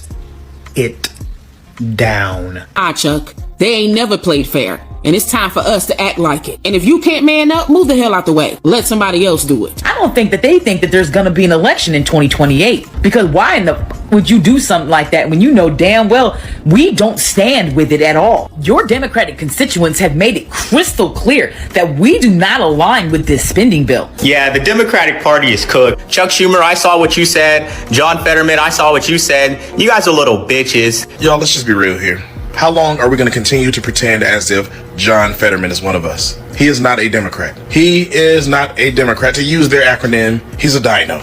Democrat in name only. You guys are going to vote with Republicans on a dog shit piece of fucking legislation to keep the government funded that you had no input on after talking that shit yesterday. See, this is why, I don't trust majority of white liberals, and y'all showing your face. You are the worst. Why would you pass this? Oh, that paycheck's very important to you. Screw us. You need your paycheck. You said you would fight for us. You gave us your word you would not pass this. Keep it or resign. Any spineless Democrat, that includes you, Fetterman, that goes with this should be primaried and eliminated if we get a chance to do it. Shut it down. Make the GOP, make the red hats do right. we know that you'll get blamed somehow because people with less than 2 brain cells will think it's your fault, despite the fact that Republicans have the majority. Do not give them what they want. If you comply, you will get blamed. I get it. It's a no-win situation for you anyways. So at least be on the right side of history. Do not pass this bill. Make them do right by their people. To monitor this breaking news that is now coming out. The Senate has officially passed the funding bill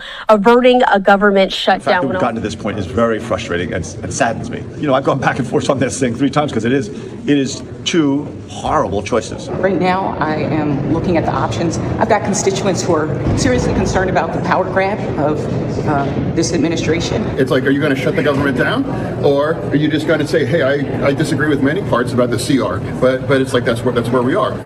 The funding bill passed the House Tuesday night in a 217 to 213 vote.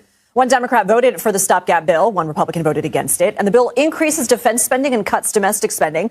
It also allocates more money for immigration enforcement and veterans health care. Schumer, bring your ass to the front. What are you doing? You said on the congressional floor that you would not pass this bill. You said the Senate Dems would not back what the GOP presented because it's not good for the people. Not just us, your constituent, but for their people. And now you're turning around and saying you'll back it because we can't give DJT the keys to the castle. He already has it. What do you mean? He took it illegally. And now you want to give it to him legally? Chuck, I'm not going to put this shit on your age. You know why? Because you're from damn Brooklyn. My mother was from Fort Greene, and my 93-year-old grandmother, who's in Fort Greene right now, is telling your ass to shut shit down. This is the same damn woman who had to listen to a man who didn't look like her tell her to go drink at another damn water fountain. And you want to back down because you said that you wasn't going to vote for this damn CR bill, and then this mother effer said this about you? The Democrats have to get their act together. And if they don't vote, people are going to blame the Democrats. And Schumer is a Palestinian as far as I'm concerned. You know, he's become a Palestinian.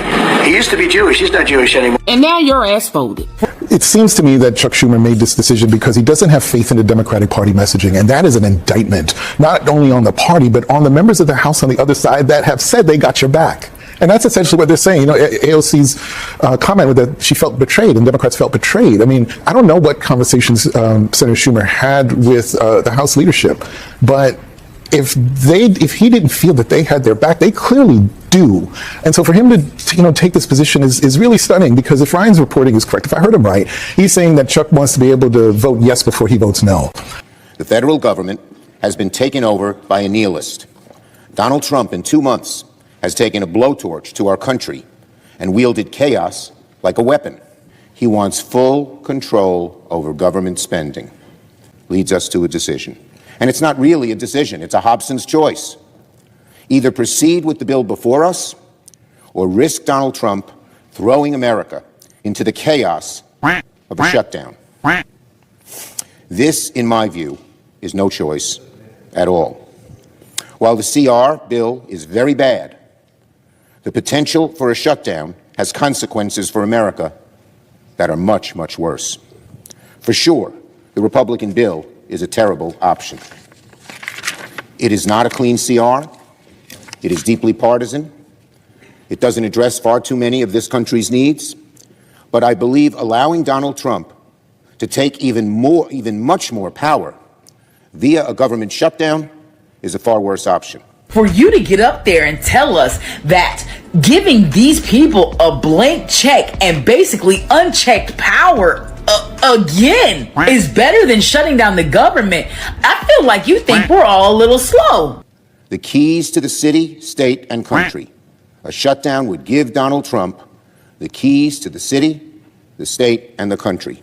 So when you're explaining, you're losing. This is not a point where you should go out and explain. This should be a visceral gut reaction to what Donald Trump is doing. And on the House side, they've got that. They've got that because they saw Congressmember Green leave in protest from the House and 10 Democratic members of Congress vote to censure him. So you've got grassroots folks in the party saying, how can our party do that when somebody that we saw stand up to the president was sort of, left the chamber? We should be supporting more activity like that. Not not bowing down to the guy. And so the grassroots reads this as a capitulation, as a bow down. And for Hakeem Jeffries to come out and say, I start thinking about new leadership, that is a major statement from him. He is the wrong man at the wrong time. And I think a lot of Democrats know that. And so I'm just looking at the battlefield. I'm just looking at the legislative battlefield. Donald Trump, the Republican Party, MAGA, whatever you want to call them, have the House.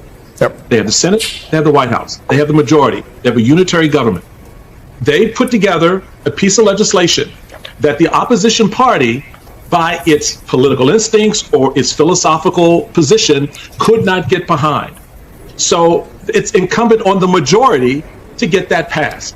And yet the majority wanted to flip a narrative by putting up a little poster a couple of days ago on Twitter of the Schumer shutdown.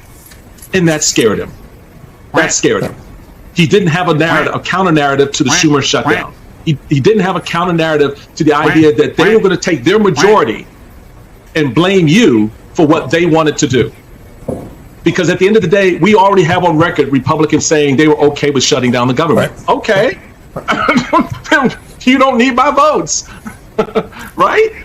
That's the political strategy for the Democrats. What do you need us for? Well, you got members saying shut it down. We go work it out with them.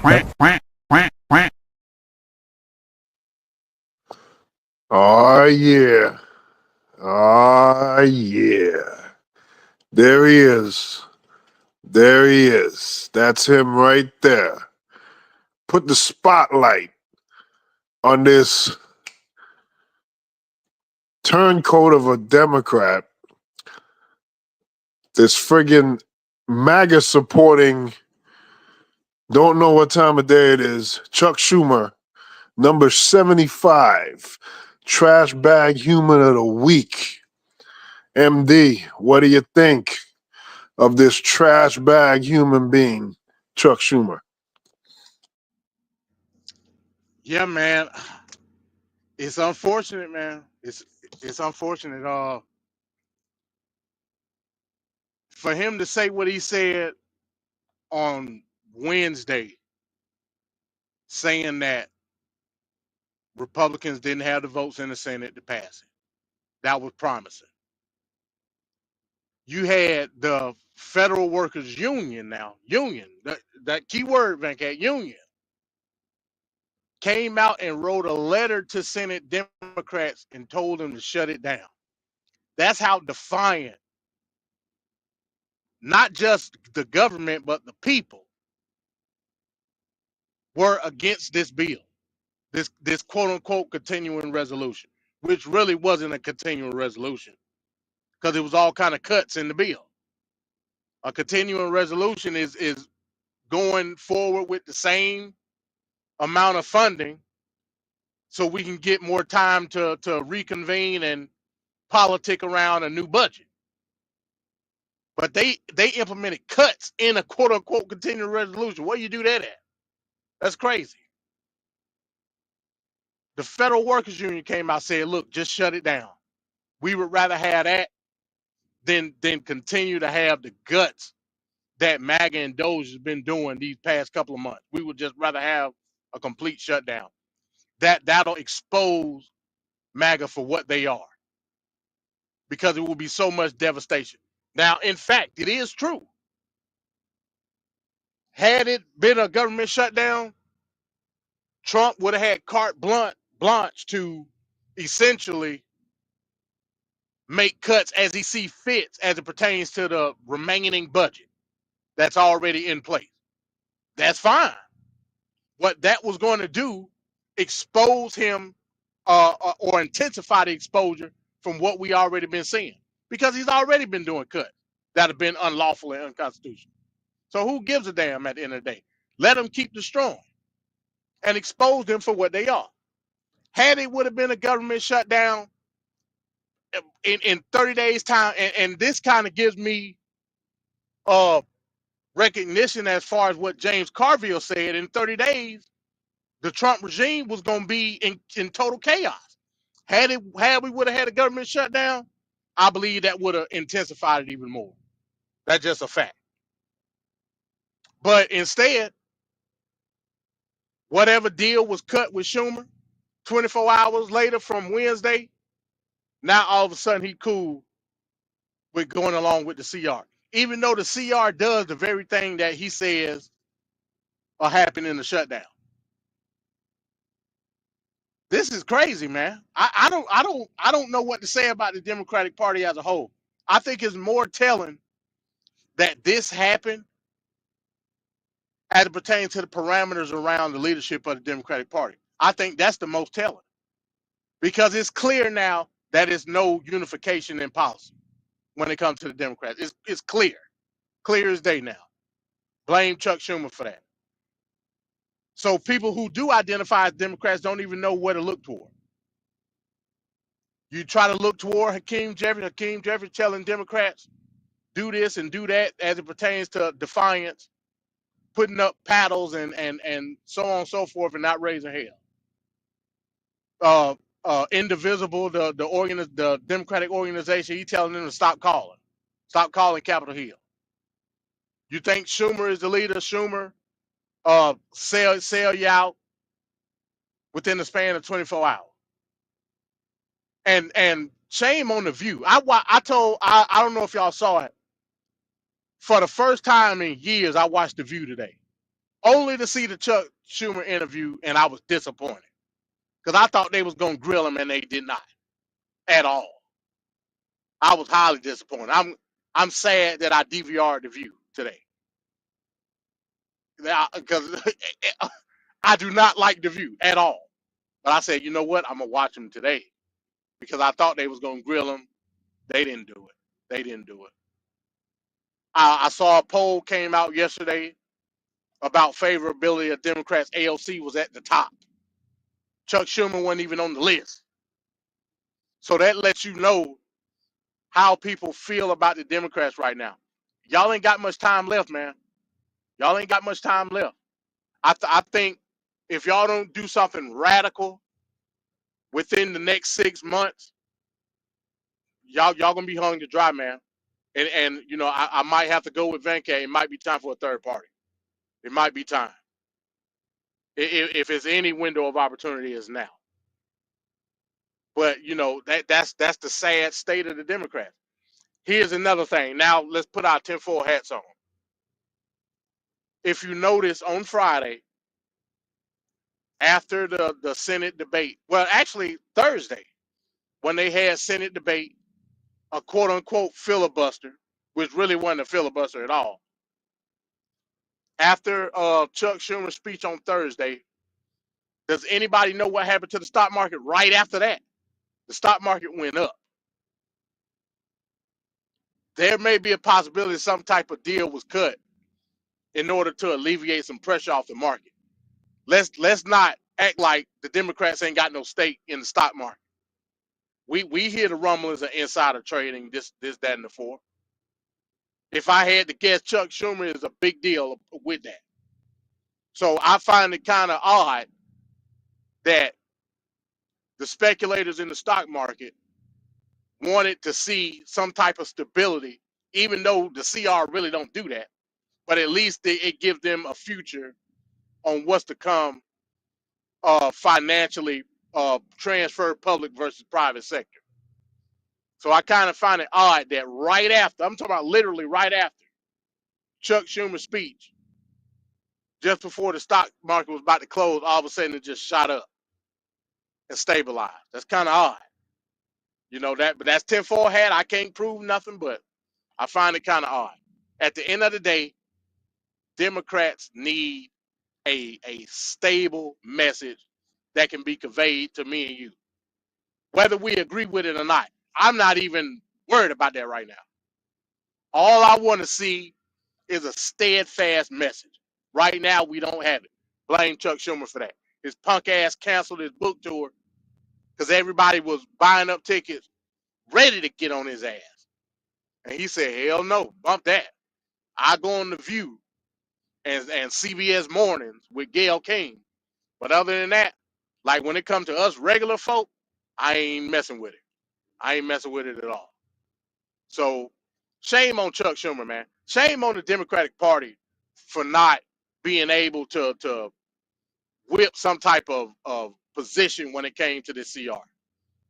And now, get ready because things is about to ramp up. We already really seeing it now with the cuts to the DOA that just happened last week. Not DOA, but Department of Education, DOE. We already seeing it happen, folks, in real time. It's only going down from here. So, Chuck Schumer, you are the lame duck for the foreseeable future, in my opinion. You might be up there as golden duck. Right now you at the top of my list because this may have negative outcome for the foreseeable future, for definitely for the remainder of this year, because that CR ain't up until September. So right now you're at the top of my list. Well, hey, MD, what did you think about Trump coming out and saying Schumer impressed him and it's good job what he did, blah, blah, blah? I'm telling you, I again, let me put my tinfoil hat on again. I think Schumer and the MAGA maniacs got in the room and not necessarily sided with the MAGA maniacs, sided with the investors, sided with the donors. These are the people that prop up the Democratic establishment. We know that the stock market has been in the tank for the past 2 weeks, Venkat. Investors go off of stability. That's what they pride themselves on in terms of investing. We know this. I believe Trump, Schumer, and the donor class got in the room on Thursday and told Chuck, hey, look, man, I know you don't like what's going on right now. Hey, damned if you do, damned if you don't. At the end of the day, we got to stabilize these markets. Politics be damned. We got to stabilize these markets. We need for you to come out and get 7 or 8 other Democrats to vote for this CR so we can have the speculators on the stock market be comfortable enough to buy back in, to stabilize the market. That's what I think happened. Like I said, it's a shot in the dark. I don't think you're wrong. But based on what happened, because like I said, right after his speech on Thursday saying that he was going to vote for it, all of a sudden, after the stock market been in the shitter, all of a sudden it rise back up. Nothing else happened throughout the course of the day. So what made it do it? So that's my position, man. It's a dirty business. All right. So thanks for that, MD. Ricardo, what are your thoughts on this in the closet, out the closet MAGA supporter, Chuck Schumer? Yeah, I don't even know how to even encapsulate this whole foolishness I'm seeing with the Democratic Party. I think you're literally seeing a fraction happen in front of our eyes right now, and it's very sad to watch. And I've said this from the night after we reviewed the night when Trump did that faux pas speech of his, where that guy stood up with the cane, and that was a pivotal moment where we're like, all right, because even MD was like, if I were them, I would just leave at this point because he's not saying anything that they're going to agree upon. They're flipping paddles that walk out. There's nothing more poignant than you representing the country or half the country and walking out in that moment to say, F it, you know what, this is bullshit. We're just going to walk out. You there flipping things between truth and lies on a paddle. This whole thing with the Democratic Party, I don't know if it's the antiquation of them or that they've held on to power for so long that they don't know what being in opposition is like. But I don't believe the vanguards are being vanguarding at this point. I think they're just lying down and they're having, the MAGA crowd just ramming through, figuratively speaking, no pun intended, ramming it through on them, and they're not doing nothing. I need them to start galvanizing now, or just have this, whatever this is of a Democratic Party, just fizzle and die out and bring in a new party, or it started a brand new faction of the Democratic Party. I don't know what this is. I'm really perplexed as for what is transpiring here, but it's a little bit on the dangerous side for me, because if this country doesn't have an opposition party, you're literally having, all segments of the government controlled by just, the Republicans. We need something that says every country has an opposition party. Every country you could think of. I just, for the life of me, can't understand why the Democrats can't find a stapled issue or something to zero in on and say, all right, we're all in this together, all for one for all. Let's go. It's this bickering, infighting foolishness that I'm seeing. And then now with Chuck's position of coming out after the fact. Mind you, before we were like, all right, he's not going to do it. We're going to shut down the government. All of a sudden now you come out and you try to save face. Sir, what are you doing? Like, do you even know what to be a leader is like, being a leader anymore? Like, I'm confused why I don't know where his position is. I'm so perplexed. So at this point, I believe, and MD brought up a valid point. It seems to me like, and I was watching the aftermath of all of this, it seems like AOC is now at the position where she could literally just take over. And we've known this for a while, that I think a lot of Americans think she is one of those folks that comes in with great ideas, that she's like a very progressive, have a progressive stance on certain issues. I believe you're going to see now, because the last time I think Pelosi was telling her she needs to sit down and be a good little girl and be quiet.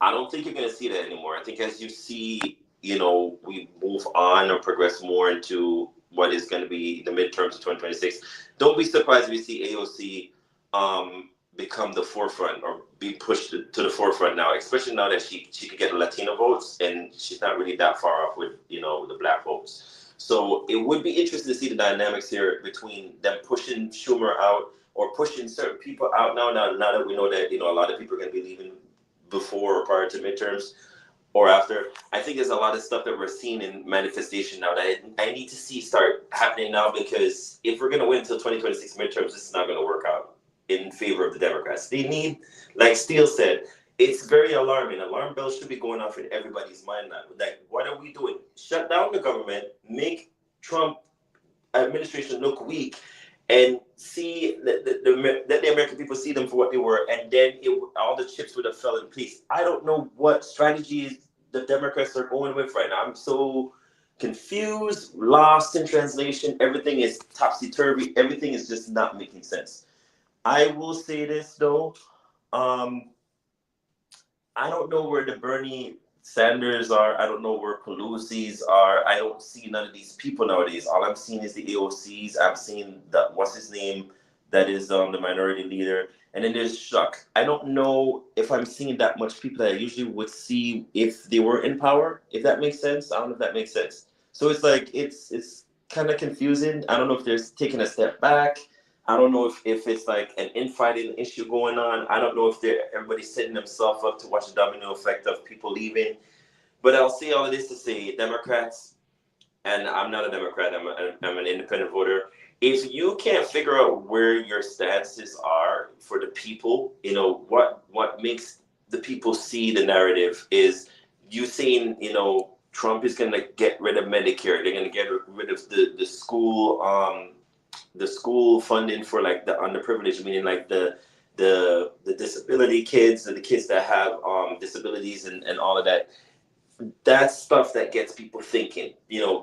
The inflation coming about now because of the tariffs, all of that is what galvanized people. The fact that car sales are going to go go down, plummet because they're taxing steel and aluminum and all this stuff. Why are we not talking about grassroots issues here? We're focusing on infighting nonsense that don't make sense. And I'm not going to babble on and on about this because I've brought this up for the past 2 weeks. Try to be an opposition party. You cannot use the old rule book that you've been using for years since Clinton's administration in the 90s. You can't do that anymore. You throw away the rule book that you've been using all this time and start using the book that MAGA crowd has been using, where they flip everything upside down. Screw whatever everybody else thinks. Go with what the people want, and you will galvanize the people from there. I don't think they know MD. I don't think they know how to be in opposition anymore. I really don't. I think it's too many old people, and I'm not an ageist by miles here. But I think the party is too old now. I think they're not the type that would walk across the bridge in Mississippi, or I don't think you're gonna see that. I think they're the glamping crowd that you bring somebody to camp, but they'll be like, ew, it's disgusting. I don't deal with dirt, so I'm a glamper. That's what you're seeing now in the Democratic Party. I need them to start being in opposition, start throwing away the old rule book. You cannot be the old people that you were prior to this election. The aftermath of this election now is showing your cards. Y'all are becoming antiquated. Start doing stuff or just form a new party. I'm sorry, but this is not working out. It's bullshit at this point. So I'm sorry, Democrats, but Schumer, well deserved. You're going to be looked at from the legacy point from this point on as the person that really didn't take a mantle and stick it at Trump when it really needed to be there for him to have it. You kind of made this thing a non-factor, and I'm sorry, but I'm not going to waste the rest of TFP for your nonsense. I'm sorry. But that's it. All right. Thanks, Ricardo. Chuck Schumer, major mistake here. Chuck Schumer said that it's a very difficult choice because both choices are really bad. This is probably the easiest decision of all time.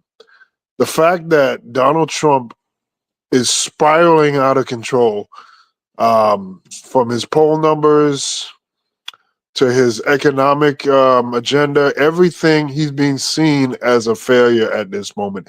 His own supporters can't lie. His own supporters can't brush this away. And he's lost some support, obviously, with the poll numbers dropping. So you have Trump with airplanes crashing, stock market crashing. You have all this nonsense with people being fired all over the place, creating fear, chaos, and confusion. And you have all this spiraling disaster happening for the Republicans and mainly Donald Trump. And what do you do in a moment where you could add an exclamation mark on how epically bad Donald Trump is? And all you had to do was just don't go and approve the bill that he wants to put through and make those bastards, the Republicans, do the work, do the heavy lifting they need to do because they are the majority, and let them push it through and let them get all the attention on them for what they've done. But instead of doing that, you put attention onto yourself and the Democrats for no reason. This was an easy layup, and we just threw the ball out into the stands for no reason. This was so simple, and all you had to do was do the simplest thing. So the fact that that was difficult, just like MD said, there must be other interests that is around this decision making that is beyond Chuck Schumer. And it's very clear and it's evident. You start to see, just like George Carlin said, the owners of this country told Chuck Schumer what to do. Chuck Schumer don't have a mind of his own. It's clear. It's very clear. So here's the link. Democrat. Exactly. It is the progressives versus the establishment.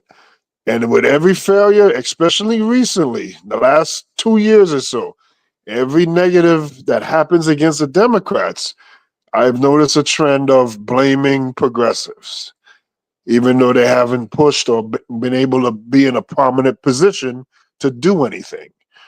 But for some reason, progressive always have their heads down. That's it. So, yeah, that's got to change. And hopefully this will put a real spotlight on Chuck Schumer and other, not only on the Democratic side, but on the Republican side, those establishment figures in politics that are not here to do their due diligence and make your life better. They're just going through the motions. And we need less going through the motions politics, and we need to actually get something done here. And Chuck Schumer is never going to get anything done. Neither was Nancy Pelosi. So this is great. We're at the end of the show now. So we need to go ahead and just do our final sign-offs. So let's start with Ricardo. Ricardo, final sign-off, sir. Yes, great show, guys. Very fun. I mean, that's a wrap on episode 69. The second coming, we busted right open. We did a whole bunch of stuff, said a whole bunch of things. We shouted out the snow bunnies. We talked a whole bunch of stuff. But with all that being said, and help you, I'm not gonna do a much talking that much. We said a whole bunch of filthy stuff on the show, but a lot has happened today, and a lot has happened yesterday. The ceasefire has ended with Israel, which I completely forgot about. To show you how much has been going on, I forgot that Israel and Palestine has been in the ceasefire this whole time. 400 people lost their lives yesterday. This now spurns a whole nother thing where now we're seeing Russia and the U.S. did a whole ceasefire thing where they're talking about not bombarding too much of Ukraine. It's very strange. The contrast the two is very, very odd to me. But a lot is going down. I can't even keep up anymore. I feel like there's so much going on in this world where once it used to be just one issue, we have a whole bunch of fires light up everywhere. It's crazy. But I say all of that to say keep abreast in terms of what's going on in the current affairs and international affairs. You might say it doesn't affect you right now, but it's going to affect everybody down the road. This tariff thing with Canada is still there. Don't let it fool you. There's a lot of negotiations, but and like MD mentioned, I think the US is going to go itself alone now because Canada is now looking to Europe. And if I'm not mistaken, I've heard Canada is about to sign some deal with Europe in terms of defense-wise. So I don't know what that means for NATO anymore. But great show. I look forward to the remaining shows that's coming for the remainder of the year. Stay abreast, guys. Don't lose hope. Let's just figure this all out. Democrats, you're doing a shit show right now, and I look forward to next week. All right, thanks, Ricardo. Oh, and I forgot to put up the 10 dumbasses that voted. Not just Chuck Schumer, but you got Fetterman and Dick Durbin and all these other jackasses. So these Democrats, it's not just Schumer, but Schumer does get the bulk of it because he's top billing right now. But there's more dumbasses here. All right, MD, final sign off, sir. Yes, sir. Yes, sir. Hey, the politics of sex, man. What can I say? Next week, back to regular scheduled programming. A lot of stuff going on, as Ricardo mentioned, man. Going back to the duck. If you take a look at the structure of that CR, it was increased defense spending. What does that mean? I don't know.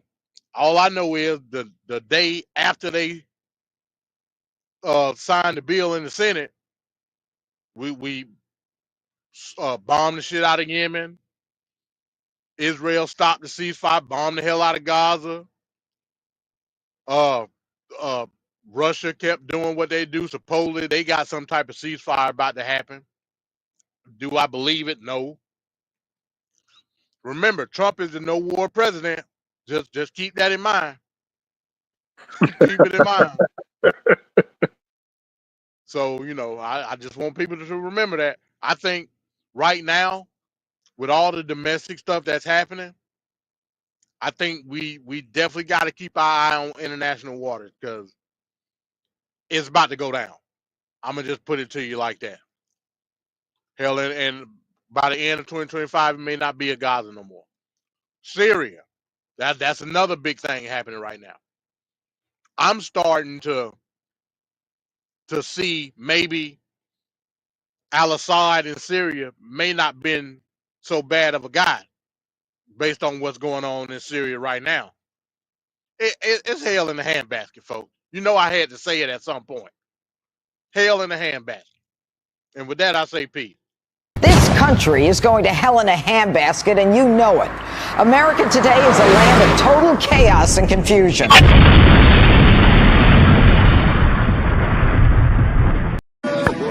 Welcome to hell, motherfucker!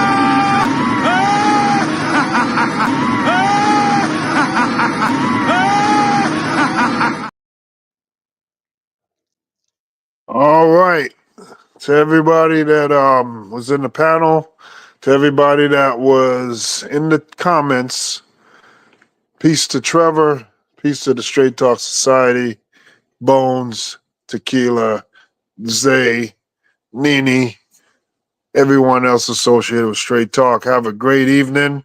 We'll see you next week as we go back on track to this political train that we're on. Until then, for MD, for Mike, for Ricardo, this is Tape Fist Politics. Have a safe evening. Peace.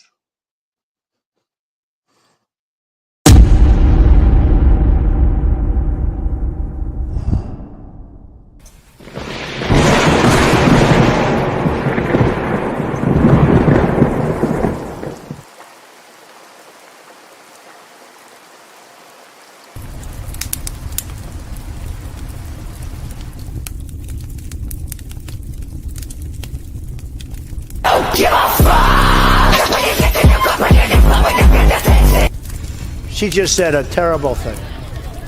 You know what she said? Shout it out, because I don't want to. Okay, you're not allowed to say, and I never expect to hear that from you again. She said, I never expect to hear that from you again. She said he's. That's terrible. Terrible.